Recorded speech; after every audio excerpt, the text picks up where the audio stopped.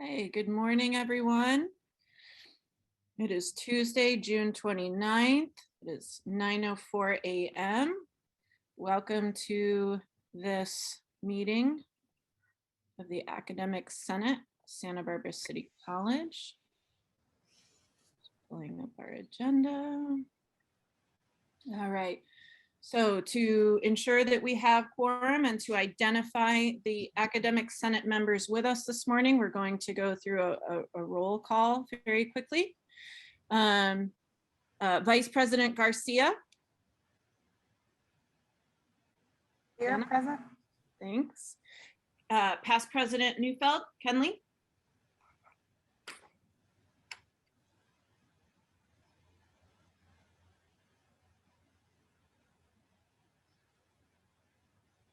Might be struggling with his phone.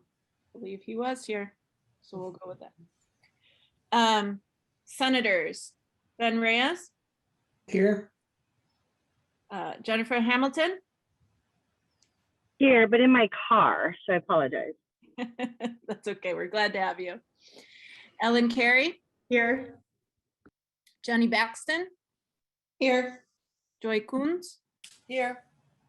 Devonna Hawkins.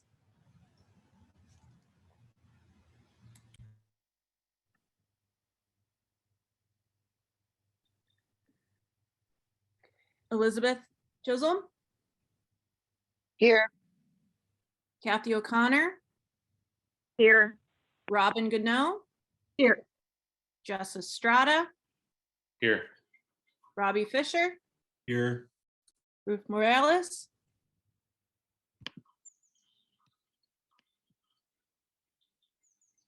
Is Ruth here with us this morning? Tara Carter. Here.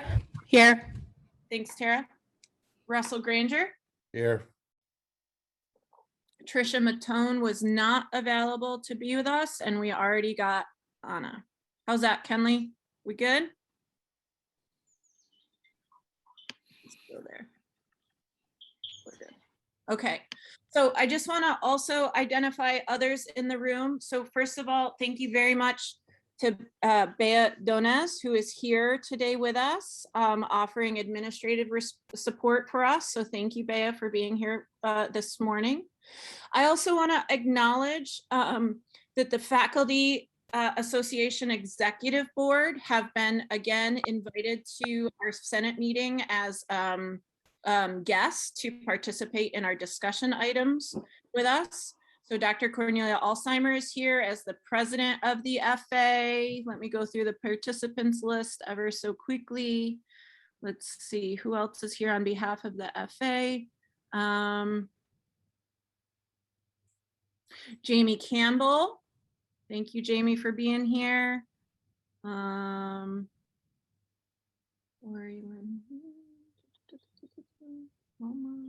And Ray, just so you know, I'm here. I was struggling with my phone. So, oh, no, yes, no. Cool. We easily have a quorum. Great. Thanks, Kenley. Yeah, I figured as much. Zoom is not so easy on the phone. Okay, Ruth is here now. Let's see, Sally Sanger on behalf of the FA. And I believe those are the only FA members here so far, unless I missed anyone. And also for today's meeting, we have also invited Liz Auchincloss as the president of CSEA. So she will be participating in our discussion on behalf of CSEA, and Chelsea Lancaster on behalf of CSEA as well.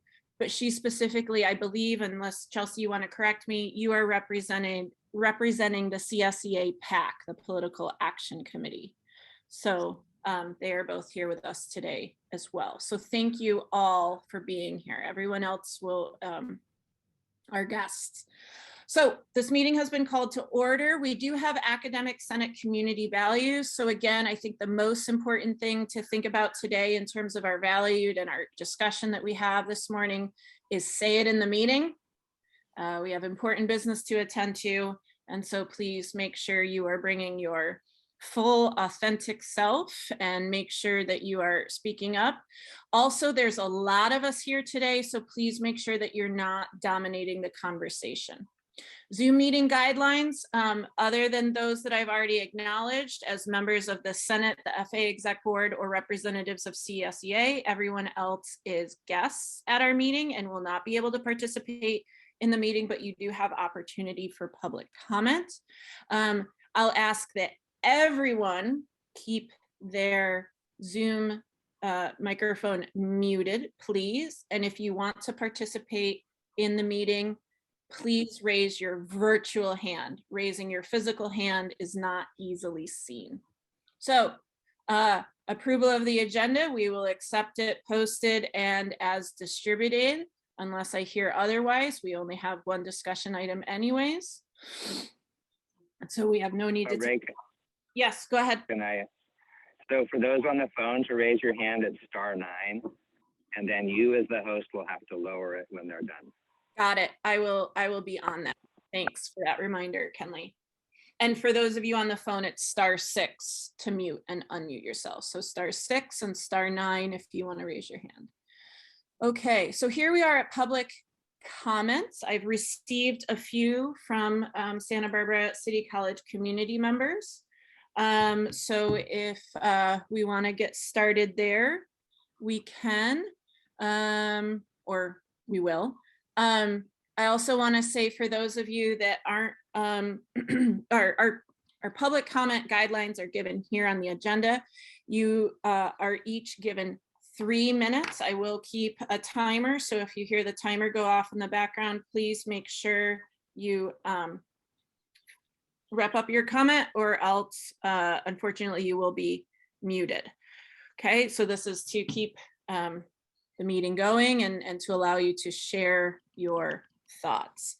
So this morning we'll start with Dr. Danielle Swantak. Dr. Swantak? Hi, thanks for letting me speak. The last time the Senate and FA talked about the need for a vaccine mandate, I was participating as a substitute on the Senate for Social Science. And I honestly can't believe that we're back here again, revisiting a policy that should be a no-brainer, in my opinion. Watching last week's board meeting, I was appalled at the Board of Trustees' disregard of the unanimous recommendation of the Academic Senate and the FA with the full support of CSEA for a vaccine mandate. I was appalled at the board's willingness to put our health at risk. For what? Increased enrollments and more revenue? The 4 board members who voted against our proposed measure have been using the language of equity and choice in a dangerous and disingenuous way. We should be reaching out to under-vaccinated communities, explaining the risks and benefits of the vaccines, and working to make them safer, not playing politics during a global pandemic. We should be working to expand vaccine access to underserved communities. I should point out, and this seems too obvious to say, but the only reason we're having this conversation about mandating vaccines for the fall is because of the vaccines. If not for these shots, we would still be holed up in our homes and planning for a fully online fall 2021, if not spring 2022. The board's vaccine resistance is flabbergasting. The pandemic isn't over. The Delta variant, the variant that so devastated India, is circulating in the US. It's the 3rd most common variant in California right now, making up 14.5% of cases so far in June, and that's up from under 5% in May. Sydney, Australia recently went into a lockdown due to the Delta variant. And in Israel, 90% of the new infections are due to the Delta variant, and half of those infected had been fully vaccinated with the Pfizer vaccine. As far as I can tell, the AstraZeneca and the Pfizer vaccines offer some protection against the Delta variant. The Moderna, which I have, and the J&J may not, which means we could easily have an outbreak of the Delta variant on campus in the fall, especially if we are mixing vaccinated and unvaccinated people. We don't know the long-term consequences of COVID. Recent studies have shown shrinkage in parts of the brain in people who had mild cases and recovered. Other long haulers struggle with autonomic nervous system disorders, resulting in fatigue, brain fog, heart issues, and other ailments. Why is the board willing to put faculty and staff and our students at such risk? I have no answer, but I honestly think we should start considering a vote of no confidence against the 4 board members who opposed mandatory vaccines. I am not willing to put myself and my family, including my 10-year-old who is not eligible to be vaccinated, at risk just because 4 board members think it's better politics to open up in the fall without vaccines. They use the language of my body and my choice to justify vaccine refusal. But by their same logic, I should have the choice of whether or not to assume the risk of teaching face-to-face in the fall. In fact, yesterday I requested that all my classes in the fall be taught online. I would remind us that in the spring, when we were asked to include face-to-face classes on the fall schedule, we were told that we would have smaller class sizes to allow for social distancing and other safety protocols. As of right now, all my classes are scheduled at their regular caps. This bait and switch makes me even less likely to trust the administration to keep me and my students safe in the fall. I'm not sure what the next step should be, but we certainly should not be coming back on campus this fall as currently planned. Thank you. Thank you, Danielle. Let's see. Dr. Melissa Menendez. Good morning, everybody. Thank you for allowing me to make a public comment today. As some of you know, I am the English department chair, and while I prepared this public comment yesterday, I conferred with nearly all 15 full-time tenured faculty members, the most protected of our department. So the comment I make today expresses not only my concerns, but the concerns of my colleagues. With the recent Board of Trustees decision to not support a vaccine mandate for return to campus for the fall semester, I am very troubled by recent decisions being made by our administration regarding enrollment caps for in-person sections. Students are requesting to take English courses in person, and I've been working very diligently since enrollment started in May to roll out sections in waves to meet student demand while maintaining the 40% guideline suggested by our administration for in-person section offerings. In the last week of May, I learned that Math and Communication had reduced enrollment caps for their face-to-face sections set at 15 or 12 students. So I asked my dean to have our classes capped, and this request was approved. However, on Thursday, June 24th, I received an email from Dean Kuhn that states the following: in light of the recent changes to CDPH Cal-OSHA guidelines that would allow us to go back to full capacity for face-to-face classes in the fall, we are temporarily increasing fall class caps to 75% for courses that are currently set at lower caps due to previously used 6 feet social distancing rules that are now no longer in effect. This will allow for additional students to register in these fall courses while we determine final room capacities for the fall.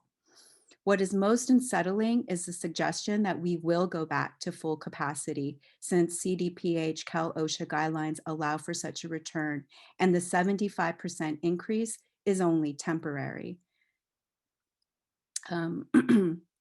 Later that afternoon, I realized that communications face-to-face sections remain capped at 15 and 12 students. I therefore asked Dean Kuhn why that was, and the response I got was the following: Elizabeth, meaning Dean Imhoff, are we adjusting these for now? Please advise. Yesterday, I sent another email asking for an explanation, and I have yet to receive one. On Friday, June 25th, the English sections were all adjusted to the 75 increased cap. So communications remained at 15 and 12, English was raised.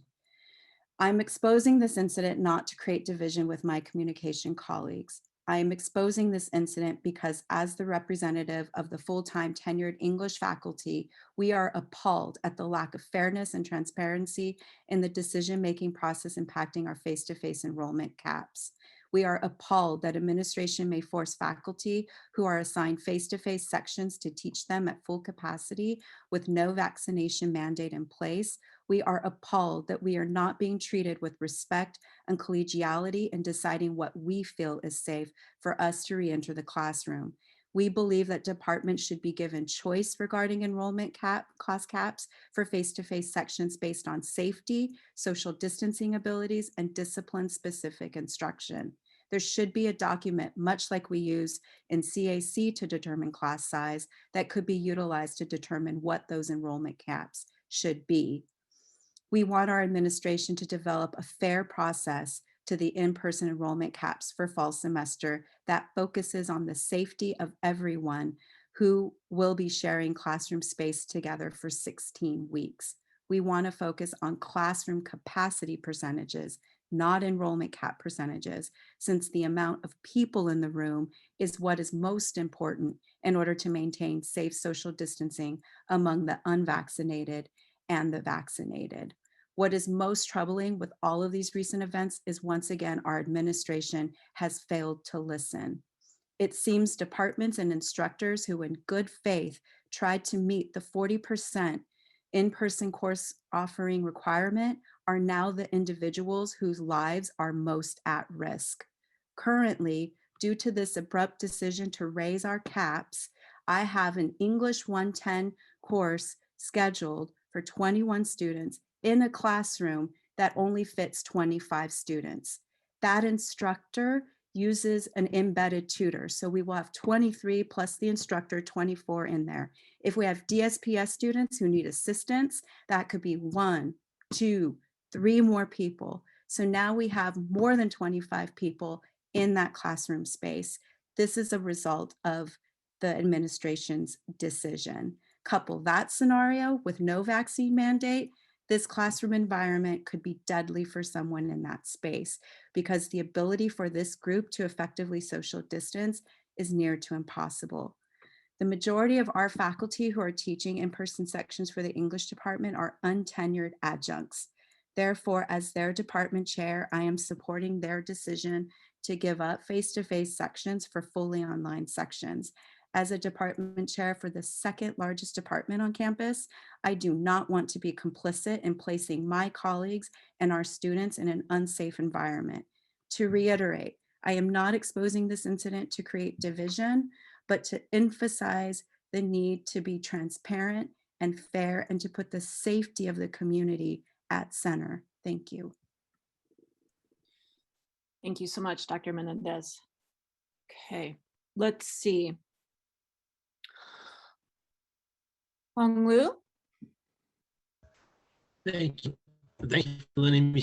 Good morning, members of the Academic Senate, Faculty Association, and California School Employees Association. I am speaking today as a member of CSEA, expressing thanks for the work the Senate did in crafting a workable vaccine mandate, approving it via shared governance voting, and presenting it to the Board of Trustees for a vote. While I'm simultaneously not surprised and disappointed with the result, which is admittedly paradoxical, but tends to happen with board votes to the point that I'm becoming desensitized to the depths of disappointment that we continually plumb, I was grateful that the process played out the way it did, was meaningfully evaluated, reviewed, and refined by your peers, and was presented with enough time that other work groups like CSEA could meet and endorse it before it was presented to the board. The reasons the board ultimately voted against the mandate may never be rationally understood, but the work everyone put in to bring this to the board for a vote should be celebrated, and the foundations it is laid down for future collaboration between the Senate, FA, and CSEA should be cultivated and built upon. I made a point in the campus climate town halls where vaccine mandates are heavy on implementation and easy to enforce, while voluntary no vaccination is the opposite, easy to implement, difficult to enforce. The path we have now chosen to take, that the board decided via 4-3 vote that was the quote-unquote best option, is possibly the worst of both worlds. The implementation is made more difficult because we are trying to track vaccination status without actually mandating it, but also difficult to enforce because we have given ourselves no desired vaccination status beyond a strong recommendation. I'm hoping there is some legal liability threshold that this policy satisfies, because from a logistical implementation standpoint, it has created a lot of planning and infrastructure requirements that must be completed in a very short period of time. Again, I am disappointed in the result, but hopeful the cooperation that led to FA and CSEA solidarity in support of the Senate proposal can be maintained going forward. We have a lot of difficult conversations ahead of us in deciding where we go as an institution as we begin to emerge from the depths of the global pandemic. Budget cuts, layoffs, department program elimination, these are all issues that will be heavily debated in the next couple of years. Not only is solidarity important in articulating positions that take in campus-wide input and turn it into workable policy for the board to vote on, but also in cases where the board manages to simultaneously not surprise and disappoint yet again, a valuable support outlet such as this meeting where we can all come together and discuss where we go from here and find people, places, and voices that make things just a little bit easier to digest and more palatable to engage with in working on alternatives becomes more and more valuable, lest we all become desensitized to absurdity. I know it doesn't need to be said, but in these trying times, every little bit helps. So thanks again to all involved for creating an environment that allows folks like myself to participate in the process in solidarity with everyone here. Thank you. Thank you so much, Hong. Let's see, Bronwyn Moore. Hi, thanks so much for letting me speak. I know a lot of you know me. I've worked here for over 20 years.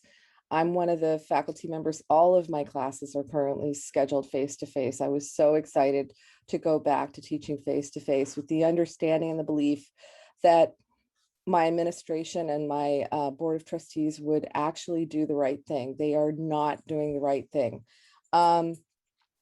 So I love our millennial students. I love our Zoomer students.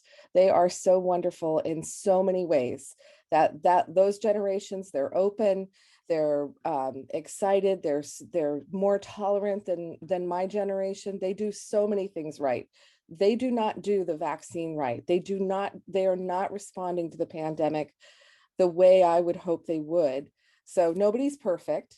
And it's not just my opinion. Just yesterday in the New York Times, the title was "Young Adults Are Among the Biggest Barrier to Mass Immunity." Our young adults are not getting vaccinated. It's very likely that at least 50% of our students will not be vaccinated in the fall as fall semester begins. And it's really inappropriate to compare how we should be preparing to teach compared to the high schools and the K-12 system. K-12 can't require their students to vaccinate. And it's my understanding, correct me if I'm wrong, that Cal OSHA is saying instead, they're all going to be wearing masks. So to compare us to them is inappropriate. Compare us to the state and UCs. They're passing vaccine mandates. We're a community college. When do we not follow their lead? Why are we being the exception right now? I'm just mystified by our board. But I think if I understand correctly, the high schools will be fully masked at the beginning of fall. So what do we have?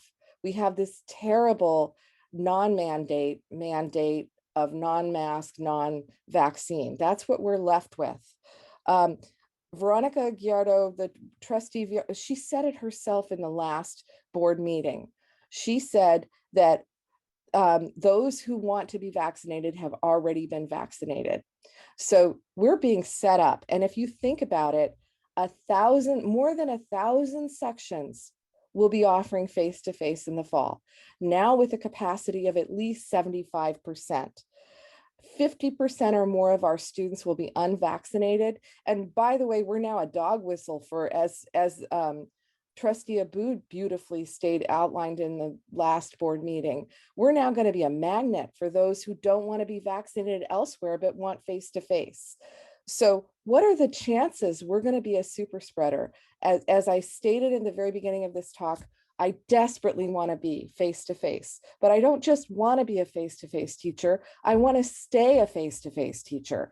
And I don't think that the actions that the board is doing is setting us up for that at all. It's putting us all at risk. It's making us all complicit in supporting pseudoscience and opening up our college so that we will be one of the super spreaders.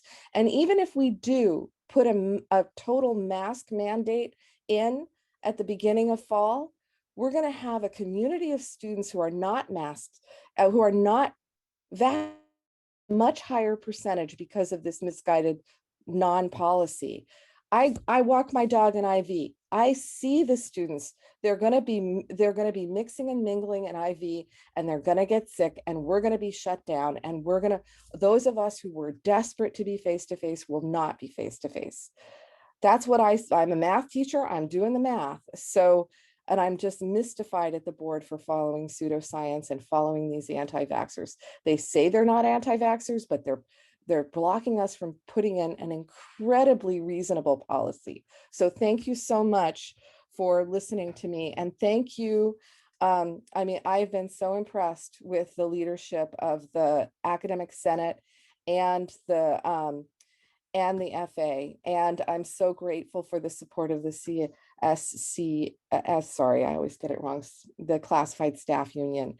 I'm so grateful. So thank you all so much, and thank you all for showing up, and good for all of you. Thank you so much, Bronwyn. Pam Gunther. Hi, I'm Pam Gunther. I've been teaching math here for 21 years. I'm married to a teacher. My entire family has been doing school online for most of the pandemic. My husband and son went back to face-to-face school in April with social distancing and mask mandates in place and are both fully vaccinated. I have been looking forward to returning to face-to-face instruction this fall, and in April, changed 3 of my online classes to hybrid classes. I did so with the naive belief that the college would care about the health and safety of its employees and students.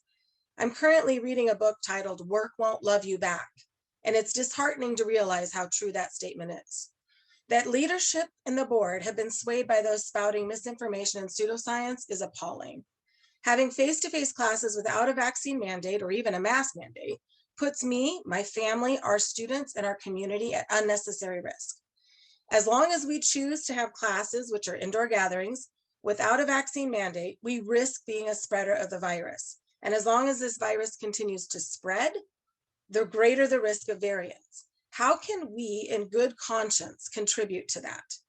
My daughter will be a freshman at a college in Colorado this fall. They have a vaccine mandate. The UCs and CSUs have a vaccine mandate. Many employers are instituting vaccine mandates for employment.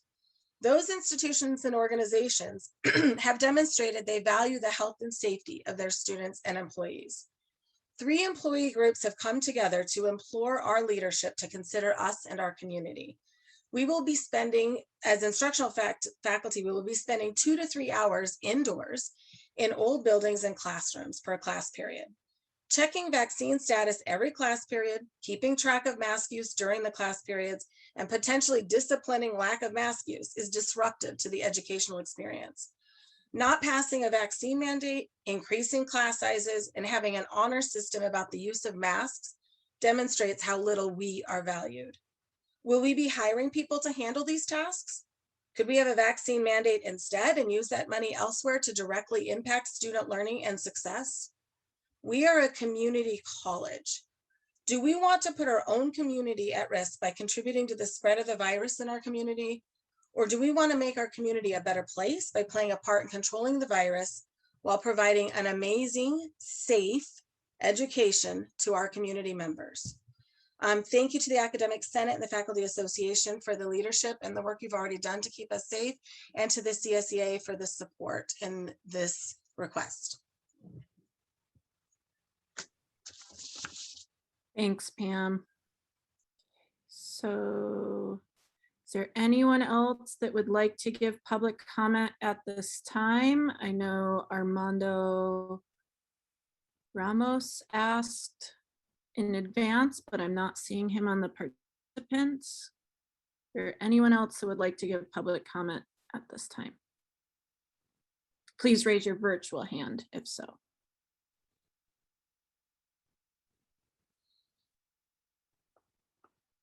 Okay, I'm not seeing any. So thank you for everyone that has provided public comment this morning. It is very appreciated and will allow our conversations to be informed, further informed of what the SBCC community, at least the faculty and the staff here had to say. Okay, so we are, this is an official Academic Senate meeting. So, you know, if and when the time comes and we may want to take action on something, senators will be the only one voting on that. But of course, our CSEA and faculty association friends will help us with our discussion. But for the Senate, past President Neufeld kindly supplied these important information pieces from our bylaws and constitution last time, and I thought the last time we had an emergency special meeting. So I thought that we should bring them here again, just for reference. If we feel as though time is a crucial factor, the Senate may vote to suspend the rules and vote to take action on any issue immediately. The motion to move to action is non-debatable and must pass by a 2/3 majority.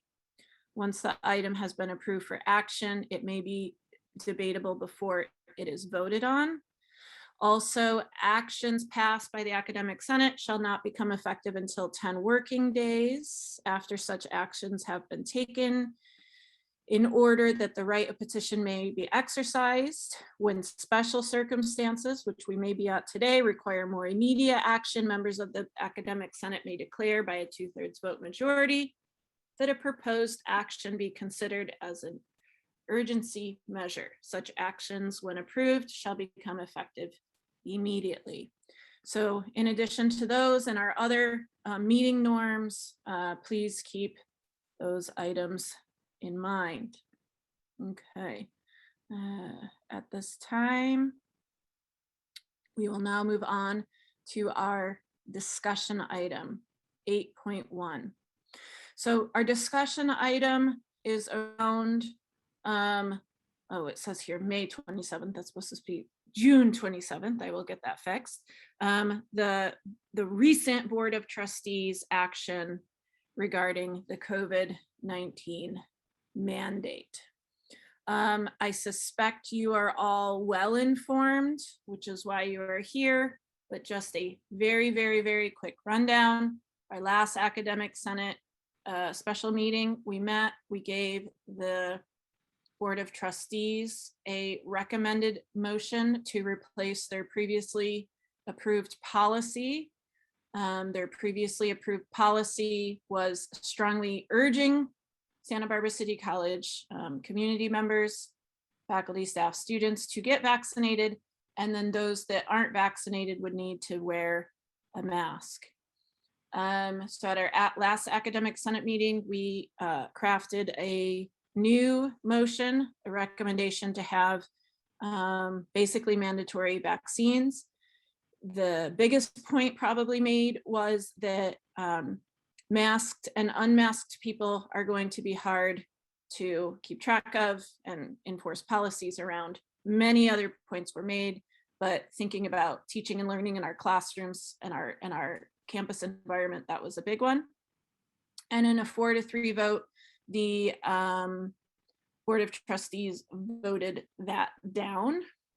Since then, you all have probably seen the faculty demonstrations on our all faculty email, where many faculty members, and we'll get that count later, have basically made it public that they are now requesting to have their classes moved online. And those that were already online, many are sharing their comments of solidarity. Okay, if anybody needs more background, please ask clarifying questions, but I suspect you're all pretty much good to go. If not, that's okay. But let us open the floor up for discussion, remembering that the Faculty Association and Chelsea Lancaster and Liz Auchincloss on behalf of CSEA are equal participants in today's meeting. If you'd like to contribute, please raise your virtual hand.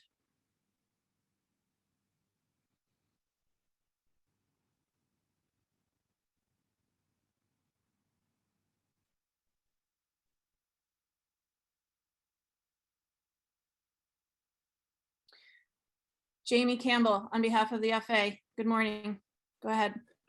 Good morning. I just want to start out the conversation by applauding all the hard work of yourself, Ray, and Cornelia Alsheimer, the president of the FA. This past weekend, we've had a lot of meetings, a lot of wordsmithing, and a lot of late nights trying to get this faculty action together at the beginning of this week. So I'd just like to take a second to recognize the hard work that both of you have put in over the weekend. Thank you. And you as well, Jamie, you and the other FA members and others that were willing to contribute. So thank you for that.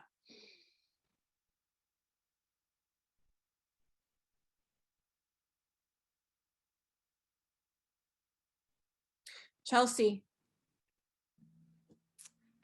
So I just wanted to offer in terms of what happened in that meeting, I think it's also worth mentioning that one of the Board of Trustees members, the board president actually, at one point after listening to primarily faculty voices and others who had given public comment, was prepared to support and uplift what the faculty and staff were saying and was going to change his position on the mandate. At which time the president superintendent sort of popped on and said something again in the beginning of the meeting, said he did not care which way the vote went, that he would implement whatever the board decided. And then later on, when it looked like the vote was flipping, mentioned something about a bond. Well, that we can basically kiss that bond goodbye. So I just want to really amplify both what Danielle said in the beginning, Dr. Swinetek, about equity, right? We can't weaponize and use that language when it's convenient for us.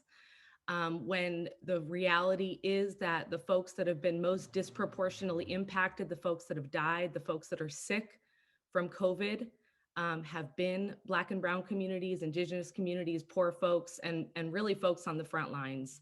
And as a CSEA staff member, as somebody in student services who's expected to report to work on July 12th with no clear plans, still questions about the efficiency and efficacy of our HVAC systems. And again, we're just sort of getting thrown in there. I just want to sort of amplify all of those things. And I want to say that on behalf of the CSEA Political Action Committee, we're 100% in solidarity. And we're also really happy to work with our e-board if it does come to a vote of no confidence to bring that to our membership. Thank you, Chelsea.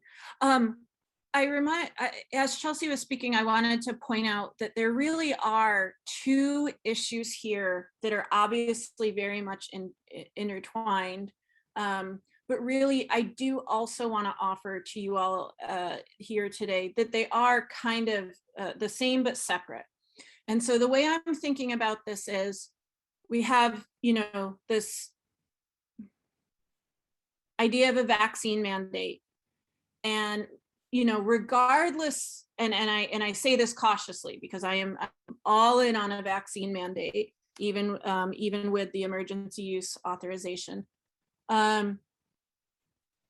Even with or without a vaccine mandate, we currently have a policy, and the trustees kept pointing out that it is their policy that they enacted that just doesn't make a lot of sense in terms of not only our classroom and campus experience, how we're going to enforce it, and I have reluctancy around enforcing it, but also the safety theater of it all. Like, is it really the best way to keep people safe? So we have that issue.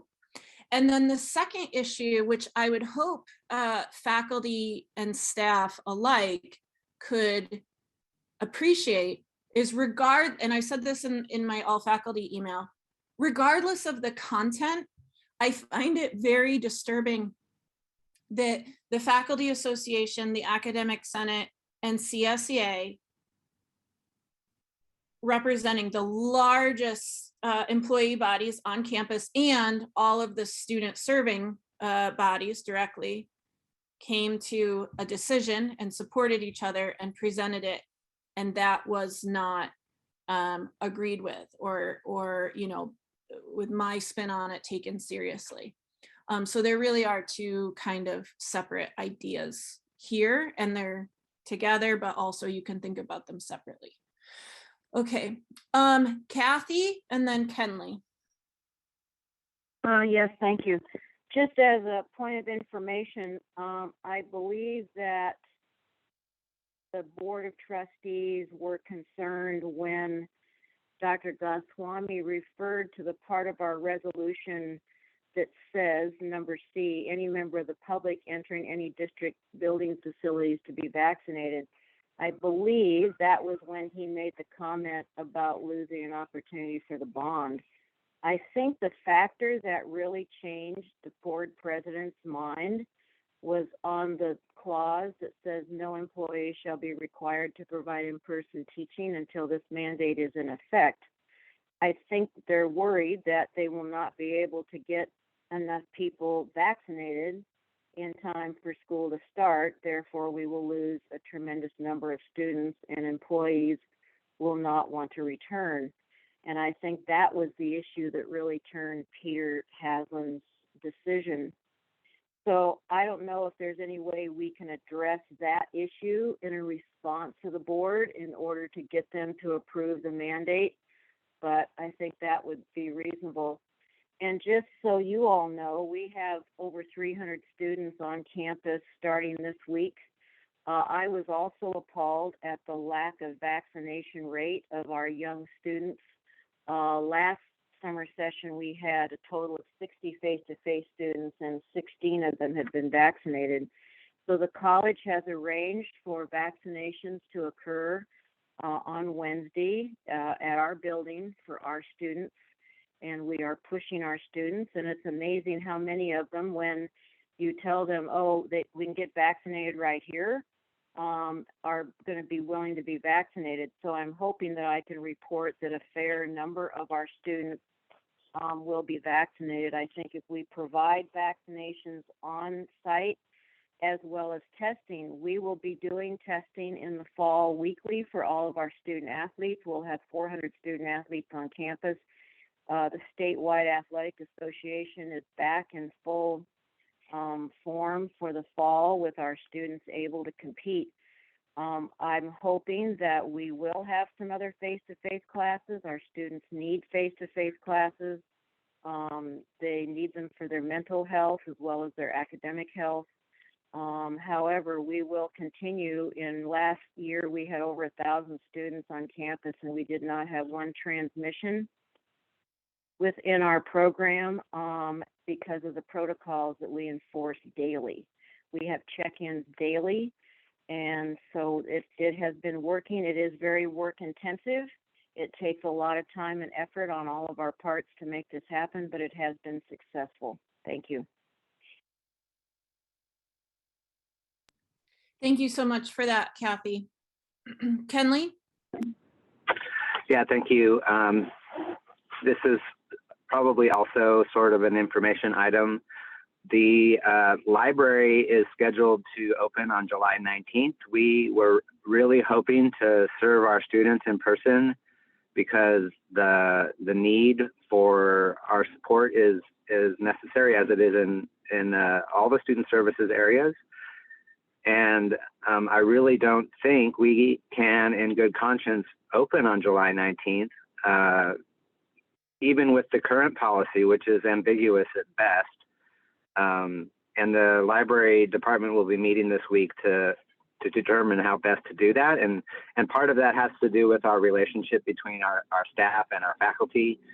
We want to make sure that everyone is being treated in a fair way. And just so that everyone knows, the 3 library staff that we have worked in the building throughout the pandemic, and they should be really given, great kudos for coming onto campus almost every day throughout the pandemic to support our students through checkout of the Chromebooks, the hotspots, and books that students need to do remote learning. So that's, I think, something that we will determine in the next days and communicate that with our dean. And we do support the other faculty on campus who wish to have this proposed resolution adopted by the college. And then the last point of information is that I'll say the obvious, the date that students would need to be vaccinated by would be August 9th. And so time is truly of the essence. And we don't have time to just kind of wait and kick this around because we need to get something in place or be online again in the fall. So that's it. Thank you. And don't forget to lower my hand. I will, Kenley. Thank you. I just wanted to mention just a couple of points before we move on, as they're fresh in my mind. So Kathy mentioned testing of student athletes. And Cornelia can probably speak better to this than I can, but it's my understanding that the plan shared, well, I know the understanding that the plan shared, but maybe it's changed, that the plan for testing students on campus, Cornelia, can you help me with the numbers? It was something like 100 students at random a week, right? And then we had literally 1,000 face-to-face classes. So we would be testing less than 1% every week. So the testing of athletes versus the testing of our general population are not comparable. And the CDC recommends a much higher percentage of randomized testing to monitor. There we go. Thank you, Margarita. 50 to 75 per week. Did you want to add anything to that, Cornelia? No, well, yes, so it's 50 to 75, thanks Margarita, per week. It's random, it's a randomized testing. We have 1,000 classes. We don't really know how many unduplicated headcount students there will be in these classes, but we do know, but if you, let's just throw in something easy math, 10 unduplicated students times almost 1,000 classes, it's 10,000 students. Half of them are not vaccinated. So you have 5,000 unvaccinated students and you do 50 to 75 tests per week. I'm sorry, this is laughable. PE and athletics, they test everyone once a week. Did I understand that right, Kathy? I think she meant unvaccinated. That's yeah, everyone unvaccinated, right? Everyone unvaccinated. We will be doing surveillance testing, and that means 50% of your group gets tested each week, the unvaccinated students. So 50% of them will have to be tested weekly, and they will be bringing testing on campus in the fall. That's great. So, but this randomized testing, which was planned by, or has been in the plan, which has been described in the board meeting, is 1% about of students, which is ridiculous. I'm sorry. Thanks. Thank you. I completely agree, Cornelia. I want to make one more point about what Kathy said.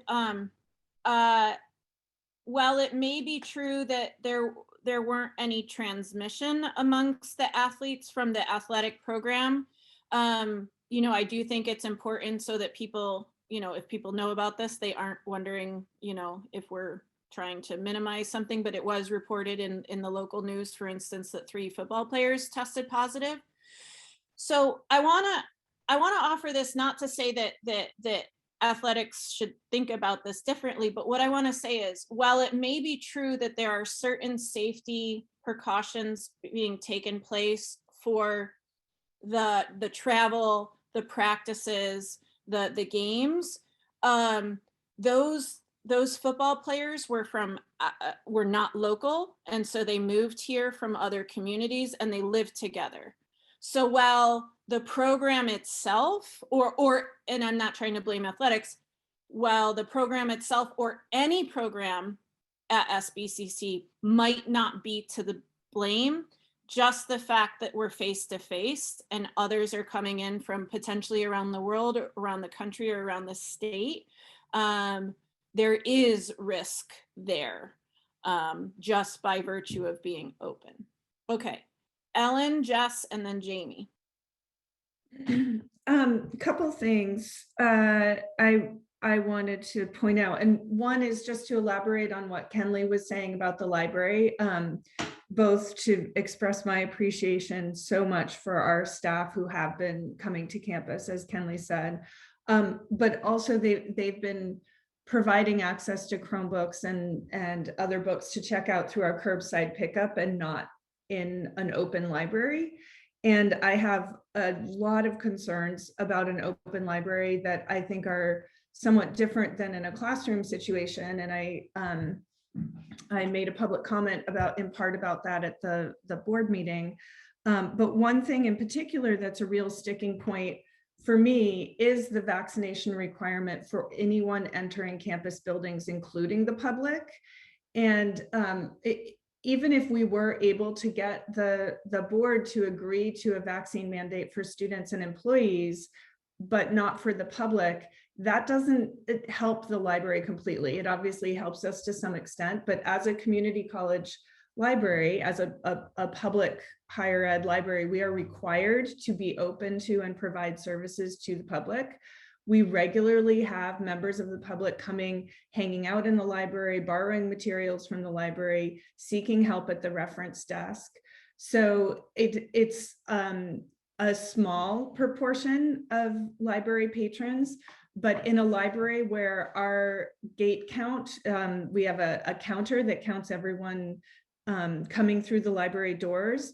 I think our record for daily gate count was over 6,000 when enrollment was at its peak. It's low, it's been lower than that pre-pandemic, but it could still be several thousand people in a day. So for us, there's a real risk if any vaccine mandate did not include members of the public, which I think is different from, you're not going to have members of the public coming to your English class or your biology lecture. And I think that also goes for perhaps to a lesser degree, but for many student services departments as well, who are dealing with prospective students and other members of the public. Also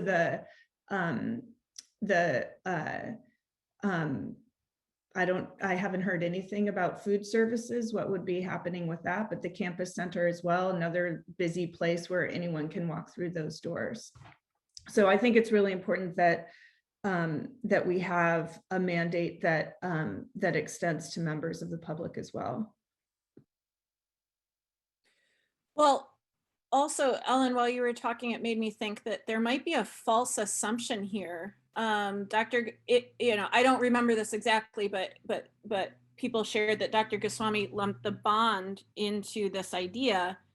The assumption is that the public would not like us to have a vaccine mandate. Well, what about the public that is worried about the virus? Maybe they wouldn't want to support a college that doesn't want to have that, right? So which public are we talking about here, and which community are we talking about, right? So it sounds like we're pandering to quote the community that is vocal at our board meetings that might not be representative of the actual Santa Barbara community.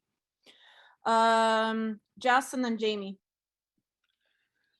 I just wanted to bring up, I think it's kind of in a response to one of your emails. I think you were asking about like documenting community colleges that are requiring the vaccine, if I remember correctly. I just confirmed for me to find that information online, but I confirmed with a friend that RCC, or Riverside Community College, and their sister schools are all requiring it pending FDA approval.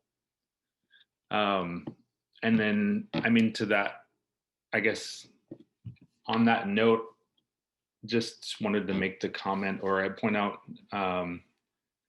most of my students, I would like to say all of them, but I don't know for sure, but an overwhelming majority of them transfer once I'm like, basically in spring 2022, they will then move on to a 4-year college, because I'm the last class they really need before they transfer. And I know it's awesome. And then they're going to go to those Cal States or UCs. An overwhelming majority of them do. And so really all we're delaying the vaccine that they're going to be required to get is by a year. So why not keep our community safe in the meantime? Because they're going to have to get it eventually anyway. And a good amount of the really competitive schools like MIT or Stanford, those are also requiring it. And so what's the point of delaying it? Just get it now and let's move on. But I know I'm preaching to the choir, so I just wanted to make that point if it hasn't been made yet. No, I think it's a really good point. And some of our students are already at UCSB, right? So some of them. Jamie. Hello, I agree with what all of my colleagues here have been saying and my colleagues giving public comments. I won't rehash any of that information to save time. I want to talk briefly about another aspect of safety.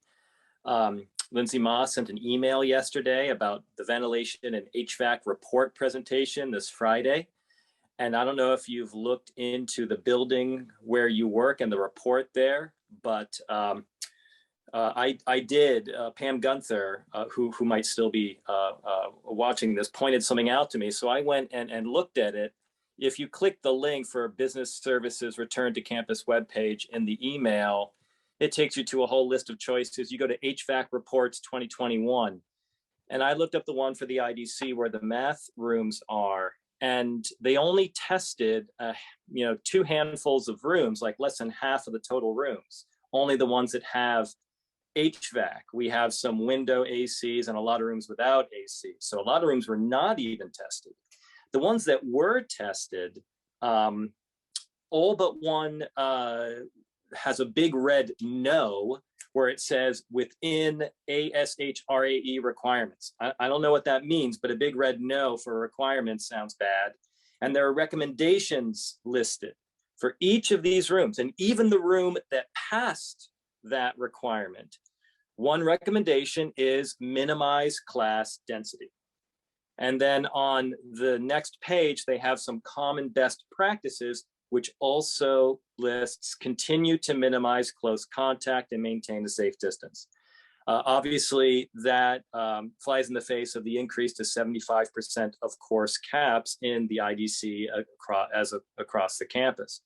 I emailed Lindsay Moss about this discrepancy, and I don't know if I will hear back before the meeting. I plan to go to the meeting on Friday to hear what this report is all about. I encourage everyone to go to this link, find your classroom or your building, and see what the report says, and then to go to this meeting. And hopefully there'll be some time for us to speak and ask pointed questions about this. I just want to bring that to everyone's attention. Thank you for that, Jamie. Yeah, I think, regardless of a vaccine mandate, although I am in support of that, I think it is alarming that we can't, we don't have clear communication. We don't have a well-developed plan. Going back to this idea of testing, Cornelia was speaking to it. There's one more point that I think is important to make. I didn't think of it at the time, but Dr. Goswami has shared with us that, if students don't respond to their first request for getting tested, that they can, that we'll give them a pass for the first one. But what does that look? Who is going after these students? Do we have to track them down in the classrooms? Is there somebody that's going to call them? What if they don't do the second? What does that look like? Is there means to remove them from our classes and give them an online? I think we're regardless of a lot of stuff, give us these fleshed out plans. If they figured it out, cool, great, tell us. We'll stop, we'll stop bugging you. But right now, people don't have answers to this, and it seems like they're just winging it.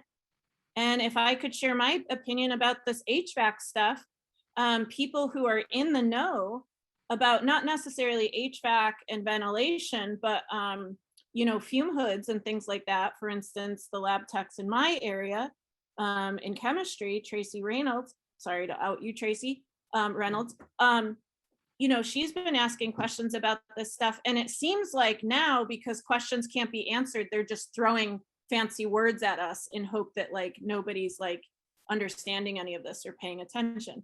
So that's just my, editorial. I urge you to think about that at Friday's meeting, if your answers are or if your questions are actually being answered, or if, word salad is being thrown at you in hopes that you're satisfied and aren't actually, understanding what they're saying. Just my opinion. Jenny? Thanks. Yeah, I wanted to piggyback on that exactly. I think, as our representative bodies, part of what we've been trying to do is put a lot of pressure on the board, because obviously they're making the decision about the mandate. We're in a time crunch there. I don't know if that's going to move or change, but I think we also have to pivot or be dual pronged and put pressure on or start getting answers from more immediate like representatives like our deans and administration. And it's about exactly those questions that you're asking, Ray, you know, the really practical things that we need to psych ourselves up for if we are going into in-person for the fall. How are we monitoring, managing, and what are we going to do when something happens? And I feel like there's not a lot of clarity on that. I'm also concerned about what I was hearing in public comments that also seems like this random willy-nilly decision-making about class caps. History is at full class cap from what Dr. Swantek said. Comm is at 50% class cap. From what I understand, Dr. Menendez said English has been moved up to 75. And people were making their schedules hoping for these, you know, doing so in good faith. And it feels like we can't trust these decisions. And with something as basic as our class size, that's still not being decided, that's going to be also jeopardizing student schedules if those class caps get changed or reduced, and now they have to get moved and we can't open new in-person sections. I think it's going to be problematic for chairs and students and for safety. And I would just like to reiterate what Dr. Menendez said that I thought sounded really smart. I hadn't thought about it. The class cap seems to be like this blanket number based on class size. Why is it not dependent on room size? That seems to make so much more sense to me. And so I just hope we can think about some of these more practical decisions and put pressure on administration to get good answers for them and to be thinking in practical terms. Well, one reason I think, but I don't know for sure, is, you know, I've heard we've been promised tenths for classrooms and services. So I think we were told to schedule it in whatever room and then we might be able to move into a tent, but like it's June 29th. I don't know. Do any of you know if you're moving into a tent? Like I literally don't. So I just wanted to offer that. Anna? Yeah, so I just kind of wanted to reiterate that we were supposed to be reopening in June. And at that time, we had no plan in place. And thankfully, at CPC, we were able to push the return to campus back to July 12th. It is extremely concerning that we were supposed to be back almost a month ago, and there was not really any plan in place then. Now we have an extra month to get this sorted out, and I hear that there's a plan, and hopefully we'll be hearing about that soon. But to me, it just feels extremely concerning that we've had all this time, we've known this is coming, and there seems to be no clarity on like a process to develop the plan, what that's gonna look like. So when people are talking about trying to take these things in good faith, it's hard for me to do that and to say, I trust that you are gonna take care of my health and well-being, that you're gonna care about the health and well-being of our students, when all that you have shown me is that you don't.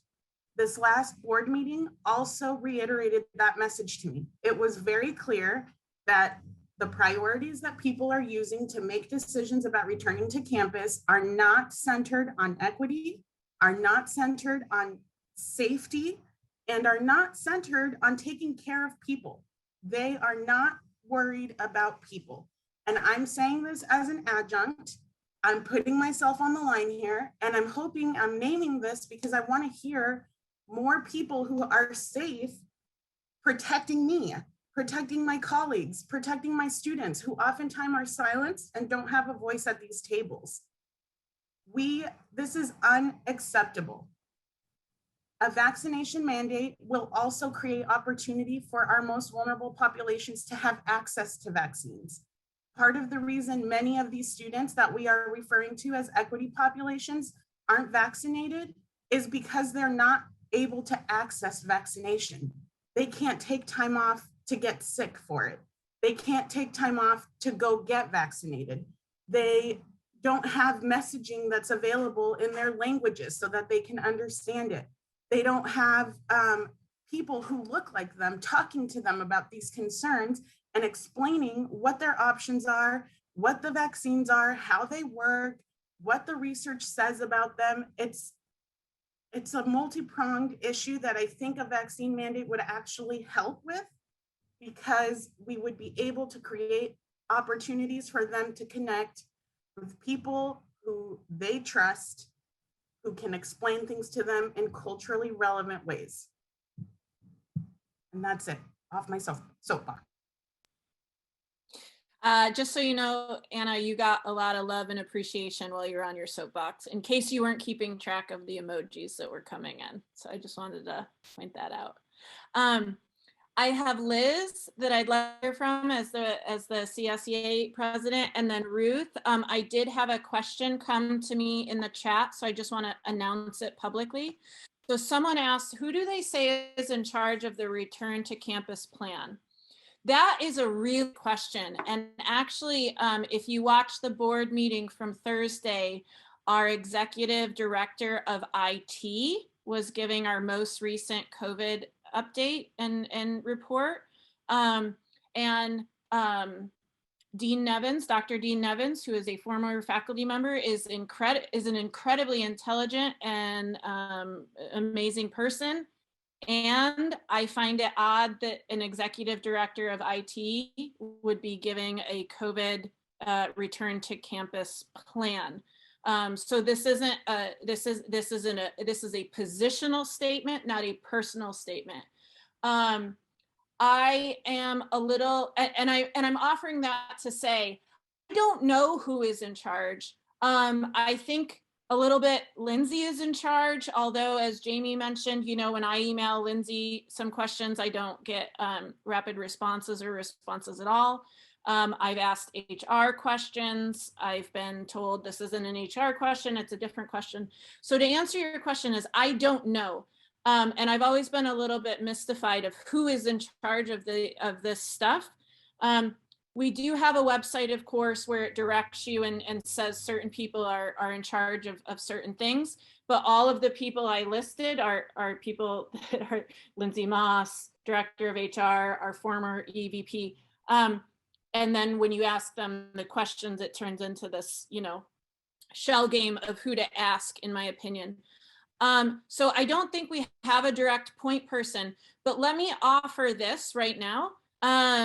I don't know who is in charge, and it is completely baffling to me that we haven't seen our director of facilities more in these conversations, that our student health hasn't been pulled in.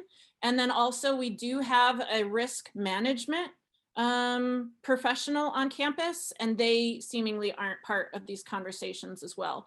So I think, like, if you were working for any other company, you would say, oh, I go to, you know, risk management, or I'm going to facilities, or I'm going to go to, like, you know, a boss for this, and then that's not the case. So I don't know. It's on a website, but that hasn't gotten me very far. Okay, Liz, Ruth, Margarita, Cornelia, and then I think maybe we should start collecting and figuring out a way forward. Liz? Yes, I've been listening to the conversation and I agree completely. And our members have agreed that there doesn't seem to be a plan. There seems to be a plan that it changes 1 minute to the next, and you never know where you really are. And from the board meeting, from what Dr. Goswami said, he seemed to take ownership for himself. He said he will make it work either way for the board's the policy that doesn't seem to be able to be enforced to the way they think it be enforced. But I just wanted to acknowledge that staff are very concerned and acknowledge that there doesn't seem to be a plan. They get misinformation from their managers. They're told they're going to be in the circus tent, and Dr. Goswami said, no, haven't heard anything about the circus tent. I don't know if it's practical to have classes in tents because of the projectors that are needed and everything. So I just want to acknowledge that there doesn't seem to be a plan, and maybe cabinet's in charge, but it's hard to tell. But the lack of a plan is very concerning to staff. I just wanted to speak up and say that. Thank you. Thank you, Liz. Ruth, Margarita, and then Cornelia. Hi, I want to address some criticisms and some misconceptions that have come in about why we're even asking for this. Some people are saying, well, faculty just don't want to come back to campus. It's easy to teach from home. They're lazy. They don't care about our students. That is absolutely not the case. In fact, I found that it's harder to teach online if it's done right. And I believe that most of my colleagues are certainly putting in hard work to deliver quality education online in spite of what we've been handed with this public health crisis. We care about our students. We care about their mental health. We want to foster relationships with them. We want to continue to mentor them. And of course, this is more easily done in person. But and that's the same goes for our relationships with our colleagues, right? We care about that as well. And being able to sit at a table and lead, it's difficult to do it via Zoom. I get it, right? But this request is not because we're lazy, right? This request is for a vaccine and indoor mask mandate. That is completely different. And for those that are comparing this, comparing going to school to going to the grocery store, that's also not the same thing, right? It's not the same thing. We're going to be in an enclosed space, our students sitting within arm's reach of each other, within arm's reach of us for an hour or more, right, on a regular basis. Again, not the same thing. And then to address the issue of who's in charge, it is not clear, but I also definitely not clear.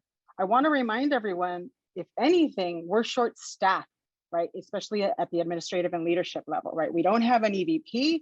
We don't have a VP for the School of Extended Learning. In fact, our president is sitting in for those positions. We're missing our comm person. We have someone filling in. Thank goodness, we're happy that we have someone competent there for sure.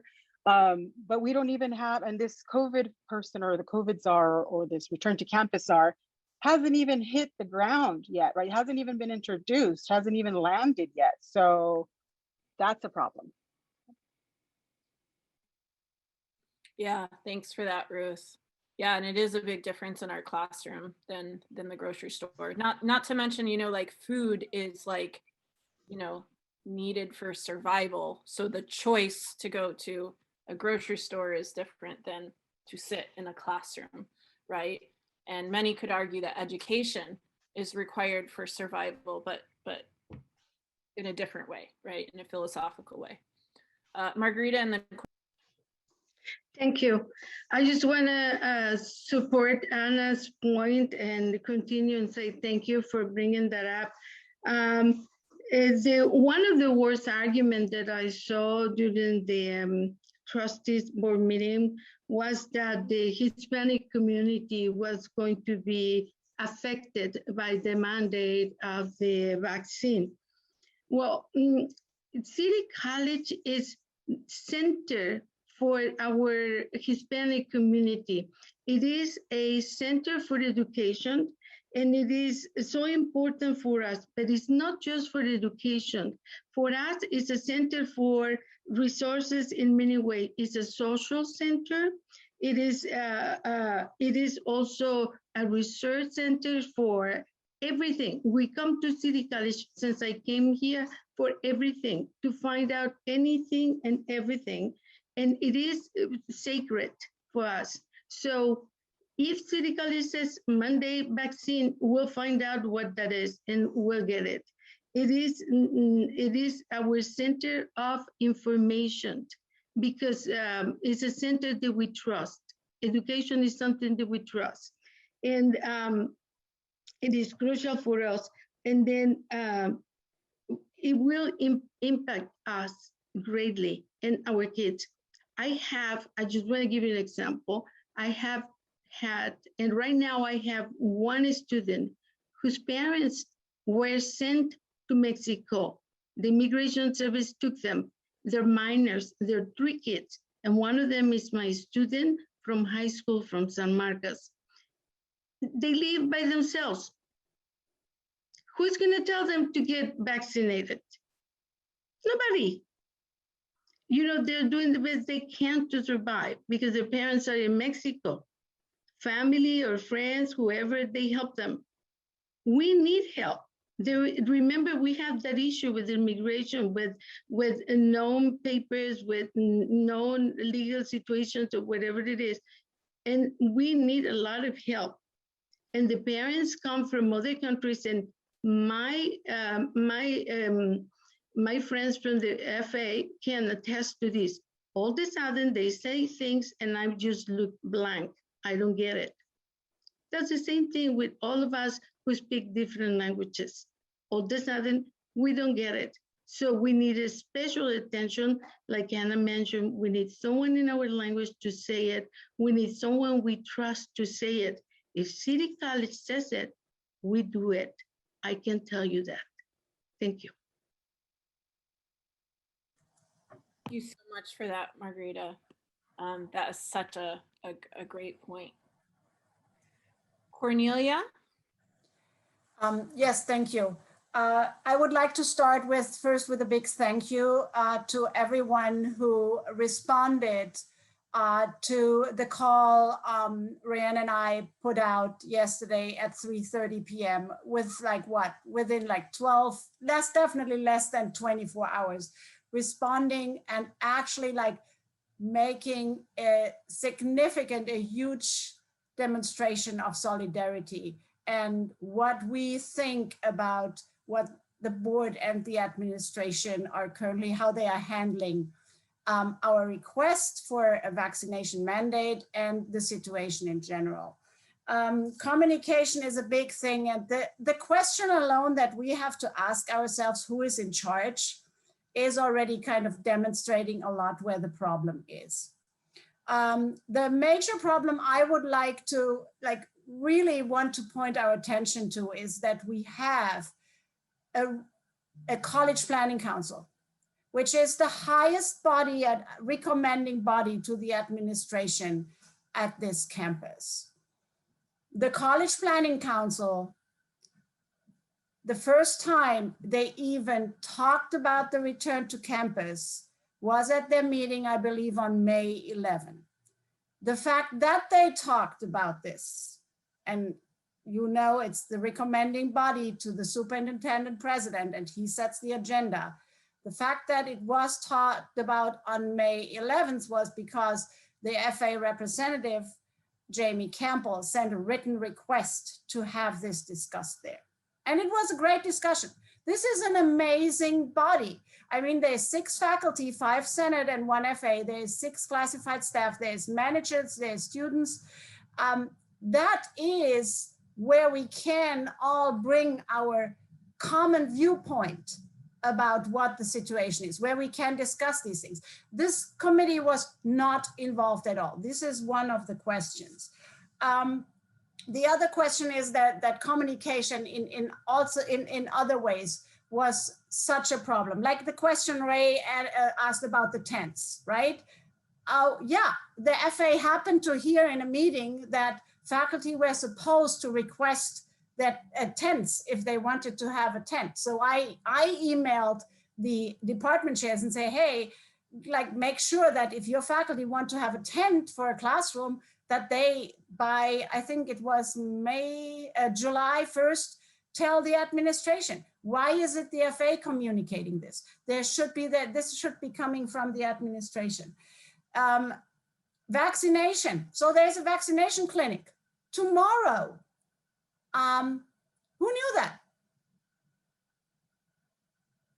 It was so, we were told at the board meeting, right? And I totally understand was the PE department, the athletics department pushing for that. And I also know that this pushing had been going on for weeks, right? Until it actually finally happened. But still, there's a vaccination clinic on campus. I would have loved to tell my students, I'd say, hey, vaccination clinic, $25 gift card, go there, right? I mean, this is a major, major problem we have. And so I think this is when we are now, Rayanne, going to talk a little bit about action. I'm really hoping that this communication piece, that this will be part of the recommendation we're coming with it. And also the involvement of CPC. I think the way CPC was ignored in this whole discussion, it's mind-boggling for me. I don't understand that. Why do we have CPC? Thanks. Yeah, thanks for that, Cornelia. Yeah, and our time is, you know, somewhat running out. So I do want us to think of as a, you know, we have our faculty association here, we have CSEA, and please feel free to suggest actions, not an action item, but like actionable things that we can do. Please feel invited to do that. But yeah, let's try and get some organization here about a way forward. I think we've all heard really, really, really great points. And if you weren't convinced before, hopefully you are now. But let's figure out what we're going to do next. I think the demonstration that was not necessarily endorsed by faculty yesterday, excuse me, the demonstration that was not endorsed officially by the Academic Senate that happened yesterday was really important. So one thing the Senate could do is retroactively endorse that. We can suggest a resolution, we can do lots of things. So I want you all to think about what action, this is your opportunity to share and think, what action can we move forward with, and or what action can we support, endorse, show solidarity for. You know, I work for the Senate, I represent the faculty body. So, you know, what do you want me to bring forward to our superintendent president, the board, etc.?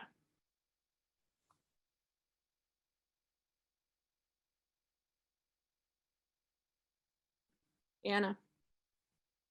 Well, I have one small suggestion. For anyone who lives in Santa Barbara, which we know may not be many of us because it's completely unaffordable, but for folks who do, you are a constituent of one of the board members. If you live in Goleta, you are a constituent of one of the board members. So I encourage you to flex your power as a voter in our community, because the language we keep hearing is the community doesn't want this, right? So if we don't engage as community members and the only people that they're hearing from are a selective few, then it gives them that kind of power to stand on, right? So I would encourage you all, if you live in Santa Barbara, Goleta, or Carpinteria, exercise your political power outside of our system, because clearly they've made that clear, right? And I'll just reiterate again, that's as a private citizen, but through our own processes, I am, regardless of the content, I am really disappointed that our board, the majority of our board, was not swayed by the largest representatives of student serving people on campus. Thank you for that, Anna. Ellen, Tara, and then Margarita. Yeah, thank you, Anna, for that. And my board member was actually one of the ones who did vote to adopt the alternative motion that we put forth. But I think I personally will reach out to that board member anyway. So I think that's a great idea. I would love for the Senate to take the action, Ray, as you suggested, of sort of retroactively supporting and encouraging the that faculty request a fully online schedule in the fall. I think that's there's already dozens and dozens of faculty who have shared those requests with the all faculty list, and I'm sure there's more who have sent requests to their deans and have not shared that. And I think having the Senate makes some kind of public support for faculty taking that action would be good. Yeah, and if for yeah, if that's the way we go, I do want to share that I think it's going to be important that if we make a resolution or if we make a statement, that it's shared out why. So we need to do a bit of wordsmithing, right? That we are moving our classes face to face because of XYZ reason, right? And that we are requesting that and endorsing that, because I don't want people to think, for like what Ruth mentioned before. So I won't go on from there because I don't want to take more time. Tara, Margarita, Jenny, and then Hi, everyone. Thank you for this really thoughtful conversation on a board decision that was at best cavalier and at worst criminal. And I struggle right now debating if I should share this with you all, but I had COVID about 1.5 years ago and I have not recovered. You might hear my breathing is labored today because you know what? Today's a bad day for me. And yet I've continued to do my job. I have taught 5 classes. I serve on Senate. I serve on CAC, the DE help team, PDAC, SEM, countless FIGs. I serve. So that comment made by the board that maybe we just don't want to go back, no. And I am not willing to put a price tag on our students' lives here because I know firsthand what COVID can do. It's not the same as getting a flu. This is a safety issue. And in terms of action, what we need to do as Senate is be role models and leaders for our students. We need to remember that we have the resources to marshal together fairly quickly a vaccine distribution on our campus. The burden should not be on our students to find a way to get the vaccine. We need to be leaders in this. And Anna mentioned this really well, that many of our students are a little reluctant to get the vaccine because they know there are side effects with the second dose. We need to put pressure on the community, not to say, oh, you're not gonna work today? Well, then I'll find somebody else to work. No, we need to be true leaders here. So I would like to see the Senate really back being an active member of this community to safeguard our students. And the one thing we can do to safeguard our students is to help them to get the resources they need. And that includes a vaccine. Right? I say this as somebody who knows. I say this as somebody who caught COVID wearing a mask and social distancing. But I live in an apartment complex. You know, viruses are crowd diseases. Guess what SBCC is? It's the perfect environment for a crowd disease to spread. So I want us to take real action on behalf of our students. I have the resources to be okay no matter what. Our students do not.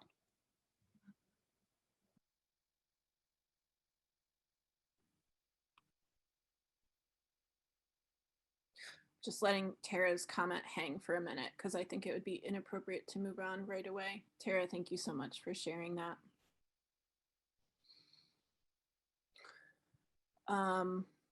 Margarita and then Jenny. Okay, thank you. I don't know if this is correct or not, but if we suggest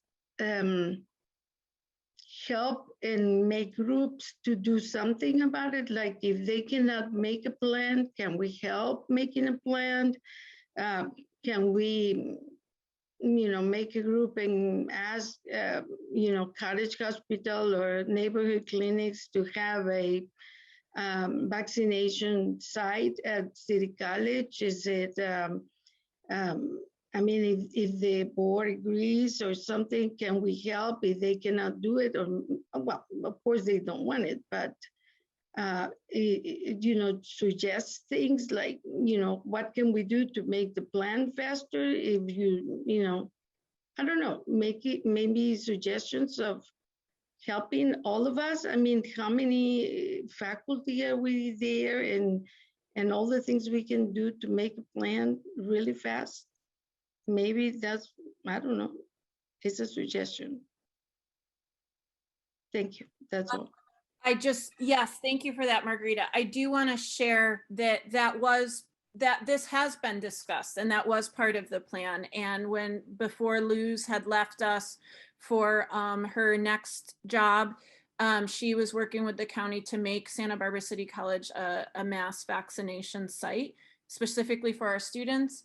in fact, Dr. Goswami and Lindsay were sharing that they had even picked out that it was going to be the J&J vaccine so that students could be one shot and done, et cetera, et cetera, et cetera. So those plans have been and will be continued to be in place.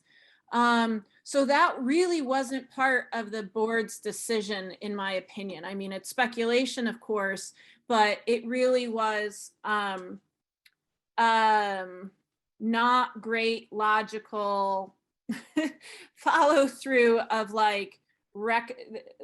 I mean, they offered and explained and re-explained to me that recommending the vaccine was better than and would get people on vaccinated faster than a vaccine mandate. Okay. So that was part of it. Yeah. No, I mean, I think, you know, I feel like this is one of those things like,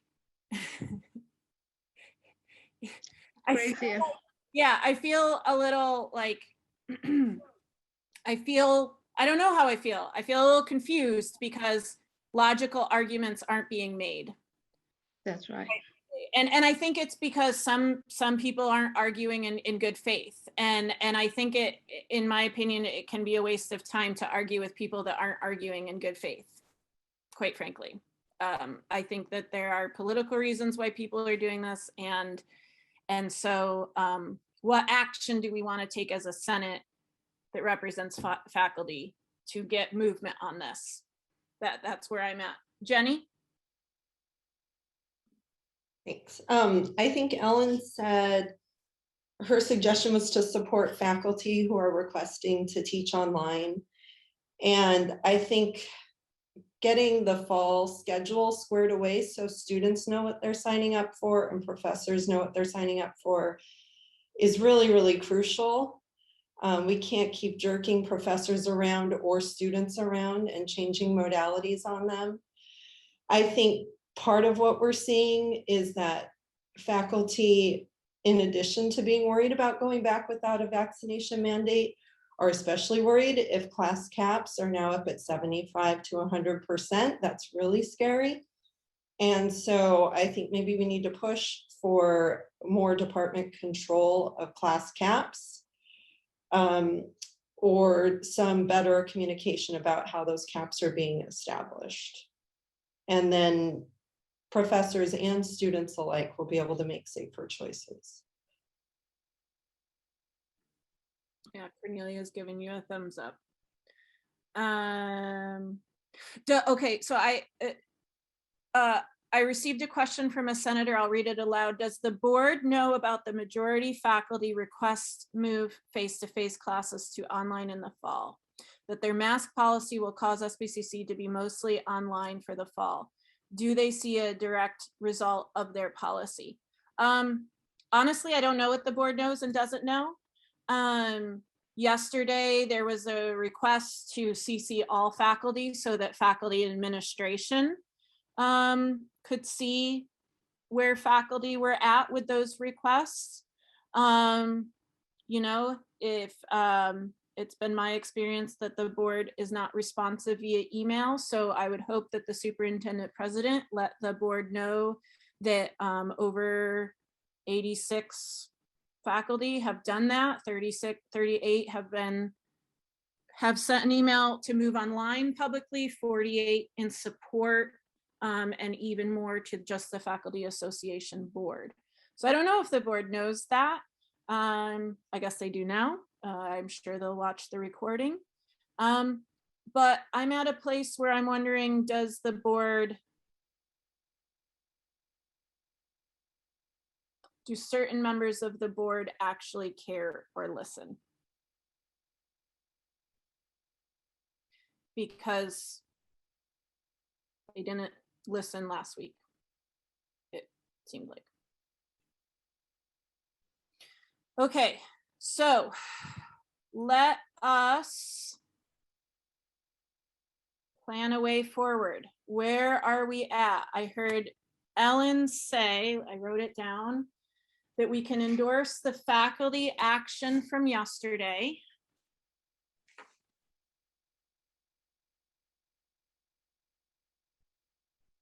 Is that it? I hope not.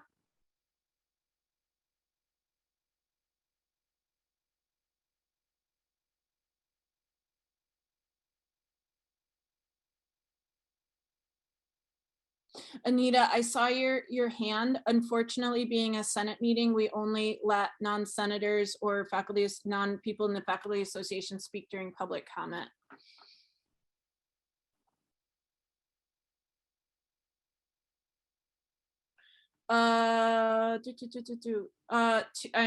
Information is coming at me.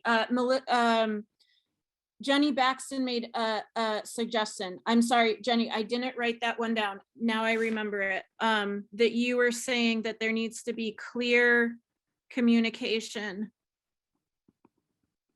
around class caps, right? Was that the gist of it? And a move to like the room being the factor and not pedagogy for scheduling? And that departments can determine that, or at least have clarity about how those decisions are made.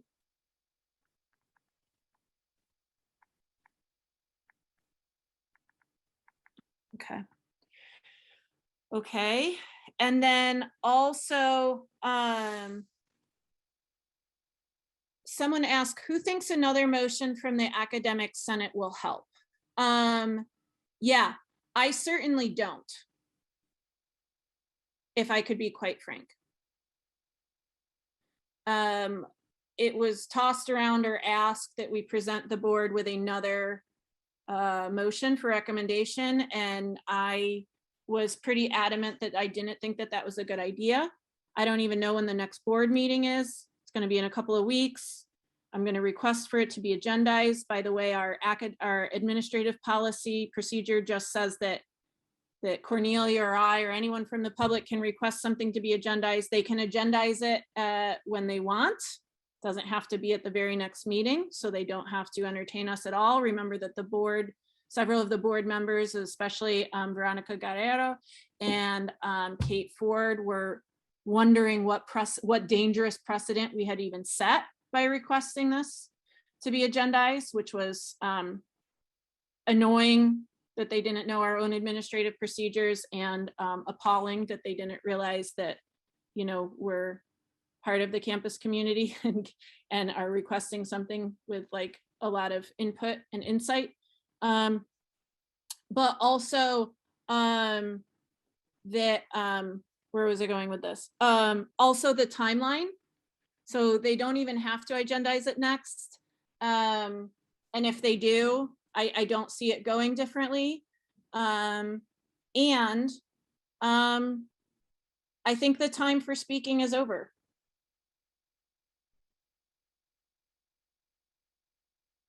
I think arguments can be dismantled and picked apart and politicized and misrepresented, and I don't see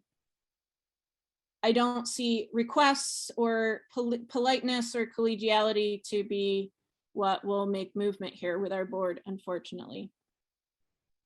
But I work for you all. So what is it that you want me to do? So far we got 2 communications about class caps and endorsing the faculty action from yesterday. I have Liz and then Tara. I just wanted to point out that watching the board meeting last time, especially with Kate Parker and Veronica, they weren't even interested. They didn't even think we should have brought anything to them. And Kate was quiet during most of the meeting, and I thought maybe she was trying to make up her mind, but when she talked, she said, you know, like, why are we even having to listen to this? So I don't think another resolution would even go very far.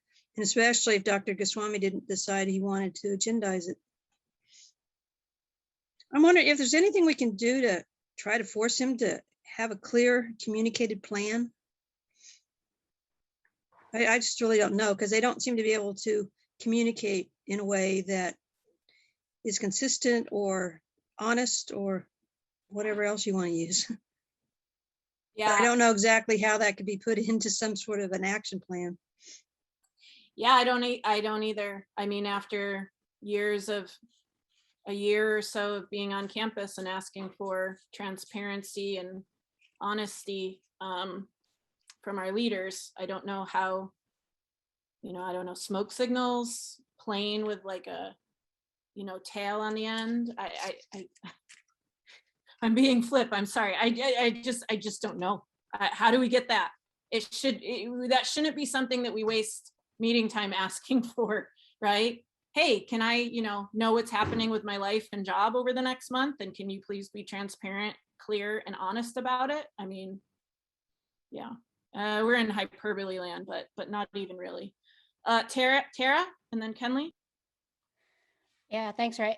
I unfortunately do agree. I think we're not going to change the board's decision on this for the fall. So we need to plan as if this mandate is not going to happen. And that means the Senate needs to support faculty's decision not to return to face-to-face instruction, that for the safety of students, for the safety of staff, for the safety of faculty, we need to demonstrate that. And I don't really know all of our rights, so I'm going to turn to Cornelia and others about what they can and cannot force us to do. We were accused of being bullies at that Board of Trustee meeting, but I think we know who's being the bully here. And part of what we need to start planning to do is what the spring is going to look like. So we need to start planning sooner rather than later for bringing resources to the campus for students in preparation for the spring. So maybe the spring can look have more face-to-face instruction. But I think we're right. I don't think the board is going to suddenly magically overturn their decision. They still are under this misguided impression that we're the only community college grappling with this decision.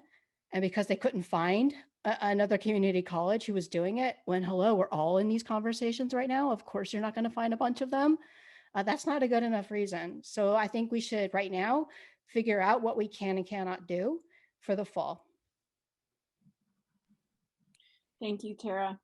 We have Kenley, Robbie, and then Robin.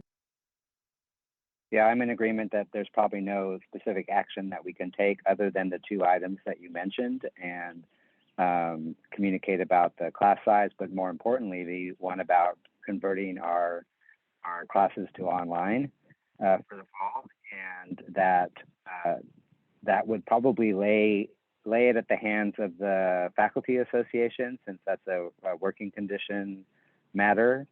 And maybe rather than taking any kind of formal action, we just kind of as a Senate say we support these two things as a record in our notes, and that not with a vote, but if anyone's opposed to it, they should speak up. And finally, that I had something else. Where is it? It's in my brain somewhere. Well, I'll leave it at that. I can't remember the other item I was going to say, but I think that probably captures the most important thing. And the planning piece, of course, I guess that's the third piece, is planning for spring appropriately. Don't forget to lower my hand. Yes, thanks, Kenley. Robbie. I think we all get, we're hearing a lot of outrage here, but I think but as a population, we sort of are kind of used to this. And I just feel like it bears saying again that this is a once in a lifetime public health crisis. This has not happened to anything like this magnitude since 1918. So unusual actions are warranted. These are unusual circumstances. I feel spiteful, and all I want to do is somehow require them to have their board meetings in person, if we're going to be required to teach in person. But we can't do that. The only thing I can think of that goes beyond what we've already done is a vote of no confidence. And I think, personally, Dr. Goswami deserves that vote. And I think at least the 4 board members deserve that vote. Maybe not the whole board, because the people who expressed support for our alternative motion expressed strong support, for which I'm grateful.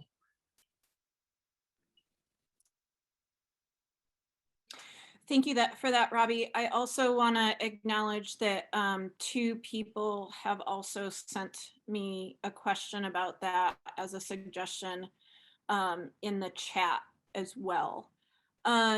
So let me talk for a moment about what a vote of no confidence is and how it can work. So I think it's important to start with the statement that a vote of no confidence is the nuclear option. And what I mean by that is a vote of no confidence, as far as I know, is not anything that is codified in Title V Ed Code or our own policies or procedures, but rather is more of a political move. And it is the nuclear political move. So that is something that is going to take, if that's the way we were going for this decision or any other time in SBCC history, that is something that should be thought about, carefully planned, carefully constructed, and a firm understanding of if that is something that a body would support. So it would look something like this, where whether it's the Senate or the FA or the students or staff or some combination thereof, basically whomever would create a resolution and say that, we, the body, name the body, are having this vote of no confidence for, you name the persons, and then you explain why. And then you have a vote, and then the vote is X number out of Y number, vote in favor of this. So that is what that looks like. That is how it could go out. Obviously, if it was a formalized body of people, it may have more weight than others. But I think it's important to mention that a vote of no confidence truly means we refuse to work with you. This is a declaration that we are not in support of you. We have no confidence in you. They've already given that vote to us, and they haven't called it that, but that's what happened, right? Oh yeah. Oh, yes. I am trying to educate those in the meeting of what we're talking about, and I don't Thank you for that. Yes. Yeah. No, I mean, I since last Thursday, I keep sticking to this point of, regardless of the content, I cannot believe that CSEA, the Faculty Association, and the Senate came forward in unison with the same request and were ignored and dismissed. I am wrapping my head around this. I mean, Cornelia and Liz can probably share, but I can't remember another, they have a longer history than I do, but I can't think of another time that there's something so important that our three groups were united on and came forward with and said so in such a way, and organized and got information on and had a, and had a survey and all of that stuff. I'm trying to wrap my head around like what the board did. And, I've asked this question previously on campus. I'm going to make some of you chuckle, maliciousness or incompetence. Were they being malicious? Were they being incompetence, or what combination thereof? Because I can't figure out what they did last week. And then the other question I'm seeing is somebody said, at what point do we just say no and strike and move online?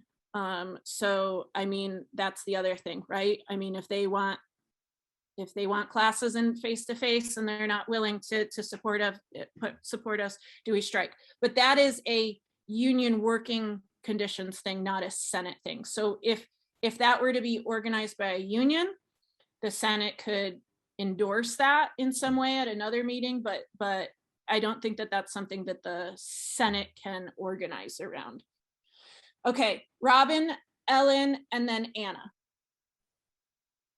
Yeah, hopefully I won't be stating the obvious or repeating things that others have said, but I agree completely that we're past the discussion point with the board. As someone who works with very vulnerable populations on campus, I'm really concerned that we move to solidify our own action around protecting our colleagues on campus and our students on campus. And so I think at this point, my feeling is we should be moving to a list. It may be in order of priority or in order of what we do next, of actions that we plan to take, as in moving online, as has already been suggested, clarifying class caps in classrooms for face-to-face sections.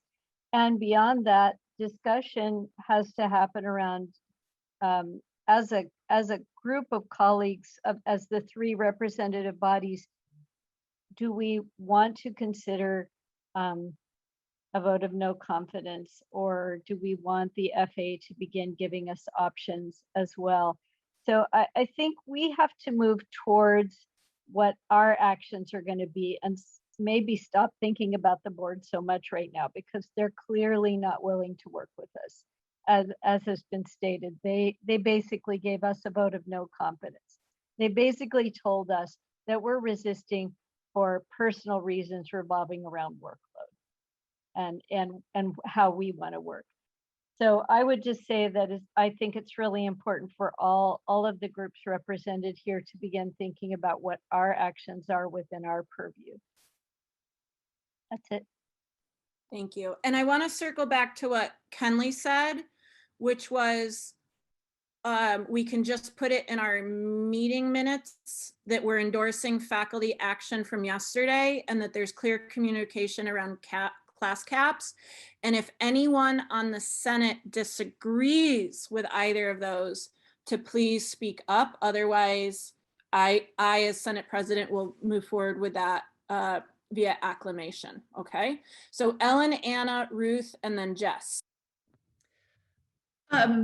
As one of our two educational support division senators, along with Jennifer Hamilton, I want to make sure that if we do put out anything formal, standing, endorsing the action yesterday, which also is, ongoing. I'm sure there will be faculty who are not on contract right now who are getting that email and submitting their requests for fall as the week goes on too.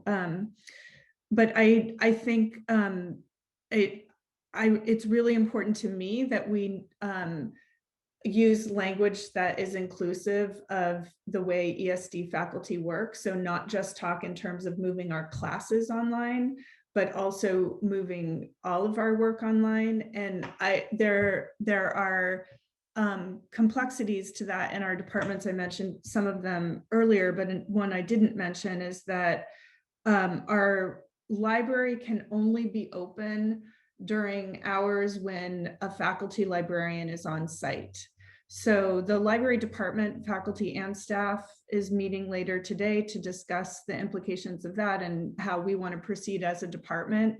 But I think there's, I just want this as the Senate body, as a body that represents all faculty, to be conscious of those distinctions between classroom faculty and educational support faculty, because I think, that obviously we care about the safety of all faculty, but how that actually plays out and how we are able to conduct our work, and the consequences of insisting that we be online. If all three of us in the library insist that we're online, which I hope we do, that has implications for our staff. It has implications for whether the library space can even be open at all. So anyway, I would like the Senate to be supporting faculty requests regardless of those implications for ESD. I hope that's clear. Yes, it is. Thank you, Ellen. I just want to share that several of you let me know, so I think it's important that we all know together. This is a public meeting, so I'm sharing my screen, that the president superintendent just sent out an email saying that he's acknowledging the concerns that many have expressed regarding the board's action.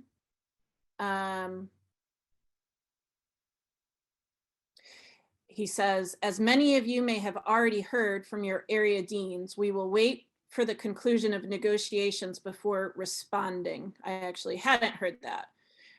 We also cannot overlook the fact that we have made a commitment to our students who have signed up for in-person instruction with specific faculty members. Okay. Please understand that the administration continues to work on implementing the board's direction. At this point, I cannot confirm.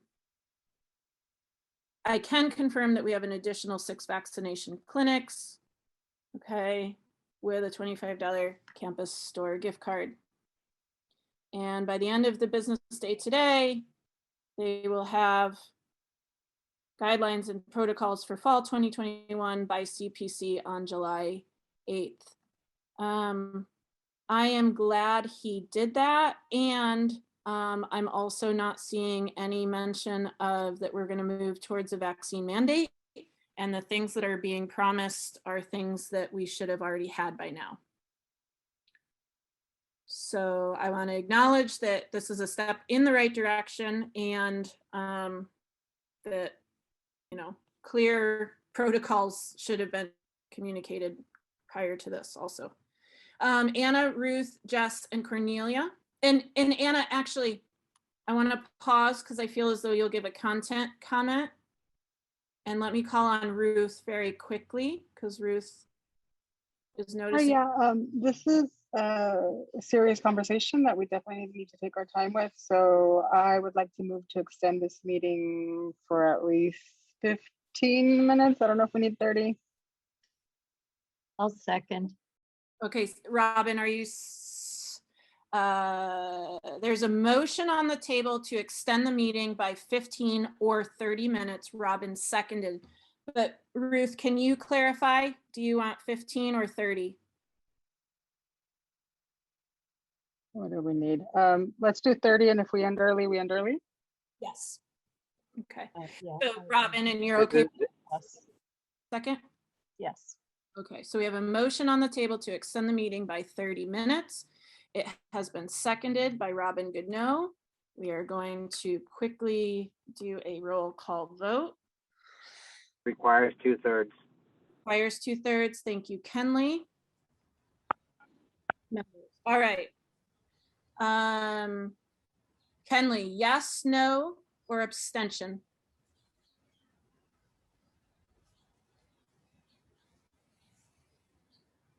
Yes. Ben? Yes.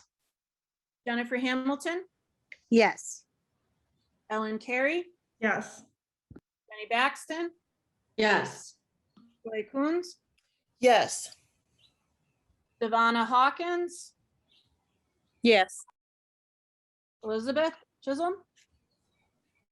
Yes. Kathy O'Connor? Yes. Robin Goodnow? Yes. Jess? Yes. Bobby? Yes. Drew?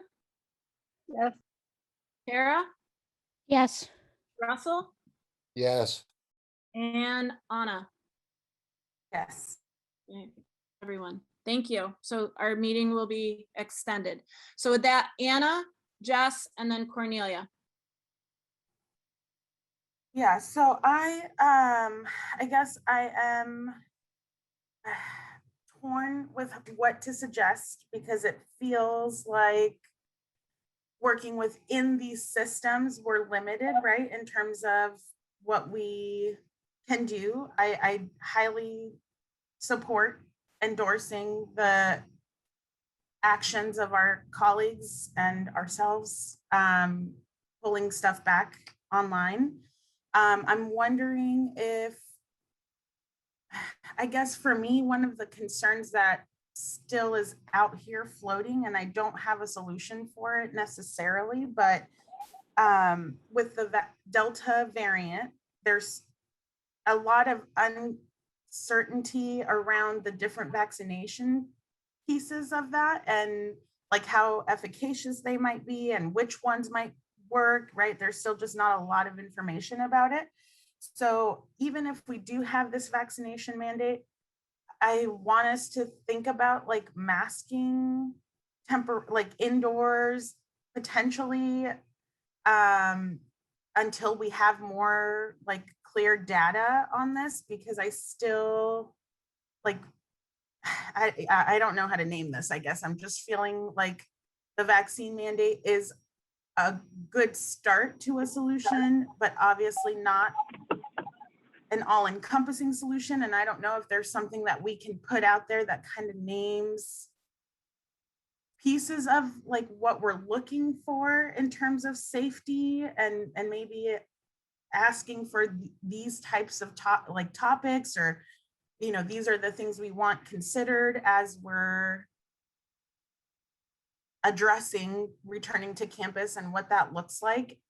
And again, I feel like we've named that in these ways. And so it feels frustrating to have to come up with actions that are, you know, in line with our governing process. When Dr. G at the last CPC meeting basically made it clear that he will make the decisions and we are just a suggestion body. So we can suggest all we want, but ultimately the decision is not in our hands, right? So I'm feeling torn about all the things, and I'm just naming that the vaccination mandate is just a part of what would feel safe for me as someone who has to sit in an office with a student one-on-one.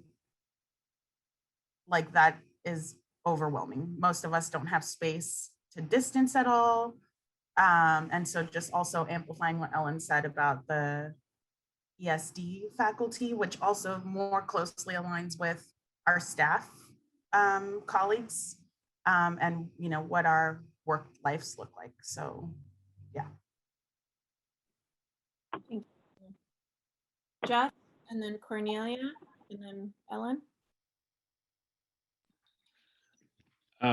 Well, I raised my hand before Dr. G raised or emailed us, and I was just going to point out that because I was trying to do some reading on education, the ed code, and it does say that obviously they implement, or they can create these policies, but in doing so, the governing board shall, as required by law, establish policies for, develop, and approve comprehensive plans. And then they needed to submit it to the Board of Governors for review and approval. I thought we could use that to our advantage, but it sounds like they're working on it, as they should know how to do their job. But can we go beyond them, basically? Because can we just go to their boss now, the Board of Governors, I guess, and because it seems like the UC system and the Cal State system are working in unity. And why are we as community colleges left to our own devices? And like, why isn't the Board of Governors, if they're the ones that ultimately have to approve it, why don't they just make the blanket decision? And can we kind of do our part in asking them to do so? Just question. Yeah, I need to think on more. That might be an action that we can take. One thing I will say to answer your one question is, why are we on our own? Some would argue that that's what's great about the California college system. The governor has already issued the chancellor has already issued a memo saying, here's the legal implications of not having a vaccine mandate. Here's the legal implications of having one, you know, and they detailed it and been at the board and other places. And then the memo basically said, and each district gets to decide. So that's why each district is deciding. And I think it's important to point out that a lot of districts have moved with a vaccine mandate. MiraCosta has a vaccine mandate, even with the emergency use authorization. So they're where you see Santa Barbara is at. They're not waiting for full FDA approval. So it's possible. It's just that our board had an opportunity to you know, be swayed by the largest faculty groups on campus, and decided not to be swayed by it. Cornelia and Ellen?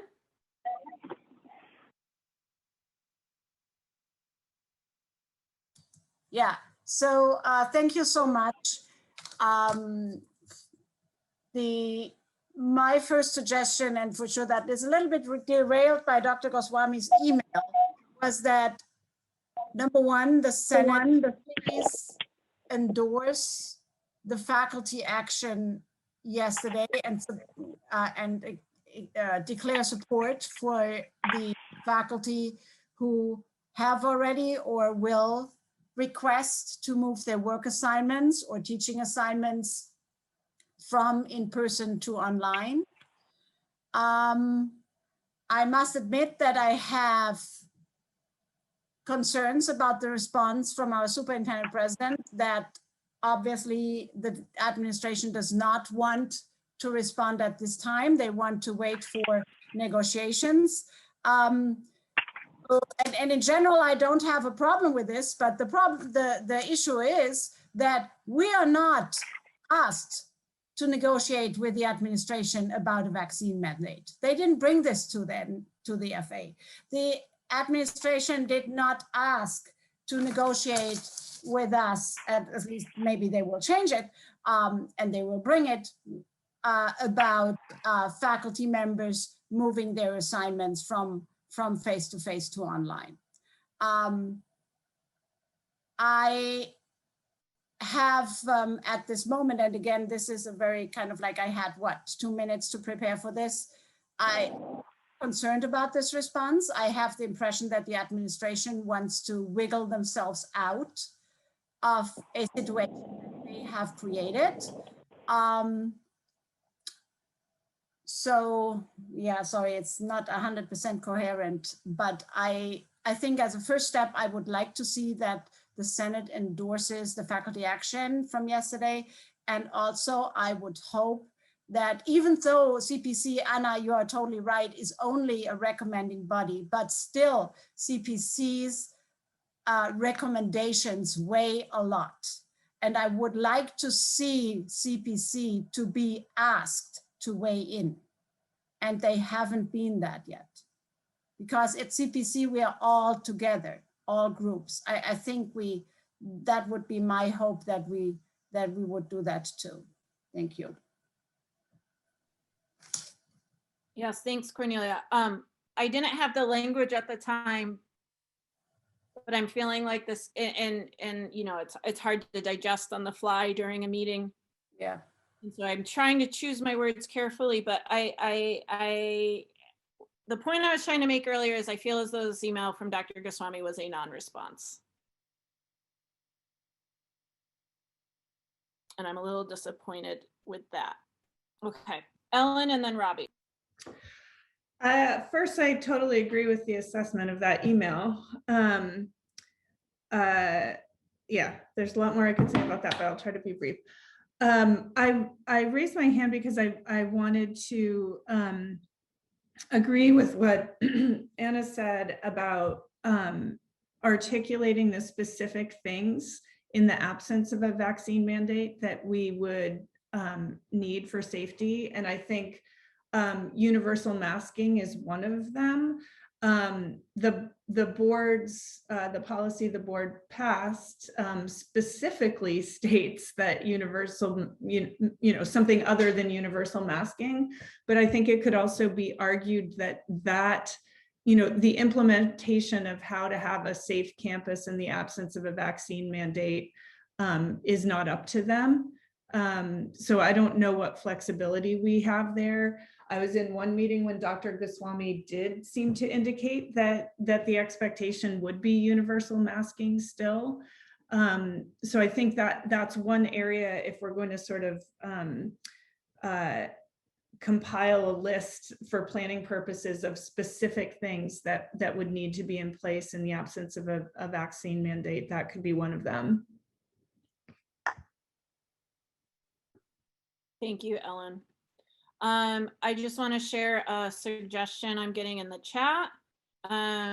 a Senate resolution to A, support faculty action, and then if the administration does not honor faculty requests, to move online. 2, emergency CPC meeting, and or to support a vote of no confidence. Robbie and then Robin. And just so you know, we voted to extend the meeting by 30 minutes. It's 11:14. We don't come to action today. We'll need to think about a way forward. Well, what I was going to say has essentially been said, but I just want to point out specifics about Dr. Goswami's email that suck. One, they say that your request to move online has to be tempered by the consideration of students, which says to me that, you know, you might not get what you're asking for. And then the most offensive thing is in the second paragraph, that they have an overriding consideration of safety, practicality, and minimizing additional workload demands on faculty and staff. That's demonstrably not true. But otherwise, everything else I was going to say was said, and I support moving on because we're almost out of time. Yeah, thanks for that. I also think it's not fair to say that we aren't thinking about students. I think that's half the reason to go online is students, right? Their health, because the vaccination rate among that population is so low. So Robin and then Anna. Yeah, I just, we just said a minute ago that Dr. Goswami had said something that indicated that we might have a universal mask policy, but I just want to point out that at the board meeting, that was not clear at all. In fact, Veronica Gallardo said, not only do students have a right to take classes, they have a right to take face-to-face classes, because faculty were reiterating that we would offer online courses to people who did not choose to get a vaccination. Veronica said that was unacceptable, that they had to have a right to face-to-face classes. And she also said that they had a right to attend without wearing a mask. So there isn't a unified approach on that. And I don't think it's clear at all what standard would be set. I think it's really important that we understand what our rights are if we're told that our request to stay online or go online is refused, and what rights we have if there isn't a universal mask policy. So I just wanted to say that it isn't clear which direction they'll go on masks or on forcing face-to-face instruction. Thank you, Robin. Anna? Yeah, so also trying to process all the things that are happening here. And I guess the thing that keeps coming up for me is what I said before. The request to negotiate and or participate in this process with good faith, when again, you show me over and over and over and in writing that you don't care what we have to say, and you're essentially not responding to the concerns that are being brought forward, do not make me feel like you deserve my grace. That's how I'm feeling. So at this point, I think it sounds like folks who have spoken are on the same page. I'm ready to move forward with what some version of a resolution that maybe we could talk about putting forward. Again, I don't really understand the piece around not honoring our request to be online. So maybe that's something that we need to explore a little bit more deeply, but it's kind of my understanding that fall was going to be voluntary based on the MOU piece, right? So again, people in good faith agreed and volunteered to show up, and we're being reminded that that is not being considered, and that the administration doesn't necessarily feel that they need to also, participate in good faith. So yeah, I don't know what people's thoughts were about what Ray read that came through in the chat, but like, I'm ready to move forward with something like that. I don't know if I should just do that, or if we should talk a little bit more about the language and what that looks like. I'm not used to these white supremacist rules of engagement. Thank you, Anna. I'll unmute Kenley. One thought I have too is we don't want to rush this, and wordsmithing amongst this body can take hours. So I'm wondering if the Senate can endorse something, give me homework to do, and then we can have a special meeting later in the week to accept, revise, and move forward with a plan. I'm just thinking that might be the best use of everybody's time, and not allow for too much, for being rushed in our last 11 minutes together. Anna, what are you thinking? Yes. And I wanted to finish my thought process as well, in case folks aren't paying attention, and not just folks here, but folks who may be watching later. Places are re-shutting down. Places that were open are re-shutting down. There was an article in the LA Times today where the LA Public Health Department is telling people to wear their masks, whether you're vaccinated or not. Countries that were slated to open have changed their mind on opening because of all of this uncertainty and unsafety. So I just want to name all of this to remind us all that we're not the crazy ones. We're not fighting something that is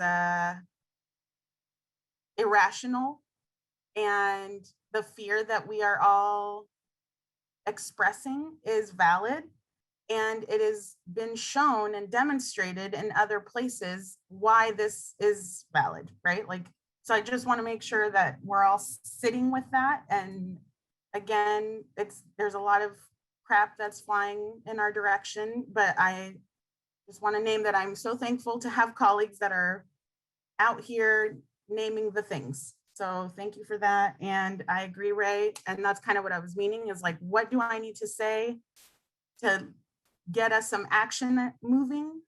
Understanding that that's not going to happen in this meeting in 10 minutes. So yes, I'm comfortable with homework for Ray, and then input possibilities or whatever moving forward. So Kenley can help us through this with the assumption that, we can endorse me to, I don't know if that's proper English, it doesn't matter. Time is an issue. We can endorse me to get homework done, and then perhaps the academic senate can, I don't know if we're allowed to recess and then have a continuation of, like the board did, to come back and approve. But Kenley, if you can help guide us through this as efficiently as possible. Yeah, unfortunately, I don't have my tome with me on my trip here I'm on. But I believe the motion would be to recess the meeting until a set date and time. And I'm just trying to see what the required vote is. I suspect it's 2/3. I'll see if I can pull that up here in a minute. But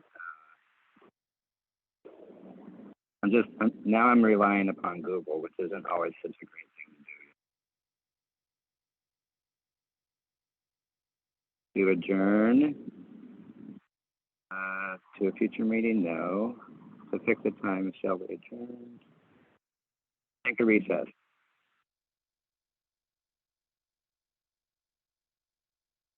Privileged motion, undebatable, has no motions on table yet. Well, recess is usually temporary, so I think what we need to do is we don't want to adjourn, that ends the meeting. So we can take a recess and that'll continue the meeting. Does anyone, well, the board doesn't follow Robert's rules. I actually don't know what rules they follow.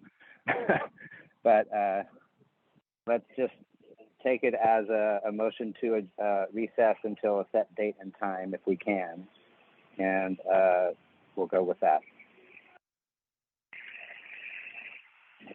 That sounds good.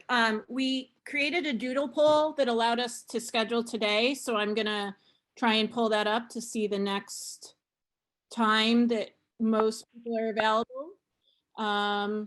So, and while I'm doing that, Robbie, go ahead.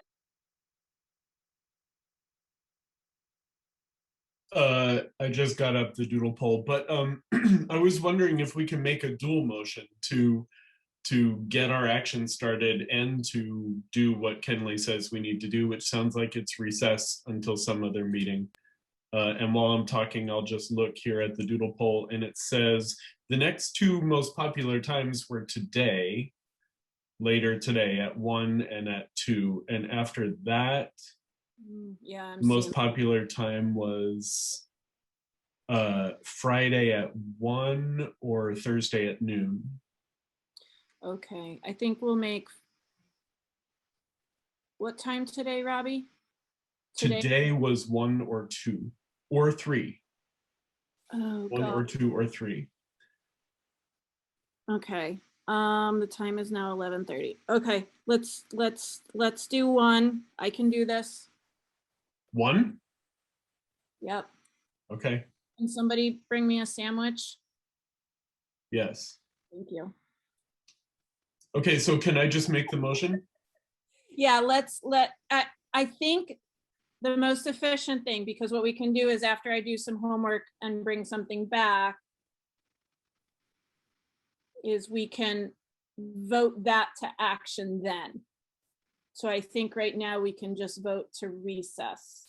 Okay, and 2 o'clock was tied with 1 o'clock as the second best time. So do you want to say 2? Let me think about when I have to pick up my kids. No, I want 1 o'clock, please. Okay, so I move to recess until 1 o'clock. Second. Okay, there's been a motion to recess until 1 p.m. today, June 29th, made by Robbie Fisher, seconded by Ana Garcia. Is there discussion on this item, on this motion? Not seeing any. Calling for a vote. Roll call. Kenley?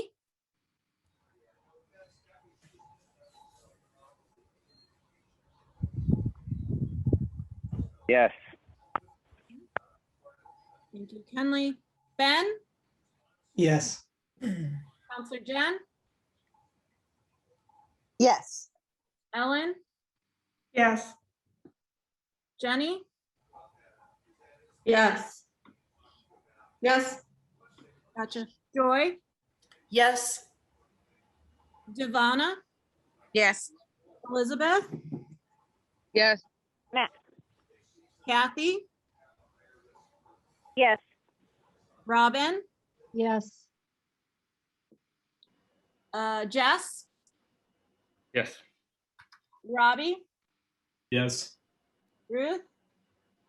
Yes. Kara? Yes. Russell? Yes. And Anna? Yes, and I'd also like to apologize for my ableist language earlier when I said we're not the crazy ones. Heightened urgent situations, did not think my language through thoroughly, but what I meant is we're not the irrational ones. Thanks for that, Anna. I too am guilty of using a lot of ableist language like that. And thanks for saying that, because it makes so many more of us realize that it's important to not do that. Okay, we are now recessed until 1 p.m. Executive Board of the FA, please feel free to join us later, although it sounds like we're going to be taking Senate action. So if you can't make it, I understand. Same thing with CSEA. And you are welcome back, and we'll get started at 1 p.m. Please use the same Zoom link. Bye for now.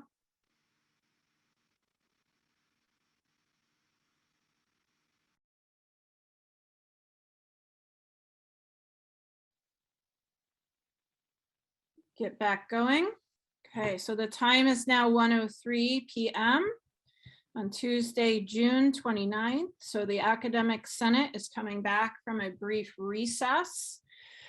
During that time, I have worked on a document that I understood the Senate wanted me to work on, and thanks to others that helped me get it together and craft it in a timely manner. Senators, it has been shared with you via Google Docs, and I will put it up on the screen for everyone to see at this time. Not that email, there we go. Okay. All right. So this is just a draft. The Senate needs to take action. The Senate needs to do something, right? This was just me putting down our thoughts so that we can move in some way. All right, so a bit of background information. I lifted this from the email that Cornelia signed and sent to the faculty yesterday, and that I sent as well. So that's those first two paragraphs. And so here are the five items essentially for clarity that could be potentially a motion for us to consider. So number one, endorse the actions of the faculty members who requested their classes and assignments be moved online. So we're asking that the deans work with scheduling and faculty to comply with these requests to change their class modality. I didn't know if we wanted to add some part about checking in with each and every faculty member to make sure that their request was done in earnest or done in solidarity. Two, demand that current class caps for face-to-face classes be adjusted to meet Cal OSHA guidelines currently set at 75% for safe indoor capacity. Additionally, department chairs should work with faculty members who continue to teach in person to ensure that room scheduling allows for social distancing as well as adequate ventilation.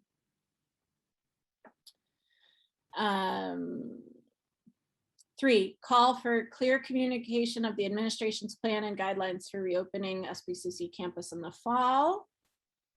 We need to know the details.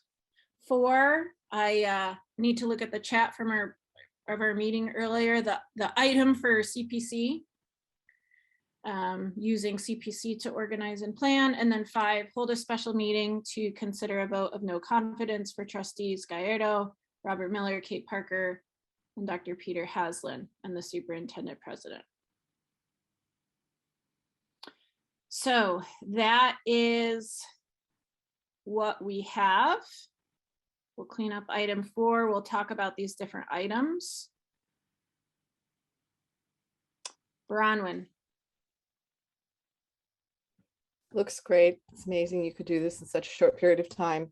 I'm wondering if we're item 3, that there's some sort of, deadline for when that will happen. That, I mean, I think it should have already happened, but. Yeah, I mean, I think all of these should have a clear deadline. Okay.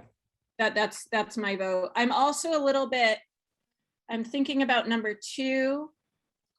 I mean, we could, I think that these 2 items need to be thought about carefully. Just because our class is set at 75% capacity for a given room does not mean that social distancing and adequate ventilation will be had, especially the social distancing. I'm hoping that whatever the cutoff is, 75%, 50%, whatever it is, it's based on room size or pedagogical cap, whichever is smaller. Because I'm seeing that, they could just move all of math into tenths and then we could be at full capacity. But, do you know what I mean? That sometimes room size can backfire if they can find larger classrooms for us. And it really, the more students who are gathering, the more likely it is there's going to be an event. So that's. So do you want to give me language, or does somebody want to give me language? Or so demand that current class caps for face-to-face classes be adjusted to meet Cal OSHA guidelines currently set at. Oh, okay.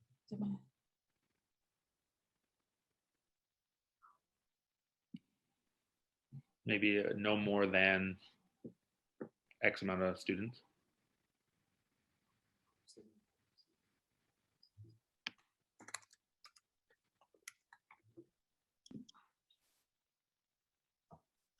Demand that current class caps for face-to-face classes be adjusted to meet.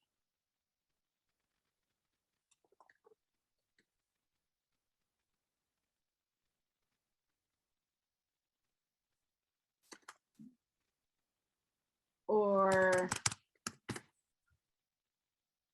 can you say it again, Bronwyn? I'm not good at wordsmithing.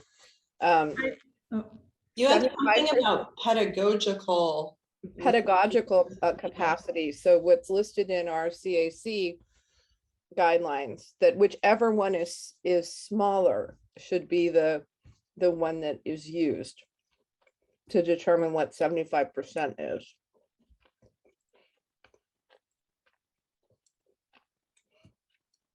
One of the things that makes me nervous about item 2 is if we're not successful in getting the board to agree to a vaccination cap, then I don't think we should have any of our classes face-to-face. And if we're listing out these demands, they can say, well, we met 2 out of 3 of your demands. Do you know what I mean? Yes, but okay, yes. That is a conversation around tactics. I do want to share that while some of us have continued to be online, that there are and have been classes meeting on campus all along. So it's not just athletics and it's not just nursing classes.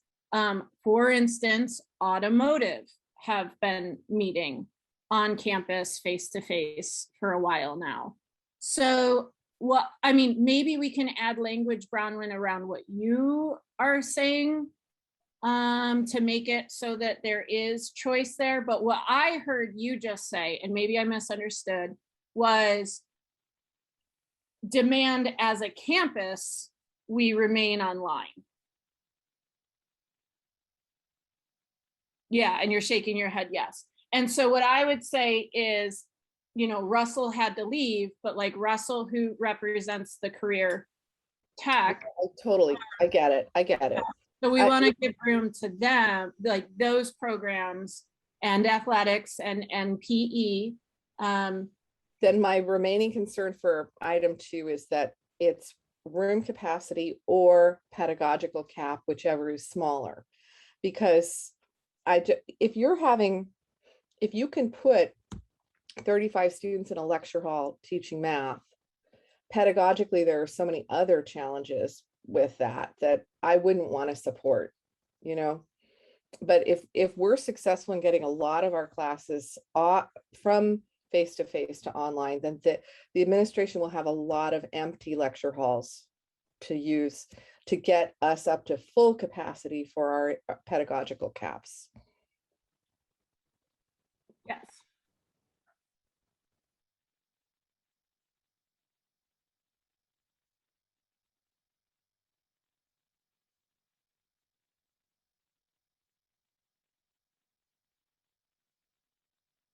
Ellen?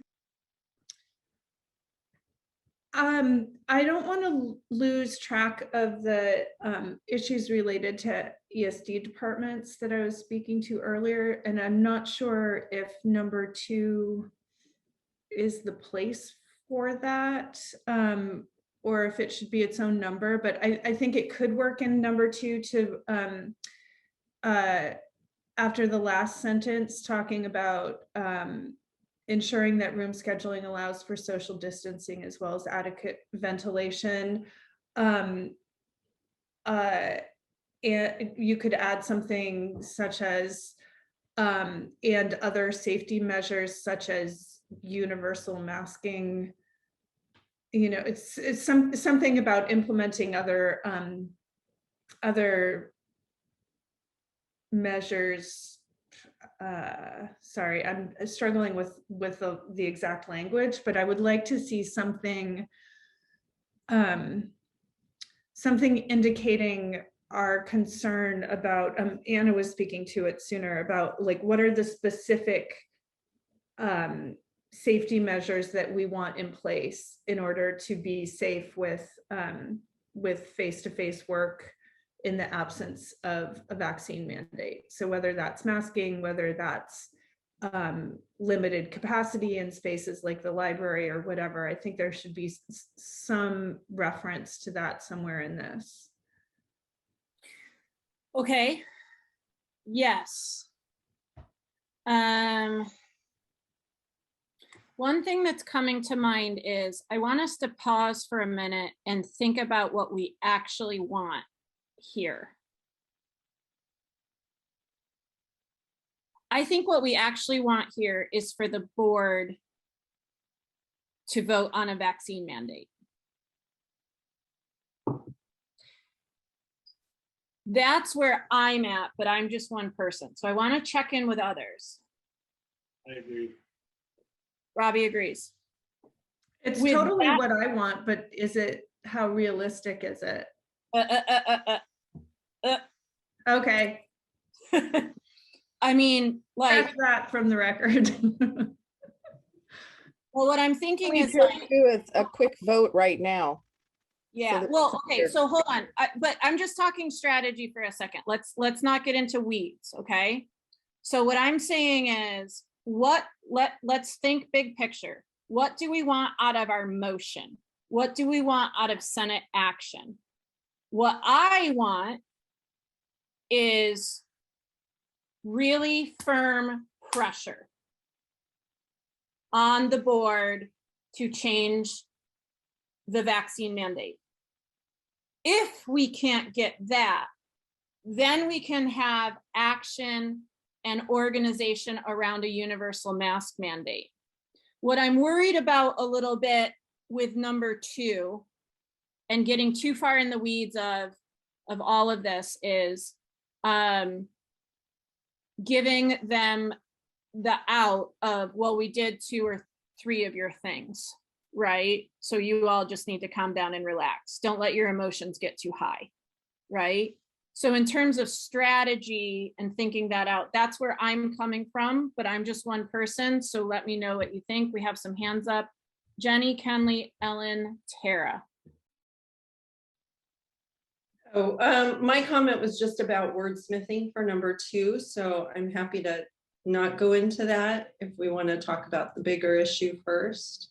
I do want to talk about the bigger issue. I'll remind all of you that you have editing rights of the document. And so if you want to wordsmith, if you can go in and add either comments or suggested edits so that we can see them in real time, that will allow less discussion about words. And then we'll have discussion when we really, really need the words, because I'm worried about the time that we're asking of people today. Kenley, Ellen, Tara. So on the big picture aspect, do we anticipate taking something back to the board when my sense, in the sense of what I heard earlier, was we don't anticipate changes there? Or do we want to focus our attention on pressuring the president superintendent to guide us through, you know, that sort of a thing? So that it's a question, not an answer. I think that either is fine, but I thought from our earlier conversation today that certainly we can utilize public comment at the board level, but we may not be able to affect change at that level in regards to a policy change. So just putting that out there. Yeah, I'm in a similar boat. I don't think requesting things at that level is a thing to do at this point.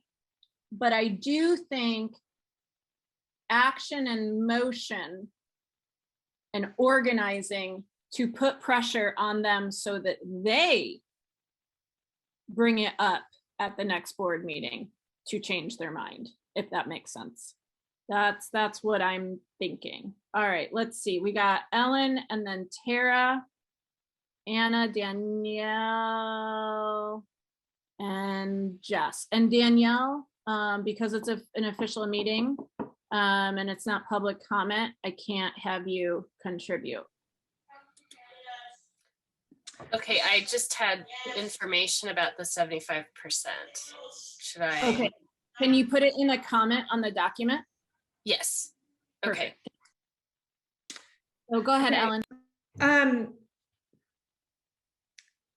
So two things. I guess I'm grappling with this question of what do we really want? Because if what we really want is the vaccine mandate revisited, I think that should be among our motions in some way, even though it's addressed at the top, but yeah, so that's just, I'm just sort of thinking out loud on that one. I will draft some language to add onto number 2 or number 3, like I was suggesting, but for number 3, I think also what we're asking for here is clear communication of the administration's plans and guidelines. And I would like to go a step further than that and ask for participation in those plans and guidelines and decision-making as far as things like whether that's masking or capacity of public spaces like the campus center or ESD or whatever. I'm not sure how specific we want to get, but it comes across as a little passive to me, like just communicate with us better about what you're going to do rather than involving us. Yeah, and I'd like a different word other than participation, because participation is we sit in meetings and they tell us what they're gonna do. Yeah. But also, you know, I'm at a place where people that make a lot more money than I have had a year to make these decisions, and it's June 29th and they're not doing it. So, so I'm at this place where I want to be involved so that we can guide them, but at the same time, like at some point you got to fish or cut bait, right? Tara, Anna, Jess? Yeah, I agree with you, Ray, and with Kenley. I think right now the pressure needs to be on our superintendent president. I think he's already decided that he's going to follow the guidelines of the board, and these are the consequences. And then we need to make that clear. The consequence is number 1, and it's the one thing the board doesn't want. So there's where the pressure comes. If Goswami does not support a faculty or staff's decision to work online, then all the other points are moot. That needs to be the one that's non-negotiable. And it's the one that I think will make the board revisit the vaccine mandate. Okay, so is that, I get the impression that's not currently in the document, right? Not currently, but I think that number 1 still is abiding by the board's decision. It's the consequence of that decision. And this is where the pressure needs to be. So if we put that pressure on the board, they will likely want to revisit that vaccine mandate because they want to have more face-to-face. They made that very clear.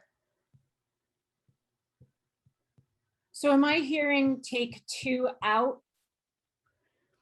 I don't know that it's out. It's simply that if Goswami doesn't do 1, then we're not even going to consider number 2.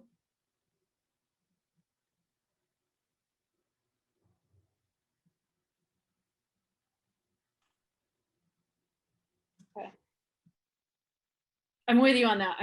I can't work on, clearly I can't work on a document and run this meeting at the same time. So I'm going to rely on others to help me with that. Anna, Jess, and Jenny. All right, I am thinking about how to navigate some of these changes because I agree that right now the policy is where it's at. And, you know, it sounded like from our previous meeting, bringing something to the board was not ideal. So it sounds like many of us are on that page, and maybe we just need some clarity on that, which would help for sure. But thinking about something that I would I'd like to add, I think would be that piece about item 4, the CPC portion. And when we talk about like the input or participation piece, I think that's where maybe we could fit something around saying, essentially taking the recommendations from CPC to implement whatever return to campus plan we have. I also wanted to clarify, because I know that some departments were doing in-person stuff, but they had kind of exemptions, right? And their populations might be a little bit more like closed populations, I guess. I don't know how to describe it, but like they're in a program doing these things versus like a general ed course that anyone in any program can take and might need. And so it just like the pool is a lot smaller, I guess, in those. So I'm wondering. I don't think that's the case. So for instance, wasn't fine arts theater meeting face to face? Is Joy here? Can Joy let me know if that's the case? I think they were doing some of that because they put together a production. Yeah. And I've talked to music, and they have ordered all these special performative masks. But their response was that they desired a vaccine mandate, but that they would follow whatever policy. So I think they were preparing for both. And I recognize that theater and music have a lot to lose if we, really go online, although I'd like to leave some room for them to do what they think is best for their students and not too much risk to their faculty. I didn't check in with them last night, but yeah. Yeah, thanks for that, Joy. No, I was just because I'm pretty sure Katie Laris has had, because she's been very eager to be face to face since the fall for theater arts. Mm-hmm. And the PE classes as well, not just athletics, but PE classes. Yeah, Kathy's raising her hand. She can clarify that.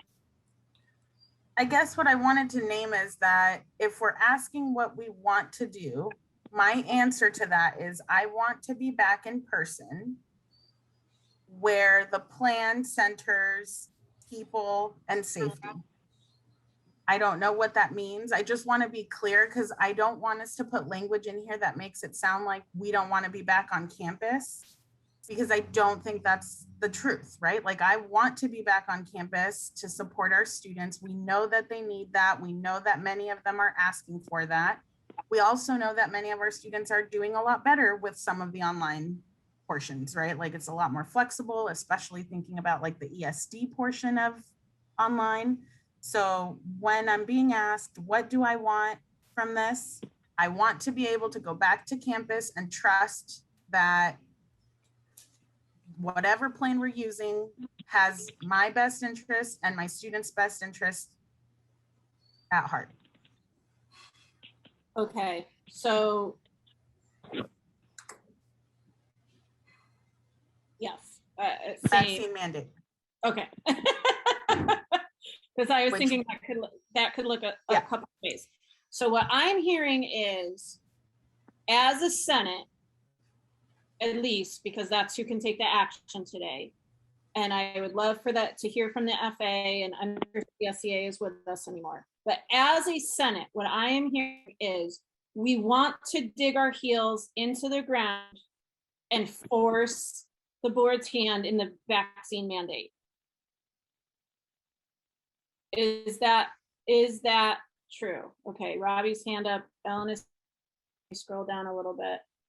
Okay, okay, all right. So with that in mind, I want you to consider this document because it, endorse the actions of the faculty members who spoke up.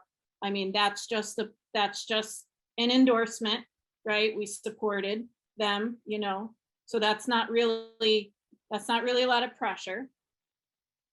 Then 2, we have demand that our current class caps be adjusted at 75%. There's some questions around that. Why 75%? Why not 50?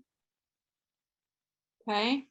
Then there's a call for clear communication, which I think is kind of a, like I said earlier, we should have already had that. So that's not a political move. That's not pressure, which I think is what we want to give. An item for CPC, same, right? And then we go to the nuclear option, vote of no confidence. So thinking about it like that, where in here do we need to change things so that we're putting even more pressure on? So if our comments can focus around that so that we can organize around that, I think that would really help. Jess, Jenny, Ellen, Robbie. Based off of that, well, I guess I just wanted to add that I was catching up on the Chancellor's advisory, and it did say that the Educational Employment Relations Act requires collective bargaining. We utilized that to go to online modality. We made those negotiations in our working conditions, and he suggested in the advisory that we do the same to go to in-person. So I think that would be applied to the number 3. I think Ellen suggested taking a part in that. So that would be the collective bargaining, I think, right? Yes, but Jamie Rose's hand, I believe, in response to what you're saying. So if that's true, Jamie, I'd like you to speak to Jess, but Jess, it sounded like you had another thing to share. So go ahead. Well, so yeah, the nuclear option, I feel like my question, it's mainly a question first, and then I can respond, I guess, but do we have, I know we had a faculty poll, but do we have a student poll on what they want? RASG is out of session at this point and have been for a while. The only official student voice I can share with you is that of the ASG rep at the Board of Trustees. And she shared that because she received so many emails from, quote, community members that were anti-vaxxers, she wanted for us to remain having a choice and just strongly recommend the vaccine. That is the only official student thing that we can get at this point. We don't have a mechanism to get that student data at this point. And so I think it's important to point out that we are being paternalistic, as we are the ones demanding for this because we're the employees and we're the 3 largest groups. But I think that that's important for 2 reasons. One, I think there is a power dynamic with teaching and learning. And so lots of things we do in the classroom is paternalistic.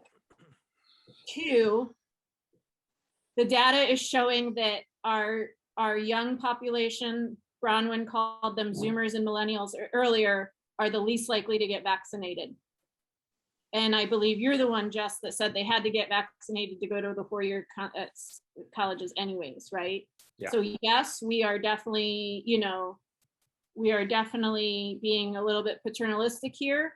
But that's not only a timing issue, but also because that's the nature of this, right? I mean, is it paternalistic to require vaccines at K through 12? Like, of course it is, because like you're literally like your parents' property, right? So like, I mean, college students are absolutely different, but I guess I'm just saying that I think the parallel can be drawn there.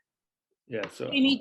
I anticipate, well, the CDC, I think, I guess that age group does have the lowest rate or whatever of vaccination, but I still don't want to interpret that as would not support it or be willing to. If Right.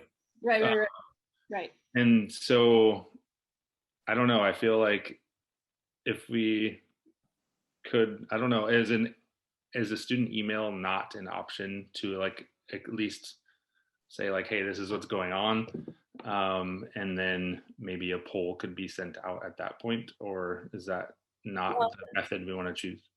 I don't mean to keep throwing up roadblocks here, and that's exactly what I'm doing. But right now it's summer, and students Correct. don't get their email to begin with. So now we're the only information we can get is from the current summer population, I would assume. So I don't know that Right. that's effective. And like, I'll go back to, what is the Senate's tactic here? And I don't want to rush things. And so pulling in the students, I mean, I'm here to work for you all. So if you all think that that's a worthy thing to do, let's do it. But like, the idea here is we have to get at, we have to, like, if Senate is going to do something, we have, like, let's figure that out and let's do it. Like, I don't know that that necessarily means to wait for the student vaccine opinion at this point. That's just in my mind. Yeah. So Jamie, did you have a comment about the bargaining? Oh yeah, definitely. So yes, we did negotiate an MOU for moving to online, and we have been negotiating, trying to get the administration to sign an MOU for the return to campus.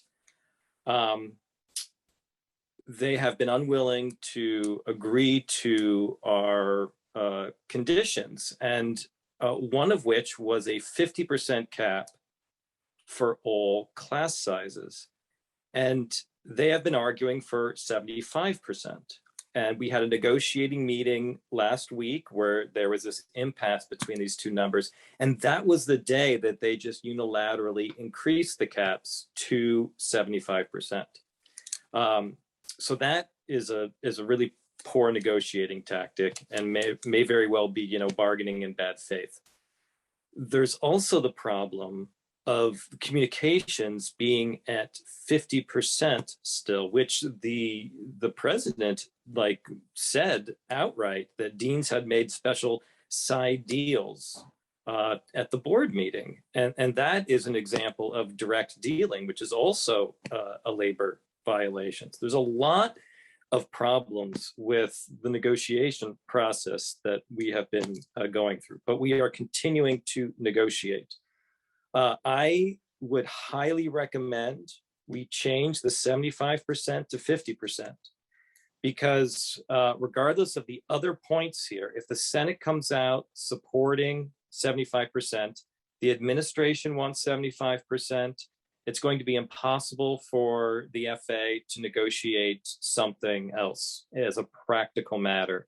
And so, separate from vaccine mandates, mask mandates, that will be the number that we will have for in-person instruction. So 50%, I would highly recommend that the Senate approve that in this motion, because that would give the FA a lot of support for trying to get everyone down to the level that communication is at, instead of bringing communication up to everyone else. Jess, I hope that answers your question. And if anyone else has anything, other questions, I can try. I'm not on the negotiating team. I'm on the executive board, but I'm not on the negotiating team. But I can try and answer any other questions that people have if they come up. Thanks, Jamie. Ellen Robbie Bronwyn. I wanted to get back to what Anna was saying earlier about in answer to your question of what do we really want. And I didn't write down your exact words, Anna, but it struck me as really clear and succinct about wanting to go back face to face, but doing so under circumstances that are safe. And I think that's a powerful sentiment that's maybe not coming across as strongly and clearly as it could in this. I'm wondering if somewhere in the first two paragraphs that could be stated as the goal, which could help counter the argument that, oh, we just want to sit at home with our feet up and not really working very hard. So yeah.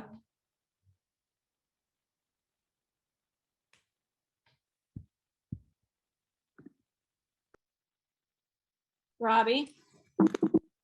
I see the argument that it's paternalistic to do what we're doing without consulting students, but I also see an argument that we know what we're doing and students don't.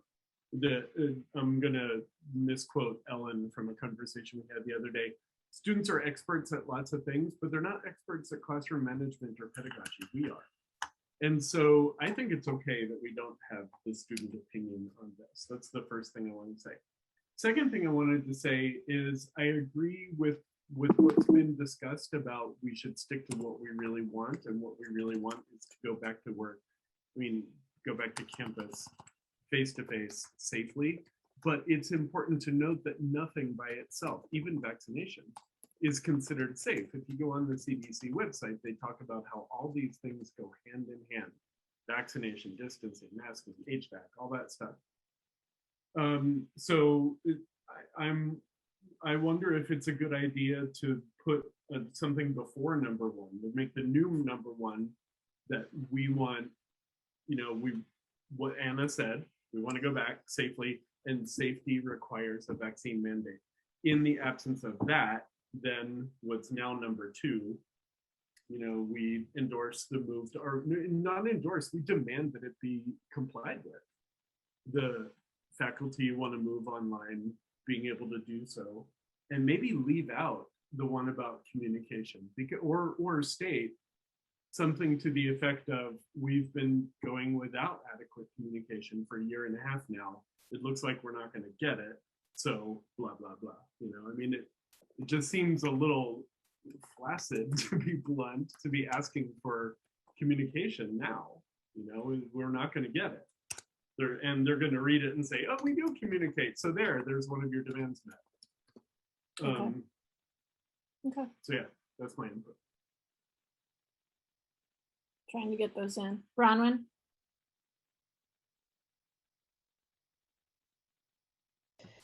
In response to Jess's beautiful request to include our students, I totally understand the sentiment, and it's really sweet, but I think it's misguided, because first of all, if we do manage to reach students by response bias, it's going to be a greater proportion of anti-vaxxers that respond. That's just a known aspect of voluntary response to surveys. So we're setting ourselves up to muddy our waters, when right now our waters are very clear.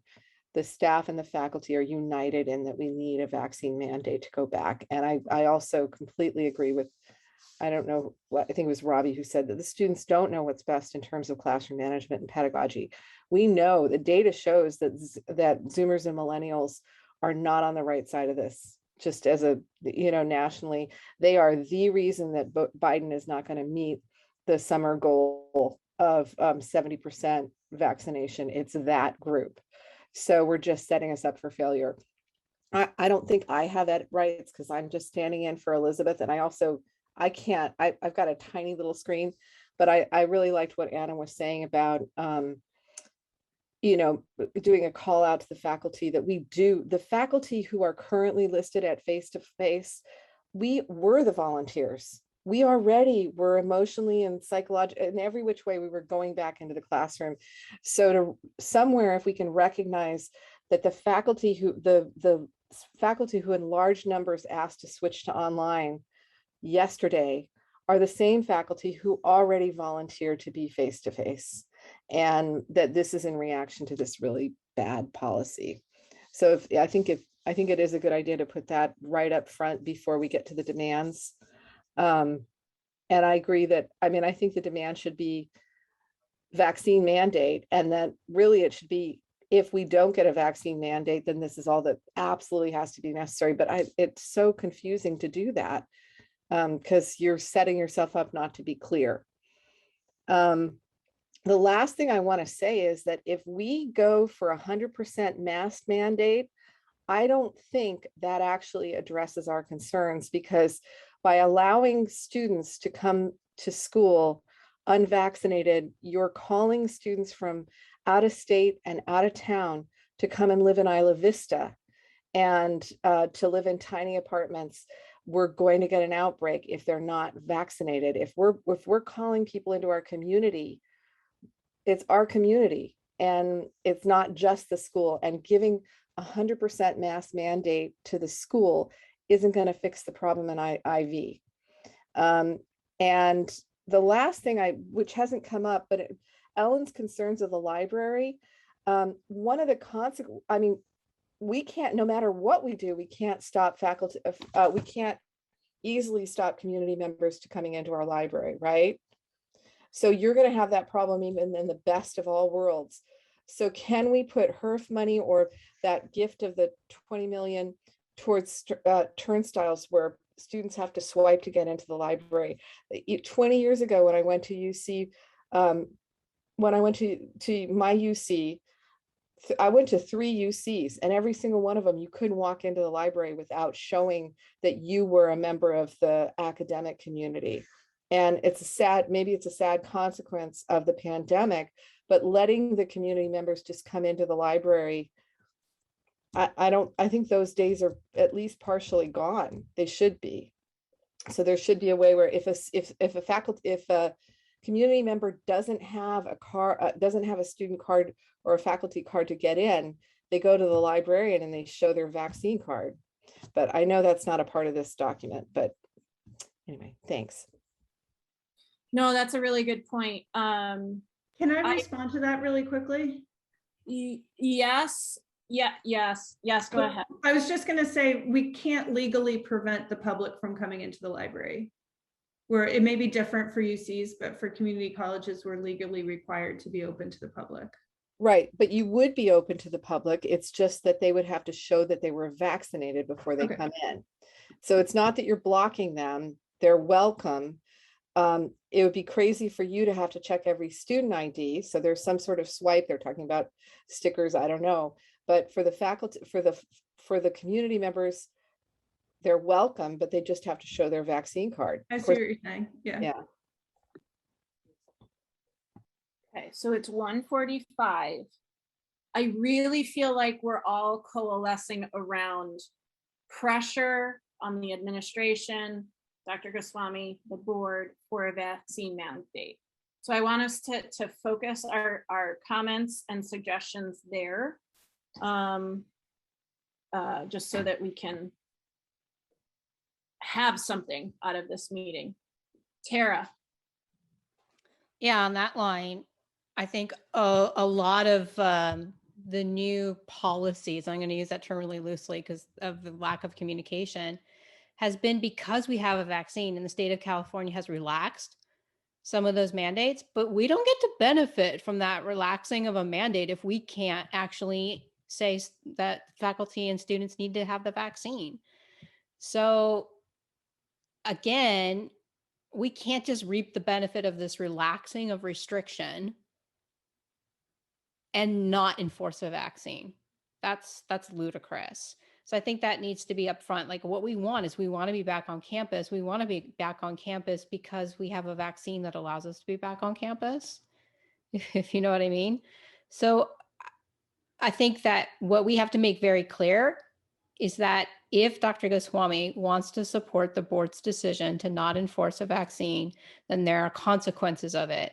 And those consequences are that we don't get to reap the benefit of the relaxing of restrictions from the state of California because there is a vaccine. You know, it's nonsensical. You don't get to reap a benefit if you're not using the one tool. So we have to kind of go back to what we've been doing all year, and that's having very limited face-to-face instruction. You have to go through all the rigmarole that PE has done with all of their testing. That's what has to be the consequence here. So we want to be back on campus. We do, but we're not going to do it in a situation that puts our students at risk. Their health is at risk. We're not going to do that. I think that's a big source of pressure right there. Yeah, so, okay, so let's talk. Back to big picture, because I'm jazzed up because of what Tara just said, right? Like I'm ready. Storming the castle. Vaccine mandate. How do we make that happen?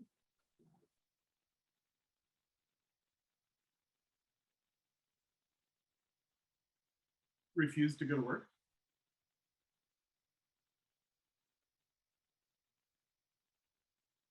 That is an endorsement we can make. Anna, Jenny, Bronwyn.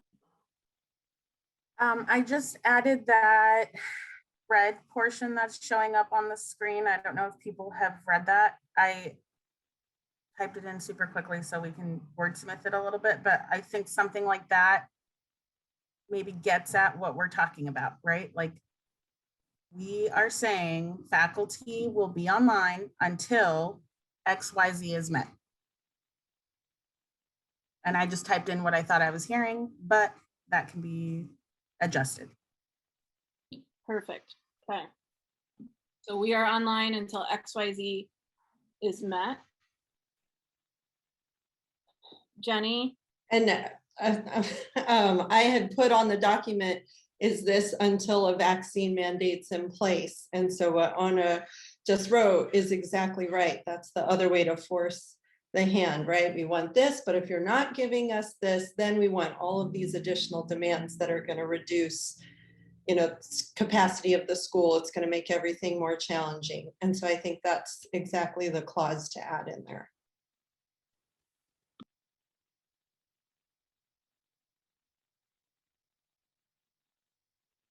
Kathy?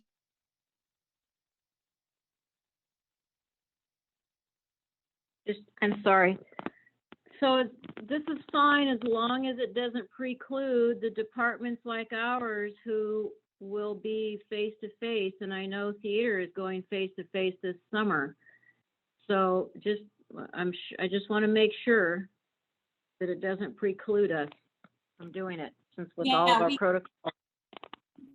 That out. We can wordsmith that. Kathy, just to support, chemistry currently has in-face chemistry labs going on right now for summer 1 and summer 2, and it has been successful. We are operating with 8 students in a lab at a time, and so that is going to look much different for the fall, right? So I want to share that currently we're open and willing because we understood certain safety considerations to be taken seriously, like the cap, and planned for that, but it might understand that that's not the same for the fall. Now, as an individual department or even as an individual instructor, I think if people choose to be face-to-face, that should be allowable in here.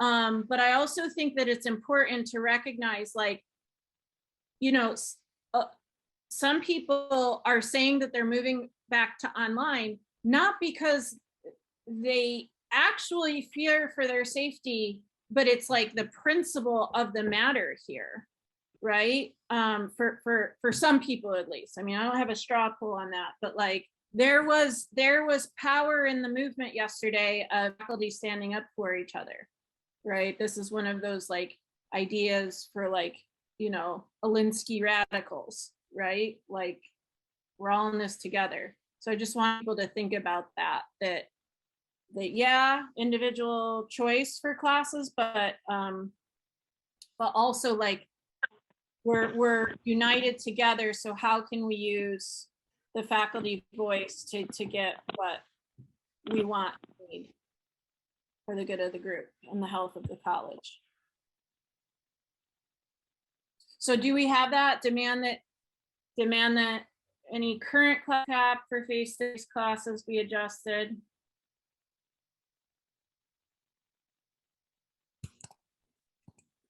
And if they will meet.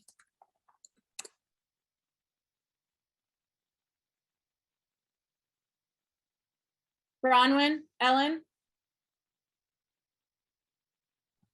So speaking to Kathy's concern of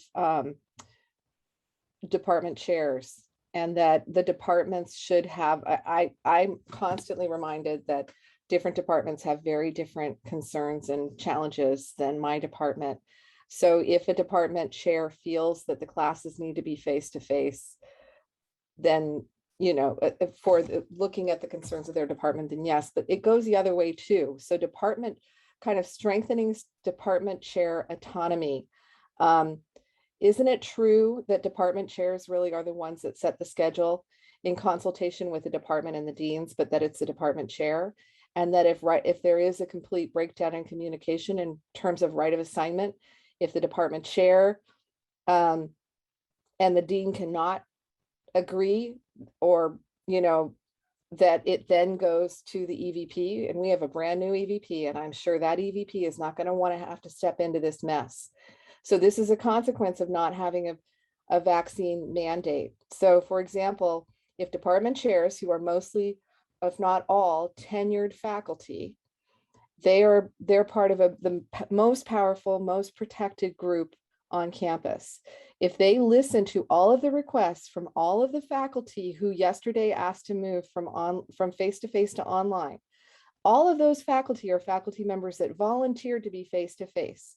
So if the department chairs today honor that request and switch us from face-to-face to online, and then the department chairs refuse to open other face-to-face classes, doesn't that then get kicked to the EVP? So an immediate result of the board's poor decisions is that they lost the face-to-face classes that we were all so eager to open up. I really don't want to go back to online, but I think that is the people who are forcing our hand are the misguided board members. We only need to flip one board member, and if they can see that they probably could not predict the mess that they're creating. So if we can do a call out in this document to department chairs and educate our department chairs, well, correct me if I'm wrong, the department chairs today can ask for those face-to-face classes to be switched to online. And then what the department chairs need to do is not open other face-to-face classes, because that will make either vulnerable adjuncts be pushed into the face-to-face classes. And we're protecting everybody. We're protecting the students. Okay, sorry. I just want to jump in because I think a couple of things that you're saying are actually incorrect. So like, I think ultimate right of assignment is EVP. Right, that's what I said. So no, the EVP is not, oh, you don't think that's correct? Well, you said that it only goes to them if there's like an issue. I don't think that's true. So I think that EVP. No, EVP is the ultimate. EVP can step in today and do whatever they want. EVP has all the power. So, and also, you know, is the FA still here? Jamie, are you here? So but what we want to remember is wait, can I just say this one point? Because what we want to remember is our deans are also vulnerable. They're not protected. So by putting the onus on tenured faculty, that's the way to go. Sorry. Okay, I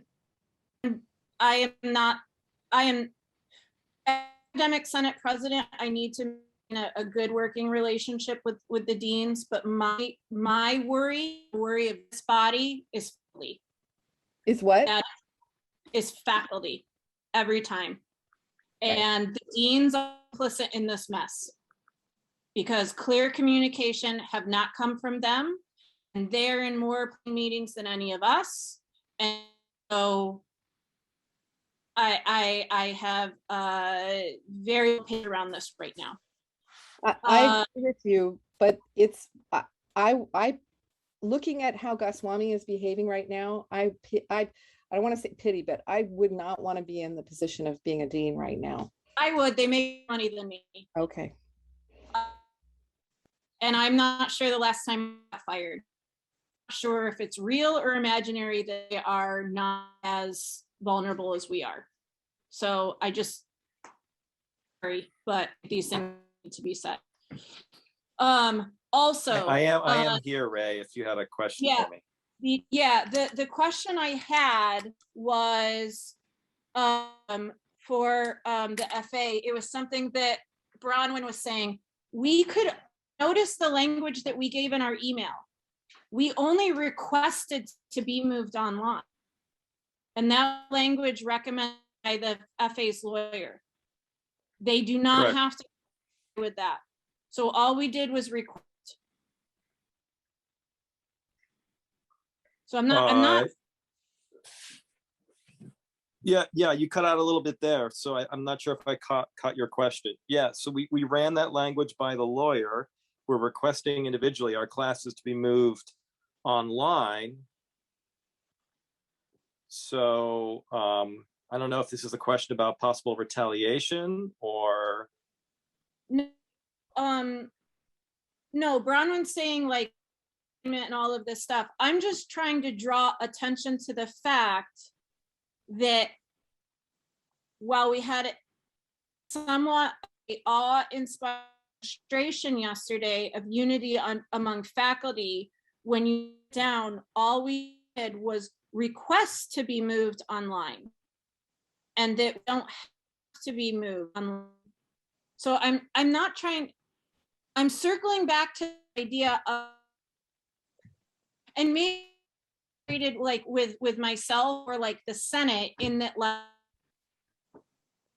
What is our motion? What is our action? What are we moving towards right now? And like, what are we asking for? I don't know about the rest of you, but I'm not hearing everything you're saying, Ray. I think it's your reception. Maybe turn off your camera. Okay. Are other people having that problem? I think I'm cutting But out. So, as long as I have my mic on, I wanted to comment real quick on something Robbie said. He said something about refusing to come to work, which I assume you meant refusing to teach in person when you had requested to be online. And that would be an action that we would want to run past our lawyer first, because that's the only place where even full-time tenured faculty members can get in trouble, serious trouble, when you engage in insubordination, when you just essentially refuse to do your job as given to you by the EVP. So, this could very well progress and come to that. And, if it push comes to shove, I would definitely support that, engage in that myself. But that's something that would require a lot more thought and a lot more careful discussion with our legal representation for the FA. And that's way down the road, I would guess, much past this resolution we're currently debating. Yeah, fair enough. And I keep to that language that I hate. Go back to work, really, like you said, what I mean is go back face to face. So I'm because Ellen, you're next. Okay, I just wanted to point out that I suggested that we put what's now A and B under a number 2, just to clarify that those would be related to the without having a vaccine mandate. I do think that what's now C should still be its own thing. In other words, I think we should ask for that clear communication whether or not there's a vaccine mandate, because even if we were to get that, there will certainly still be COVID related issues that will need to be dealt with for the foreseeable future. So I don't think that one should be sort of conditional on whether or not there's a vaccine. Okay, then someone's there. I don't know who it is.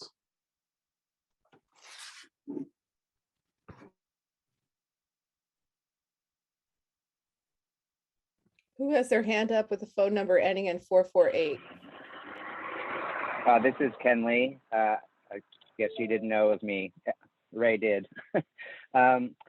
Just a point of clarification based on Ray's questions and comments, as well as Bronwyn's, that just to state the obvious, that the modality of teaching goes to the department chair. Department chair sends it to the dean. The dean reviews and approves or not approves. If there's an issue, it does go to the EVP. And in this point in time today, that is Dr. Goswami. So that's where we're at today. And yes, clearly what Jamie said, if people refuse to teach in the modality they're assigned, that is the insubordination, and it is an individual matter. Whereas, you know, a general strike of any kind would be obviously more of an FA position to take and not the Senate. So that's it.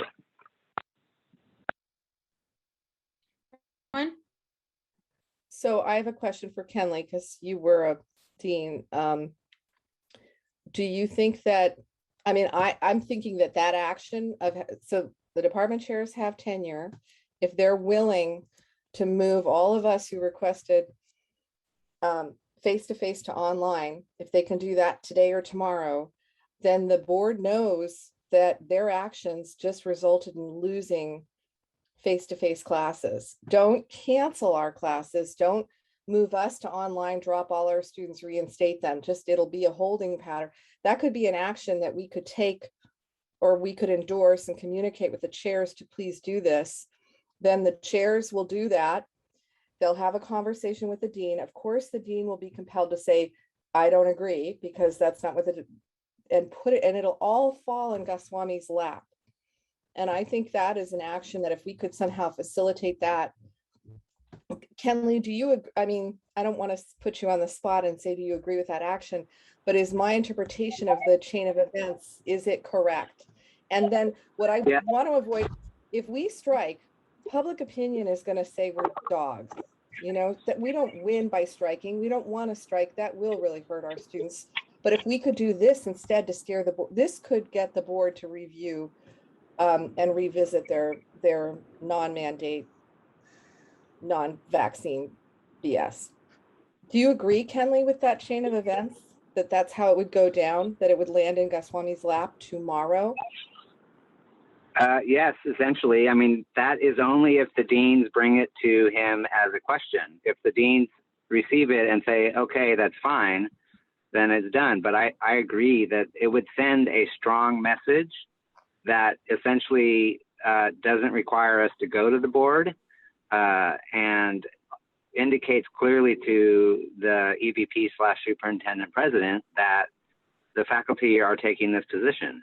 So yeah, I agree. That would be a good direction to go, to support those who've already written the emails today, that each of those department chairs need to communicate that, you know, this instructor wants to teach online this fall, and we're going to change the class modality. And I mean, at this point, the schedule's done.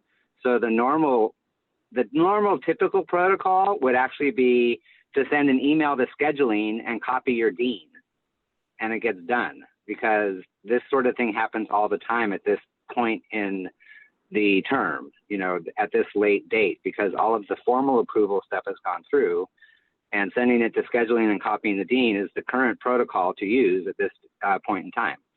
So that's it.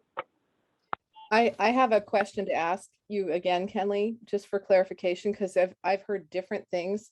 If we move a class from face-to-face to online, is the scheduling compelled to drop all those students and then have them re-enroll? Or can we just, because you know, I'm sure there are people listening here, but I'm really hoping that that isn't the end goal. The end goal will be that the administration and the board is scared enough that they'll revisit the vaccine and one of them will flip. So if the chair writes to the scheduling office and asks for it to be switched, do all the students lose their enrollment or not? Can we make it such that they won't lose their enrollment in the hope I'm not sure. Go back to face-to-face? Yeah, I'm not sure if a modality shift forces a change in the enrollment, but either way, whenever a change in something that requires that enrollment change occurs, they work with the admissions office and they administratively remove everyone and add them back into the new class. So students would not lose their enrollment if done correctly. I want to jump in and say this just happened last week or the week before, and several of my students said that they were dropped from the class and had to go and re-register. So, okay. So a couple of things. One, I wonder that this is a, so if we're strategizing out loud, where we'll do just to scare, we've just showed a card. No, we're not doing it just to scare. I mean, of course, if you've asked for online, it's just that if we don't get the the vaccine mandate, I don't want to be face-to-face, period. And I think we all meant that when we emailed yesterday. So now the next step is to actually have it happen. And if we have it happen quickly in a way that we don't drop our students, maybe then the board will revisit it. But no, it's not an empty scare tactic. The one logistical problem is if all those students get dropped, that's just horrible. Because a lot of those students are in that class, not because it's online, but because of the teacher maybe, or, you know, it just would be unfortunate if that happened, if it could be avoidable. Robbie? I guess I want to just ask if anything we're talking about is going to change what goes into the resolution.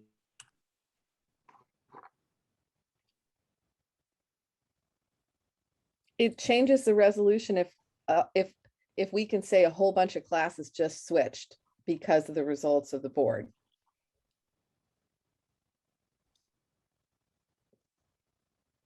I didn't follow that. I'm sorry.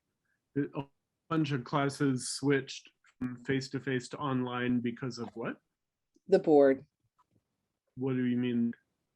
The actions of the board. That it's one of the consequences if they don't do the mandate is that it'll be it has already happened that they've actually lost their face-to-face classes that they wanted to support. Okay, but so the board had an opportunity, okay. Bringing the board had an opportunity to pass a vaccine mandate, not once, but twice, and didn't. So we had a demonstration yesterday, and now we're here today. So I get why all of this is important, and I'm not seeing any more pressure or organization about like what the Senate is going to endorse at 2:11 on Tuesday. Anna? Yeah, I think the conversation is getting into what ifs that are beyond our control. So we really, I think, need to really stay focused on what we want to communicate based on what we want to come out of, like what we have control over, which is what we've drafted in the document. So I would really appreciate it if maybe we could share that document on the screen again and stop talking about what if this and what if the board gets scared and what if XYZ, because all of that is irrelevant. They may not, right? Like they've already, like Ray said, had 2 opportunities. So we need to operate under this is the rule right now. This is what we're working with. And this is what this is our stance as faculty body. To me, this looks pretty good. I mean, I'm sure there's room to wordsmith some more, and there's edits and maybe the word choices can be tidied up. But generally, I think if the intro paragraphs cover this piece of we want to be back on campus and I value my life, my students' lives, and the lives of the people who live in our community, in order for me to feel comfortable being on campus and for that to feel ethical, these are the things that need to be in place. Until these things are met, I would like to be online. And again, understanding that that may be beyond my control, but here's my voice. Here's what I'm putting out there. That's our role. That's what we have. And that's what we can do.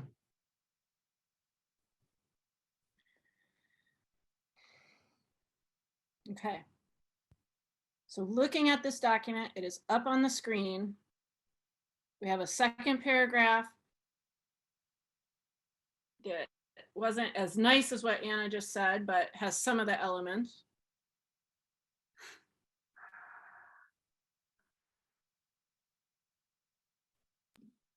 I tried to just add what she said about value my life, the lives of my students, the lives of those in our community. Ellen? First, thank you to Anna for always articulating things that help me clarify my thoughts. So I'm thinking everything you just said about the preliminary paragraphs, and then as such, the Academic Senate moves to 1, demand a vaccine mandate, and then move to what's now 3 and 4 up to coming right after that, basically demanding better communication, and if we want to do demanding more communication and involvement of CPC, including that. So those would be 1, 2, 3, and then put, in the absence of a vaccine mandate, these 2 things at the end. And then I don't know if we still want to do the threat of a vote of no confidence, but it seems to me that if we're making that really clear, we want to go back to campus, we want to do it safely, this is what we're demanding. The things that are sort of the top 3 are the vaccine, the communication, and the participation in some way, such as through CPC. Okay, Kenley.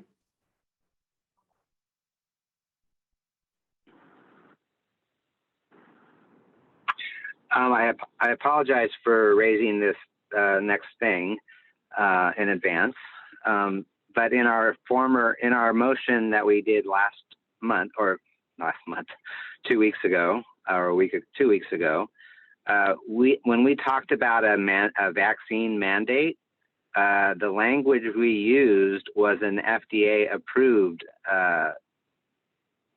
vaccine. So I don't know if it's germane to this current conversation or not. Are we, when we say a vaccine mandate in these sentences, do we mean the one that's under emergency approval, or are we saying FDA? Is it FDA? Whoever it is who approves these vaccines, they're approved once they approve one of these vaccines for regular use. So just kind of asking the question and comparing it to our previous motion. I am sort of stepping in for Ray temporarily. There is now legal precedent for requiring the vaccine with emergency use approval only, and I personally would favor that, but everybody else can discuss that as they see fit. And Ellen, and I'm assuming that people who are suggesting changes to the document will make those changes. Joy.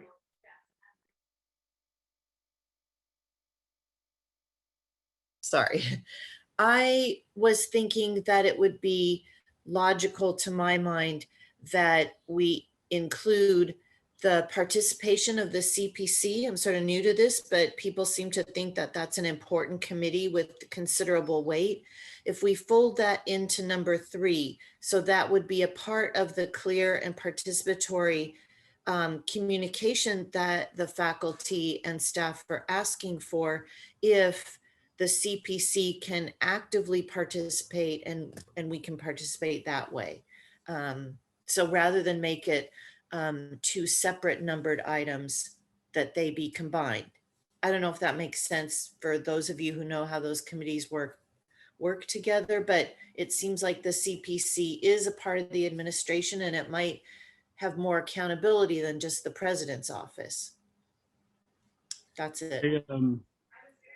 I think that's fine. You all can say what you think. It's a little, I mean, we've had a year and a half of no communication and participation, and maybe we should use the word consultation instead of participation.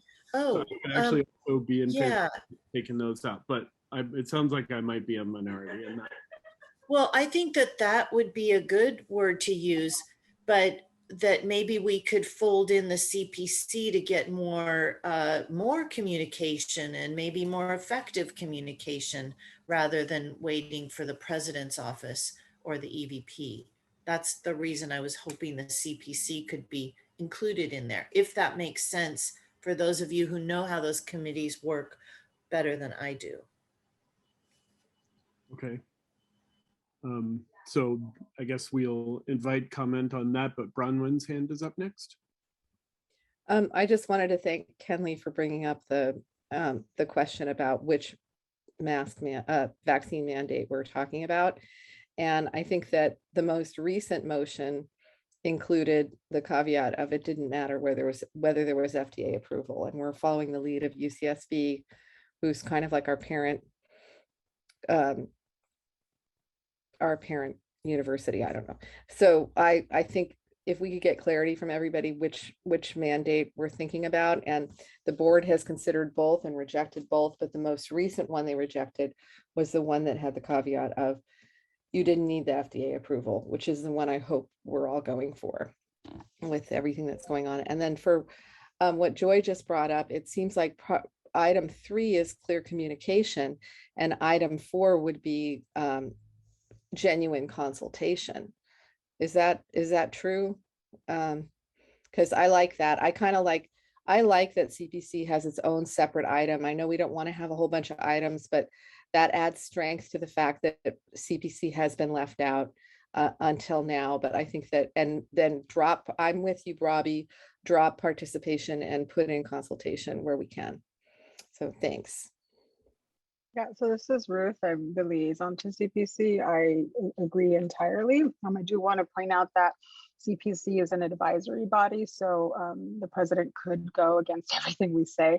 However, if we explicitly state here that we want him to consult with CPC in the decision-making process, I think that would carry some weight.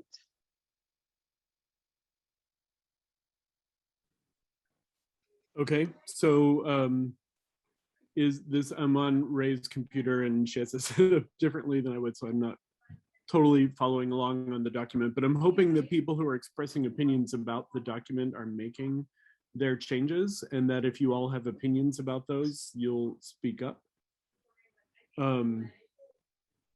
So if we incorporate the changes that people just suggested, and if it looks pretty much like it does now, minus a little bit of tidying up and minus fleshing out of number 4, does it look like what we want?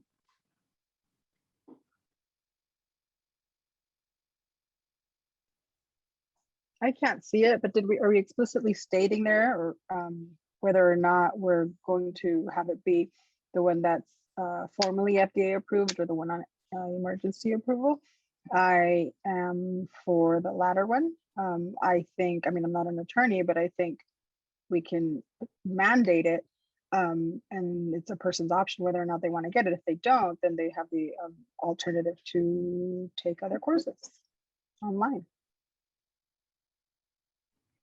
Totally agree. This is not an all or none, as Ray said in her comments at the board meeting last week. This is not an all or none. If people don't want to get vaccinated, we have online options. What's the feeling of the group about mandating it with emergency approval versus only after full FDA approval? Does anybody, all the opinions I've heard so far are emergency approval is fine. So I guess maybe I'll ask for any objections to that.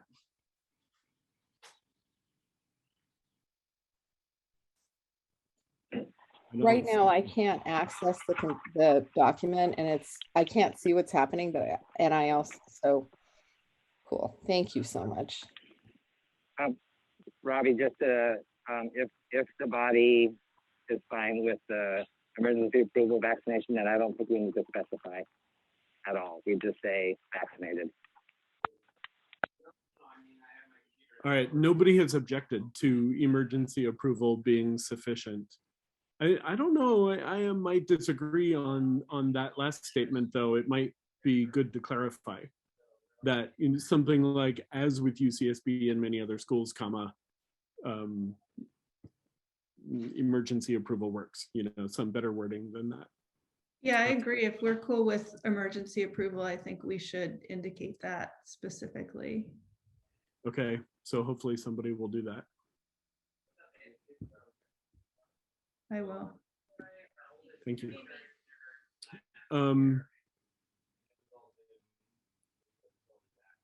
So are we happy with the way this is panning out then?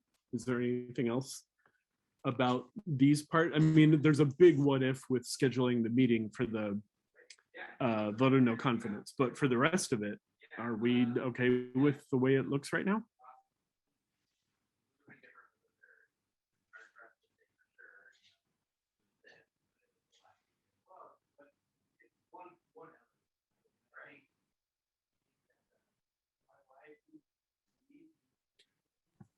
Robbie, do you know we're looking at your email? Ray's back. Hey, it's Ray. Oh, sorry. Yeah, no, I'm sorry. I'm as usual, I'm doing a million things during our meeting. Robbie took over for me. I did receive a quick text that said, read Rosette's email. She just sent it to all faculty. So no, I didn't mean to show. I stole my computer back from Robbie, but I think it is important that you all see it, and it was sent to all faculty. So maybe I'll go back to the business at hand, even though that was incredibly sobering. And say, okay, where are we? I walked in and Robbie said that seems like we're coalescing around this. Is that correct?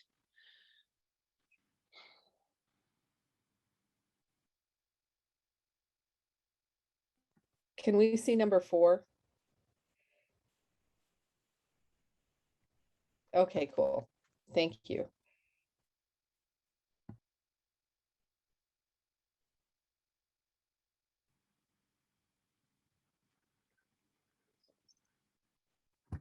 Okay, Bronwyn's giving a thumbs up. Robbie's telling me he's good with it.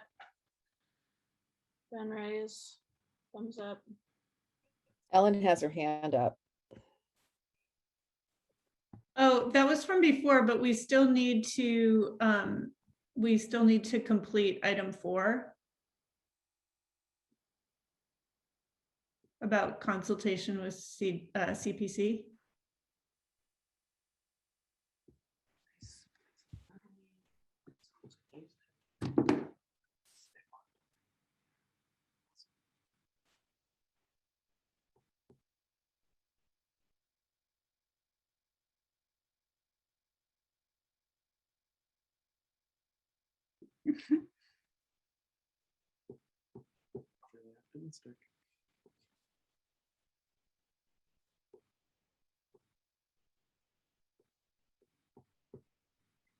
So demand consultation with CPC. I mean, can I don't know about that. Can we put a word other than, I know it's strong, but it's when things are taken out of context. Can we accomplish that with a softer word? Well, can I just say this? Okay, let me ask again, circling back to this idea of like, what are we asking for? What are we doing? The Faculty Association, the Senate, and the CSEA are all on CPC. So what are we asking with this? I mean, those 3 groups are all on board with everything we've already said and talked about. So what are we? Right. I don't think that I don't feel like we need that one. It seems kind of like, what's the point? My experience with CPC over many years is that the faculty and the staff speak and the administration doesn't, except to give reports. So unless it's for us all to communicate to them what we think, I just don't know if it's really going to serve any significant purpose.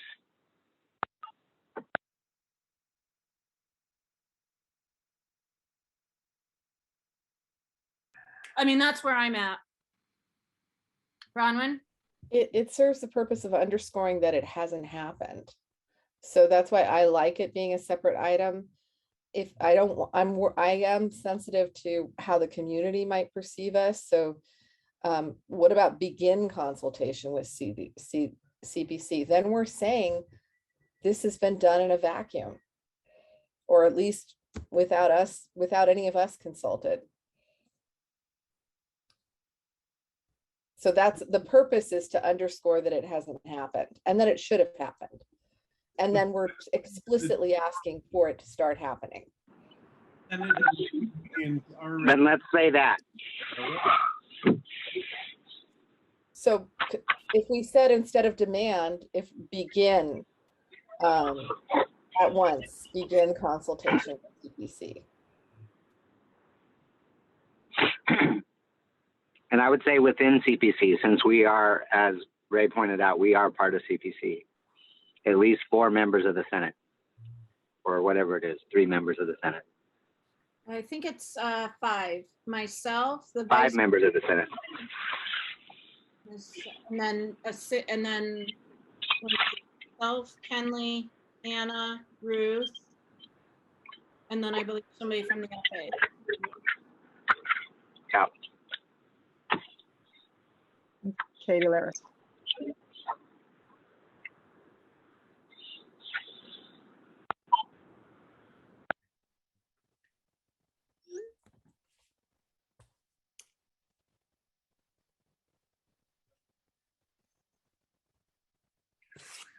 Yeah, Robbie.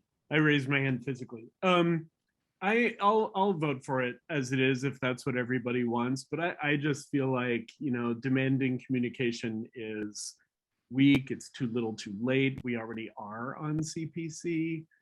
I think it dilutes the message. But if I'm alone on that, I'm certainly not going to get in the way of this thing. And that's where I am as well, but I'm the president, so I have a role to play that's not escalating, that's rather, you know, allowing for, you know, cooler heads to prevail. But I'm just at I'm at this place with this document of, but again, maybe I'm just frustrated with what the role of Senate is and what we can actually do. Robin? Yeah, I would just say I'm feeling the same way about the request for communication. I mean, we've asked for it a lot of times. We've also requested input. I don't know what would work at this point, but I agree that in this document, to me, it makes it feel a little weaker. It does. And same thing with CPC. The time to consult within CPC is gone.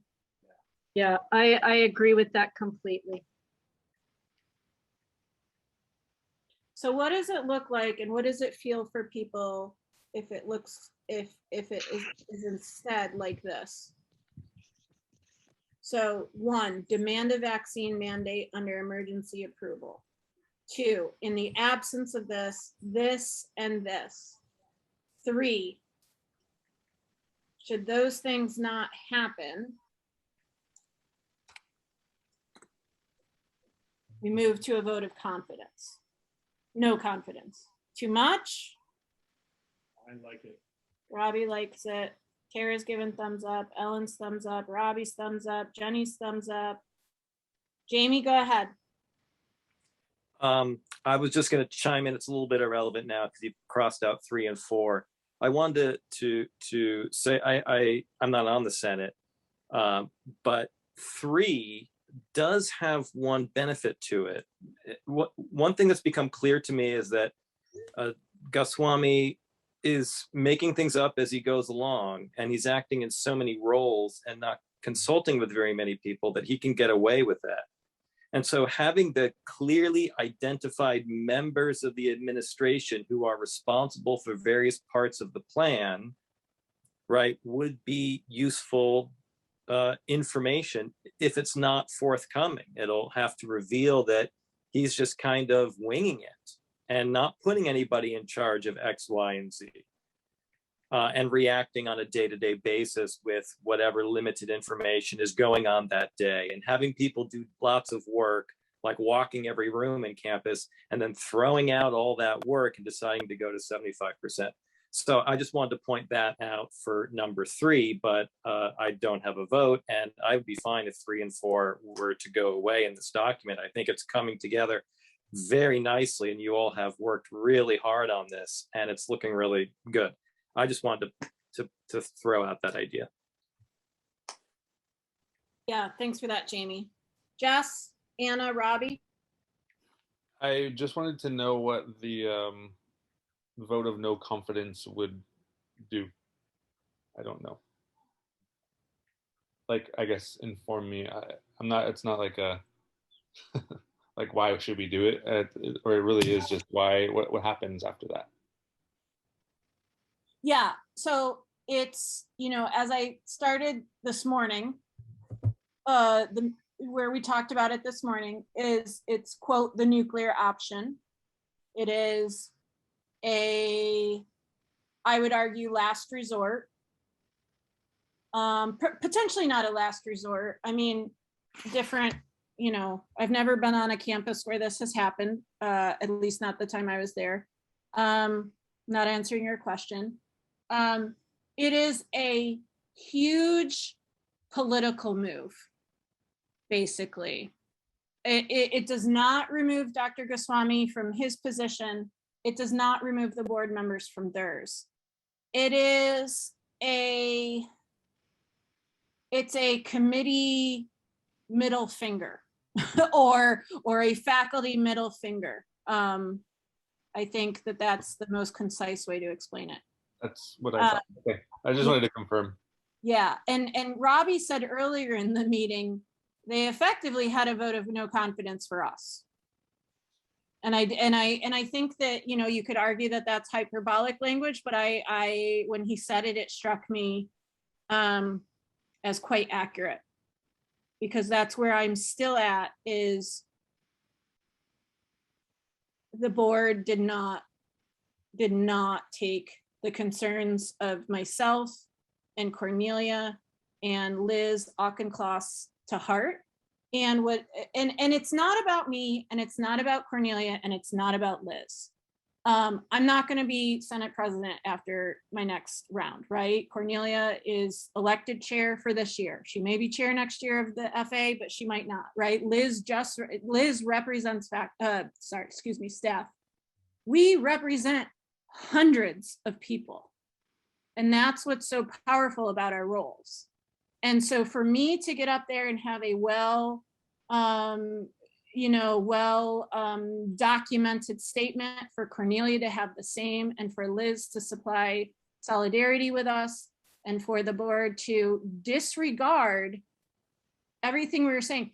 And it's not the scientific arguments, right? The scientific arguments are there. What annoys me is the points made about masking and how are we going to police it, and taking time away from our classrooms, or the points about our communal spaces like the library. That's what annoys me.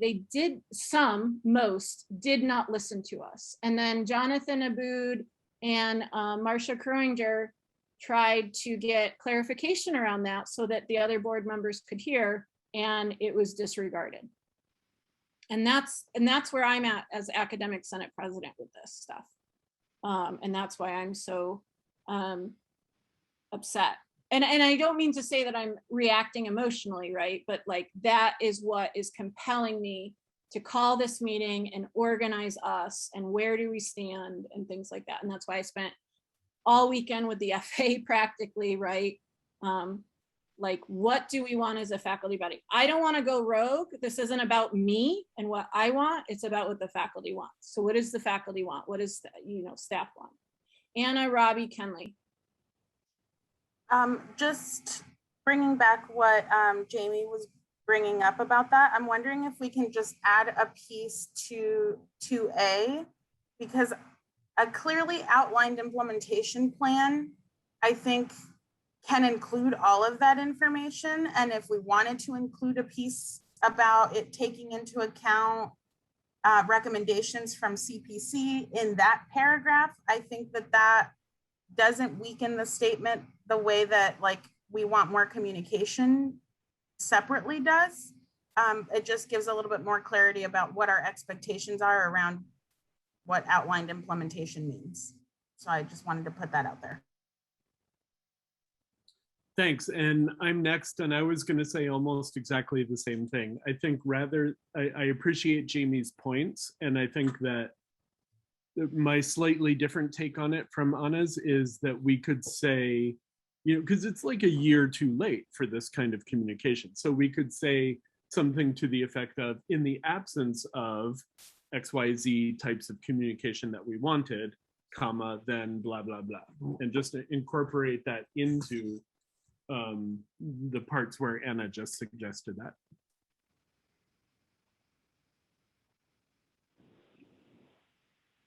Kenley? I'm next. Yeah. So I just want to go. I want to appreciate what Jamie said as well. It kind of swayed me a little bit in terms of including something about communication, and also something that I mentioned at the beginning, that I think that our message really needs to reach Dr. Goswami particularly, because if you think about so who are the people that he talks to? So he talks to the people on PC. So right now, they're down 2 people. They have 1 interim person, and that leaves 2 people, I think. I mean, I think it leaves 3 people. So you've got Michael Shanahan, you got Lindsay Moss, you got Dean Nevins, and then you've got Victor there, who took over for Luz, and then you have Dr. G. And that's the group that he talks to make decisions and to communicate. So I really think that he's not getting good and helpful information, or at least feedback. And so I think we really need to step it up and demand it in some form. And also we did it today. I mean, each of those people all got, 100 emails today, which is fantastic. And, I think we need to do more. So I don't see well, I could pull it up here, but I don't have it in front of me, the document, but that's my thought right now too. Thanks, Kenley. Bronwyn? Ray, can you scroll down to 4? I can't see okay, oops. Cool, whole special. I think so I'm looking at now the new number 3. I think it's really important that we call out Veronica, Robert, Kate, Peter, and Goswami. I think that, and I know that it's interesting what Kenley just said, and that the deans have gotten these messages now too. I don't think Goswami is listening to the deans. I'm just guessing. I don't have any insider information, but the fact that he chose to replace the EVP with an outside person rather than looking to the deans, I think that speaks volumes about how much he's consulting our deans. So, and deans are vulnerable. They don't have the power that faculty do. And I think other people hopefully will look at this document, and it's important to list the bad players. And it's, the other 3 people, so that we're not condemning all of administration and we're not condemning all of the board. It's important that we call out exactly who is the problem here. So I'm glad that those names are still there. That's all. I couldn't see it. So thank you, Ray. Yeah. Ben? Yeah, let me just get straight to the point. If there is no vaccine mandate, I would request to move the special meeting to consider a vote of no confidence to number 2. That's it.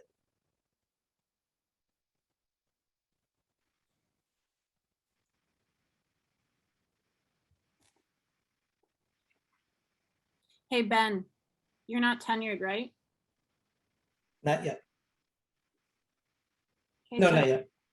Right. Kay tenured faculty on the Senate.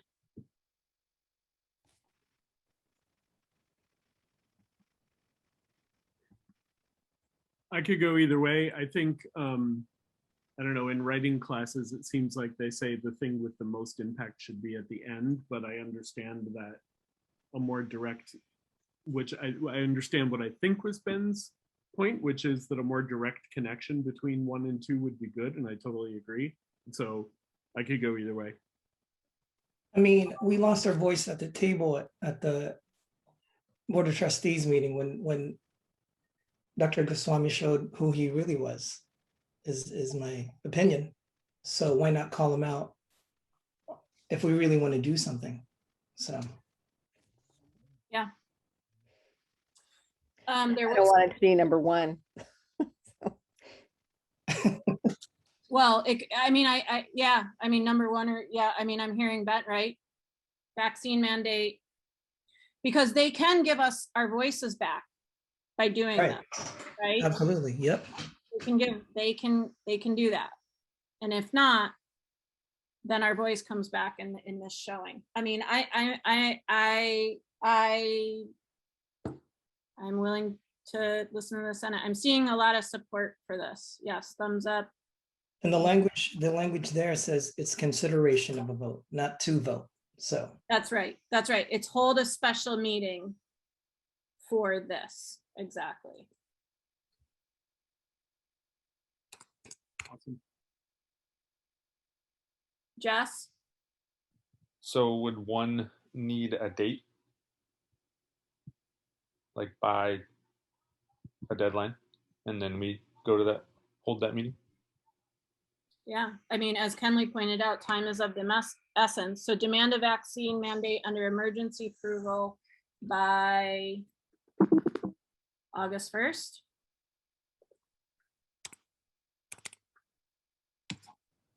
For it to actually work, doesn't it need to be so that the students have enough time to actually be vaccinated? So we have to do the math on that.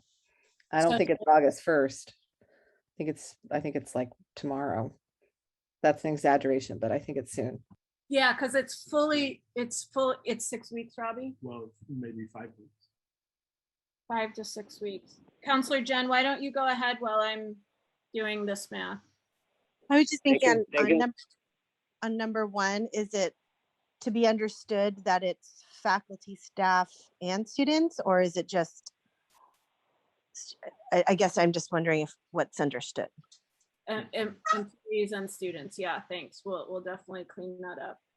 Okay, so I We think can just say we can just say employees and students. But there's also the issue of community members coming into campus buildings, which is spelled out in our alternative vaccine proposal. So maybe we reference that. well, the alternative vaccine proposal was after the FDA full approval, and Cornelia and I pivoted a little bit after UCSB pivoted. Can't we just say all people coming on campus? Doesn't that cover everything?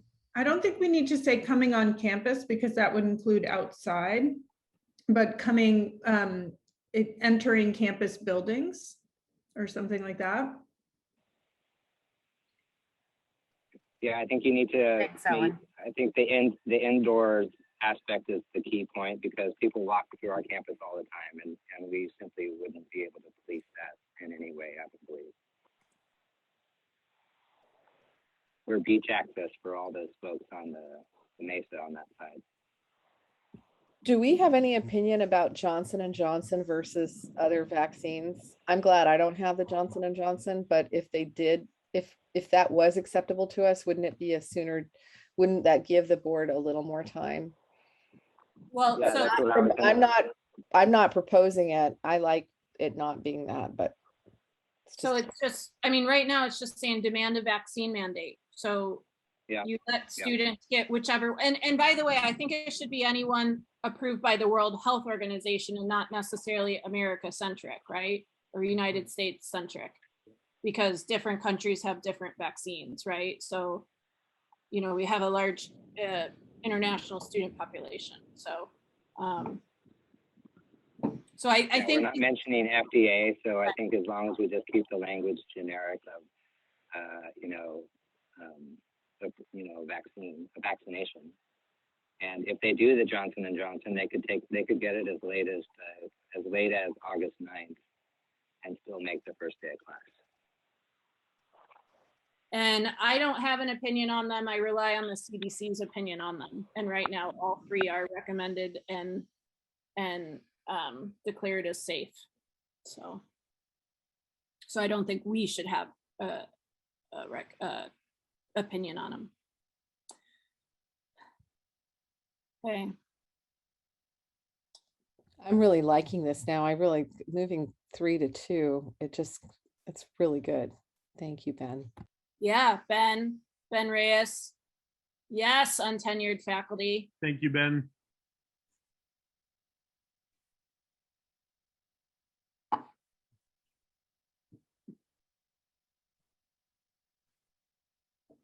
Oh, that's mine.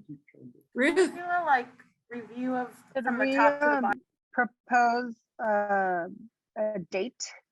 Have a date in mind already, or maybe we can already start sending out a doodle poll so that we have a date and hour in mind for number 2. Yep. But we haven't moved on this yet.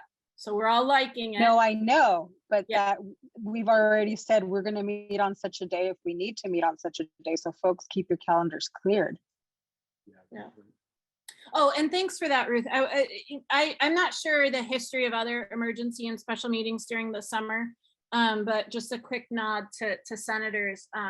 There is compensation for summer meetings outside of the TLU. I know none of you were worried about that. I just wanted to. Tara's totally gonna buy ice cream for all of us with her extra cash. Okay. I really like what's been produced because it is really calling out the people who need to be feeling a little bit of pain right now. I know that's probably not very noble, but thank you, you guys. So, and I'll get to you in just a second. I say let's start cleaning this up and let's start moving on this. Yeah. So and Anna, oh, okay. So Anna just changed her raise. That was going to be my suggestion. All right, so let's take a look at this. There's some things crossed out. All right, take a look at the first paragraph.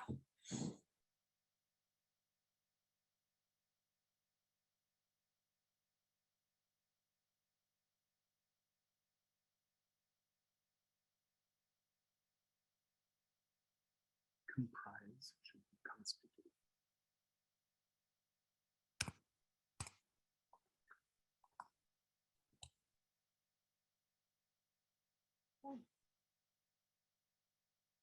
Okay.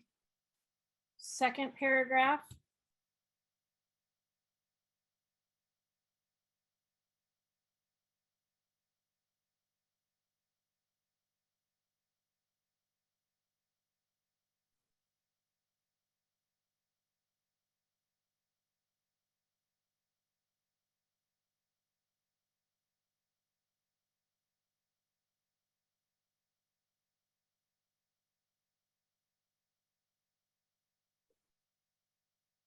Maybe employees and students.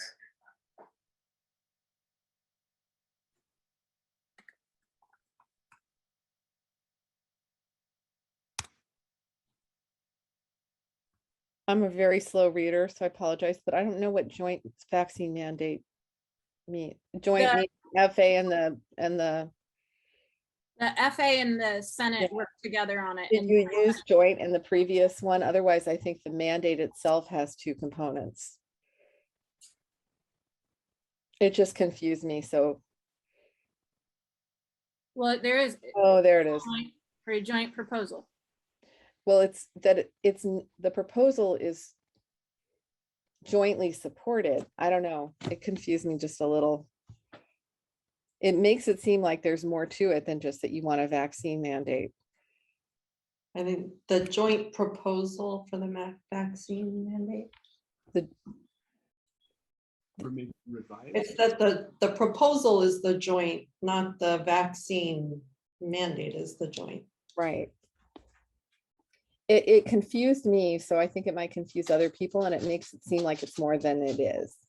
Our joint proposal. It confused me too.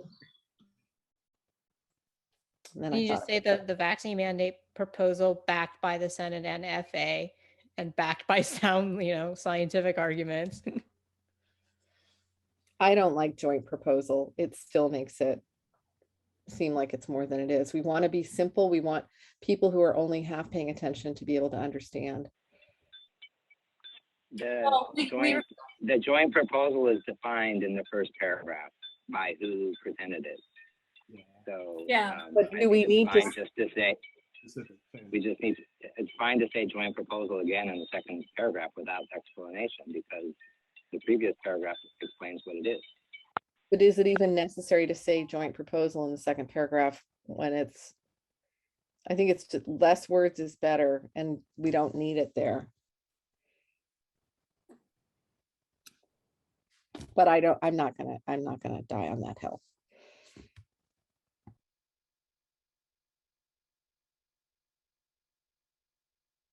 To our vaccine mandate proposal. How's that? So then they know we're referring to. Okay, I do not want to spend too much time on joint and R. Where are we at? Our vaccine mandate proposal is backed by sound scientific arguments. Our joint vaccine mandate proposal.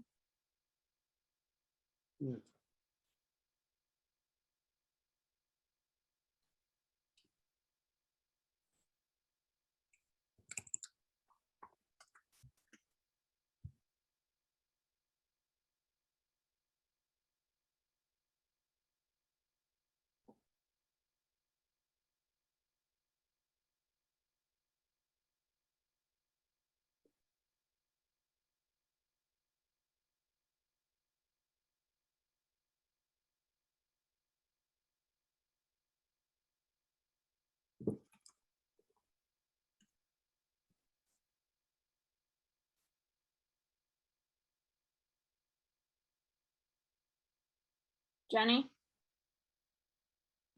Just looking at that July 12th date, which I understand is necessary for the timeline of the vaccination, but do we know, is the board meeting before then? Is that a realistic amount?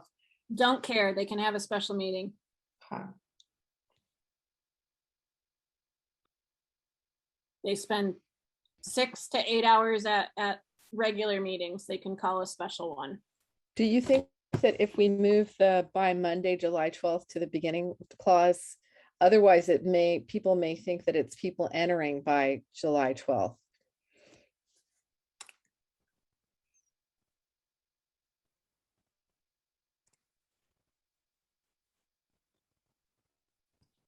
Or what if we just said, demand a vaccine mandate? Yeah. I think it has to be demand. I think it should start with the word demand, because I think that's powerful. Yep. Yeah. But if we had demand a vaccine mandate be put in effect by Monday, July 12th. Yes.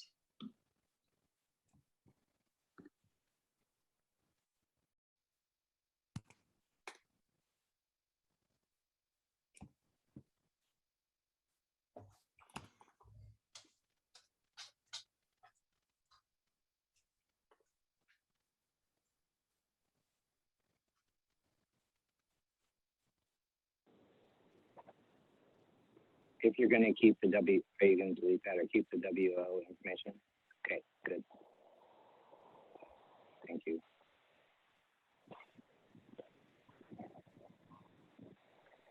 That's clear. Oh, but I thought now we're not clear about any vaccines are acceptable that are under. Did we lose something important there, even though it's succinct? We lost something? No, I think it's fine Okay, because the vaccine mandate doesn't specify the vaccines either. You just need to show proof of COVID vaccination, right? So I think this is like, yeah. but is it clear that it's not, we've let go of the caveat of FDA approved? Could they? Yes, say because that? there will be, I mean, I'm not a betting woman, but if I were, there's going to be no COVID vaccines approved by Monday, July 12th. Right, but that could, if the board is saying that they'll accept a vaccine, if we end They're up. not. Okay, They're not. all right. They're not accepting anything right now. So I know that, but I was hoping that they might accept the second motion we had. If they go on and accept the first motion, we're kind of screwed. The first motion we presented, because is that clear? I hear what you're saying, Brian, but right now, like they already did not approve that. So what do we want at this point? At this point, we are demanding a vaccine mandate by this state. But we're demanding it regardless of FDA approval. So if they, so shouldn't we have that explicitly stated in there? That we want a vaccine mandate that doesn't, okay, if you don't think it's necessary. Well, I don't think it's necessary. I don't either. I don't either. Okay. I actually, at first I thought I didn't think it was necessary, but now rereading it, they could interpret it as we want them to approve our other motion by July 12th. And then if they approve our other motion by July 12th, that motion states that it would only go into effect once there's FDA approval. No, demand a vaccine mandate to be in effect by this date. Right, but we had a proposal that was called a vaccine mandate that explicitly stated it would be okay for it to be such that it's approved only if FDA approved. Yeah, but you know what? I thought that too, but the words in effect take care of that. Because if they did that, if they approved something by July 12th, that would go into effect when it gets full FDA approval, then it wouldn't be in effect by July 12th. But the mandate would be in effect. The proposal would be in effect to have a mandate if FDA approved, which is basically not going to happen. So I think it opens a door for them to mess with us. I hear where everyone's coming from. If it's causing this much commotion, does adding a couple of extra words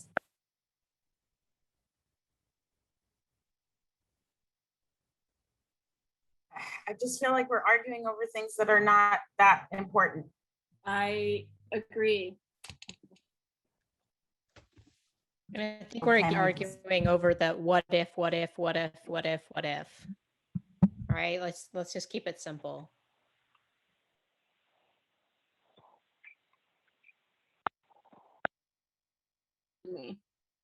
Okay.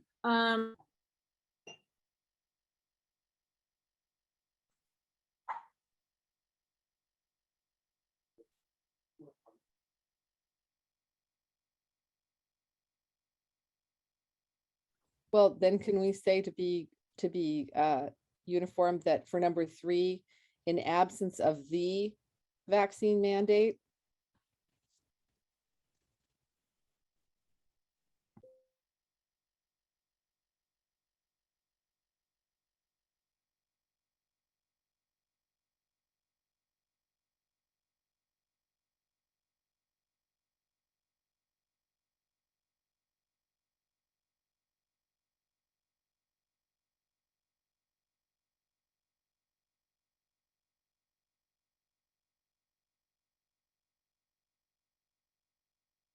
Okay. So where are we at with this language? Bronwyn wanted one to change. I didn't, others didn't. Ellen also thought that it could be cleaned up. Where are we at? I think it's good. Okay. I'm okay with it as long as as long as other people think it won't be misinterpreted, that's fine. I could. Well, so remember, not only can it be misinterpreted, can also be ignored. And So- this meeting is being recorded and we've been very explicit about what we mean. Yep, yep.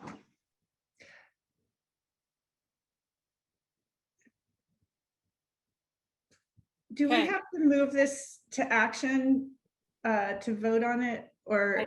I think we have to do several things. Kenley can fill us in. I think we have to, we have to move it to action. We have to suspend our rules if we're doing that. I'm not sure that we're still at quorum. Let me do a quick check here. That was the first thing we need to do is check if we have quorum.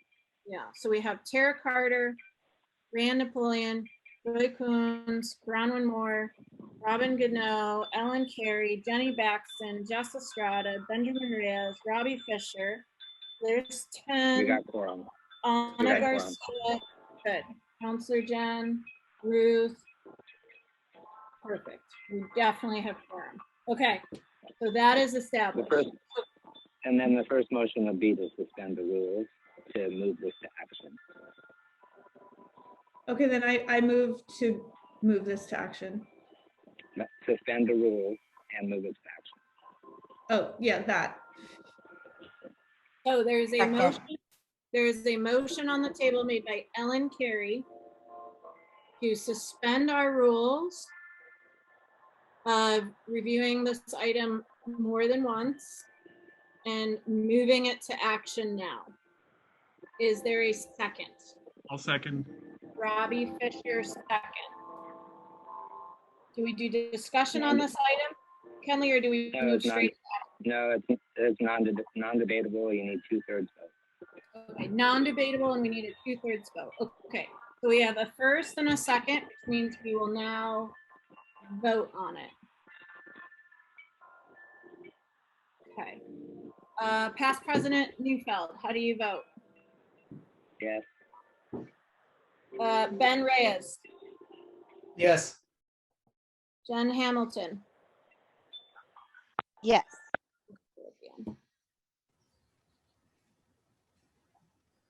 Ellen, Yes. Jenny Baxton, Yes. Joy, Yes. Dee Dee, Yes. Bronwyn, substituting for Elizabeth. Yes. Kathy is no longer with us. I mean, she's with us. She left the meeting. Robin Goodnow. Yes. Still with you. Still with us. Ruth. Yes. Yep. Okay, Ruth's here. Tara. Yes. Russell is not in the meeting. Trisha was not available today, and Anna, our vice president. Yes. Okay. It's a unanimous vote of our members present. All right, so this item is now it has now been moved to action. I would entertain a motion to approve. Adopt the resolution. Adopt. No, a motion to adopt the resolution. A motion to adopt the resolution. I move to adopt the resolution. I second it. Okay, so we have a move to adopt the resolution made by Ellen Carey, a second made by Bronwyn Moore. Is there any Now discussion? there is, yeah, it's debatable and that's it.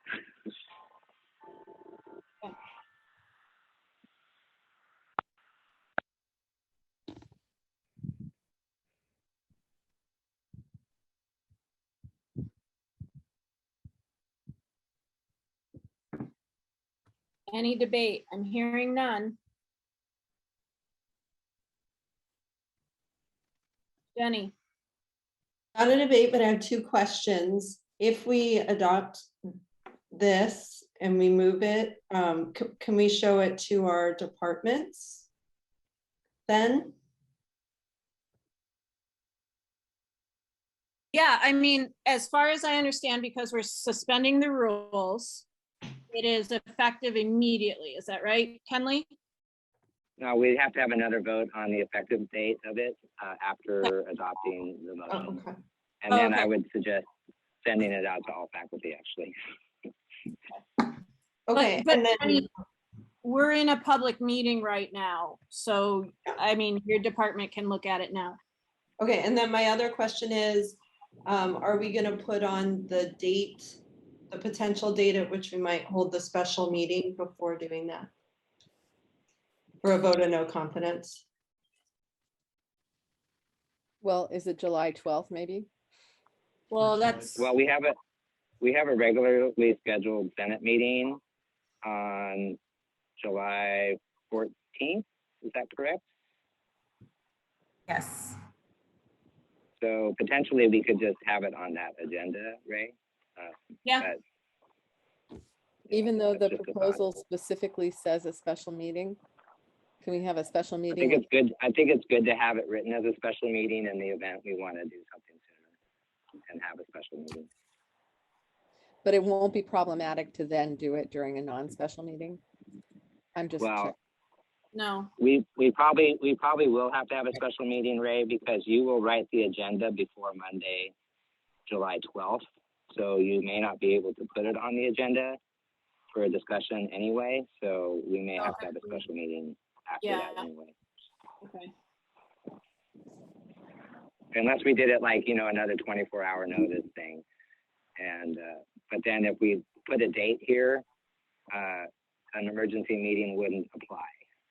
Right. What if we we're just planning- change the we're July planning 12th date to the Friday? No, I think. That's a we good should idea. keep- No, I think we should keep the July 12th date. One thing we can do, so an emergency meeting, as I understand the Brown Act, an emergency meeting does not need advance notice. A special meeting needs 24 hours notice and a regular meeting needs 72. So what I've seen the board do, and they are also a Brown Act committee, is piggyback a special meeting on top of a regular meeting. So I think that we could easily do that and have everybody already meeting on Wednesday, July. Oh, yeah. Yeah, We can add another hour to the meeting. yeah. And we can literally adjourn the first regular meeting and then start the special meeting. So I think that that's how we want to. How's that? Oh, the special meeting on that day. Yeah. Yeah. Okay. July 14th.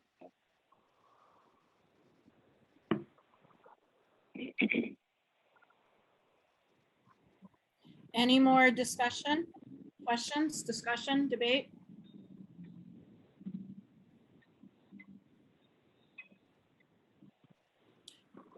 I'm seeing none. I'm going to take that as an indication that we are ready to vote. Okay, so your votes are yes, no, or abstain. Past President Neufeld, Yes. Benjamin Reyes, Yes. Jennifer Hamilton, Yes. Ellen Carey, Yes. Jenny Baxton, Yes. Joy Coons, Yes. Dee Dee, Yes. Bronwyn, Yes. Robin, Yes. Jess, Yes. Robbie, Yes. Ruth, Yes. Tara, Yes. Vice President Ana Garcia. Yes. Okay, it's unanimous for those present voting. All yeses. Okay, so we have just approved this, so I will change it from draft to actual.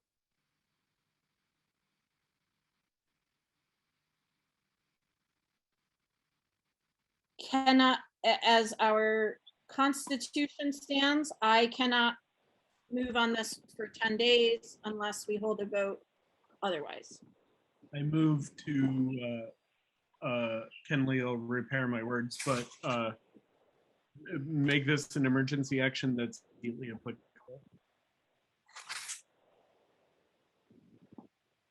That works. I don't have the exact wording in front of me. I sent it to Ray last time, but I don't have it here. But yeah, it might be in the agenda somewhere, the top of the agenda. Let me pull it out. Oh, yeah. Where time is a critical factor. The Senate may vote to suspend the rules and take, oh, that's the first one.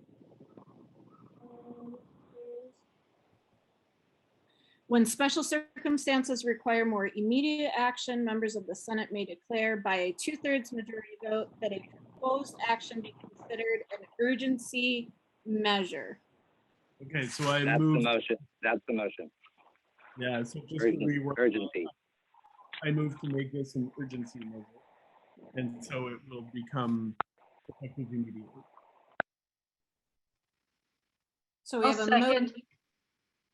Who is that, Robin? Yep. So we have a motion on the table to make the previous approval of our resolution an urgency measure so that it becomes effective immediately instead of our 10-day waiting period. We had a motion made by Robbie Fisher and a second by Robin Goodnow. So your votes can be yes, no, or abstain. An abstention is a non-vote. Okay. Past President Neufeld. Yes. Benjamin Reyes. Yes. Counselor Jen. Yes. Ellen Carey. Yes. Jenny Baxton. Yes. Joy Coons. Yes. Devana. Dee Dee.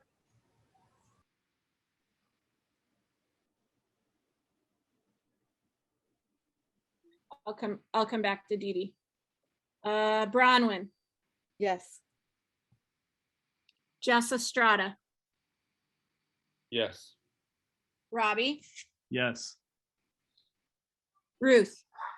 Yes. Tara. Yes. Vice President Ana Garcia. Yes. And Dee Dee.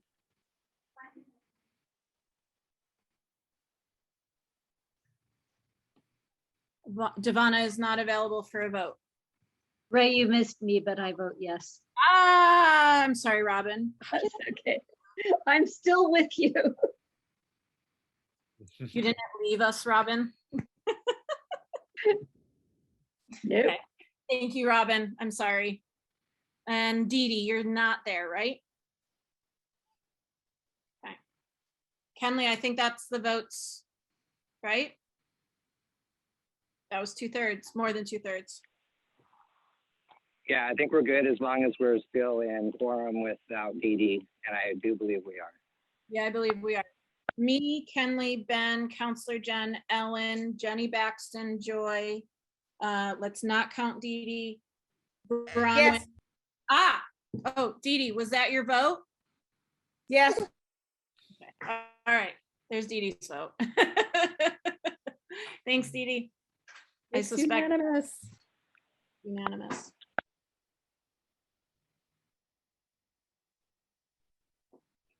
I'm just sighing, everyone. Any more comments for the good of the group?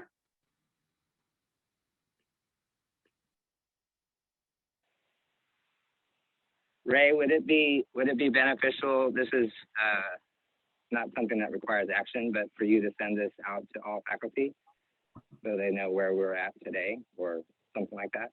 Yes, I was gonna do that immediately when we got out of here. I was gonna hug my kiddo because he just got home from science camp, and then I was gonna send it out.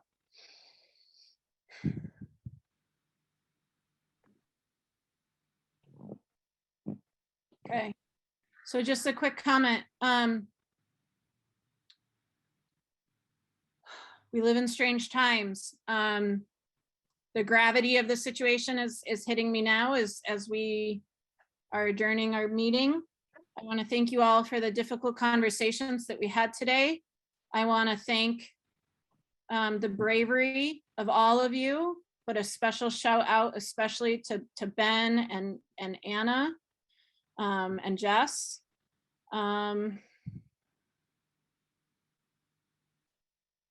Cornelia. Hi. I'll fill you in, Cornelia. I was just sending the Senate meeting. Okay. Unless I hear otherwise, I'd like to adjourn the meeting.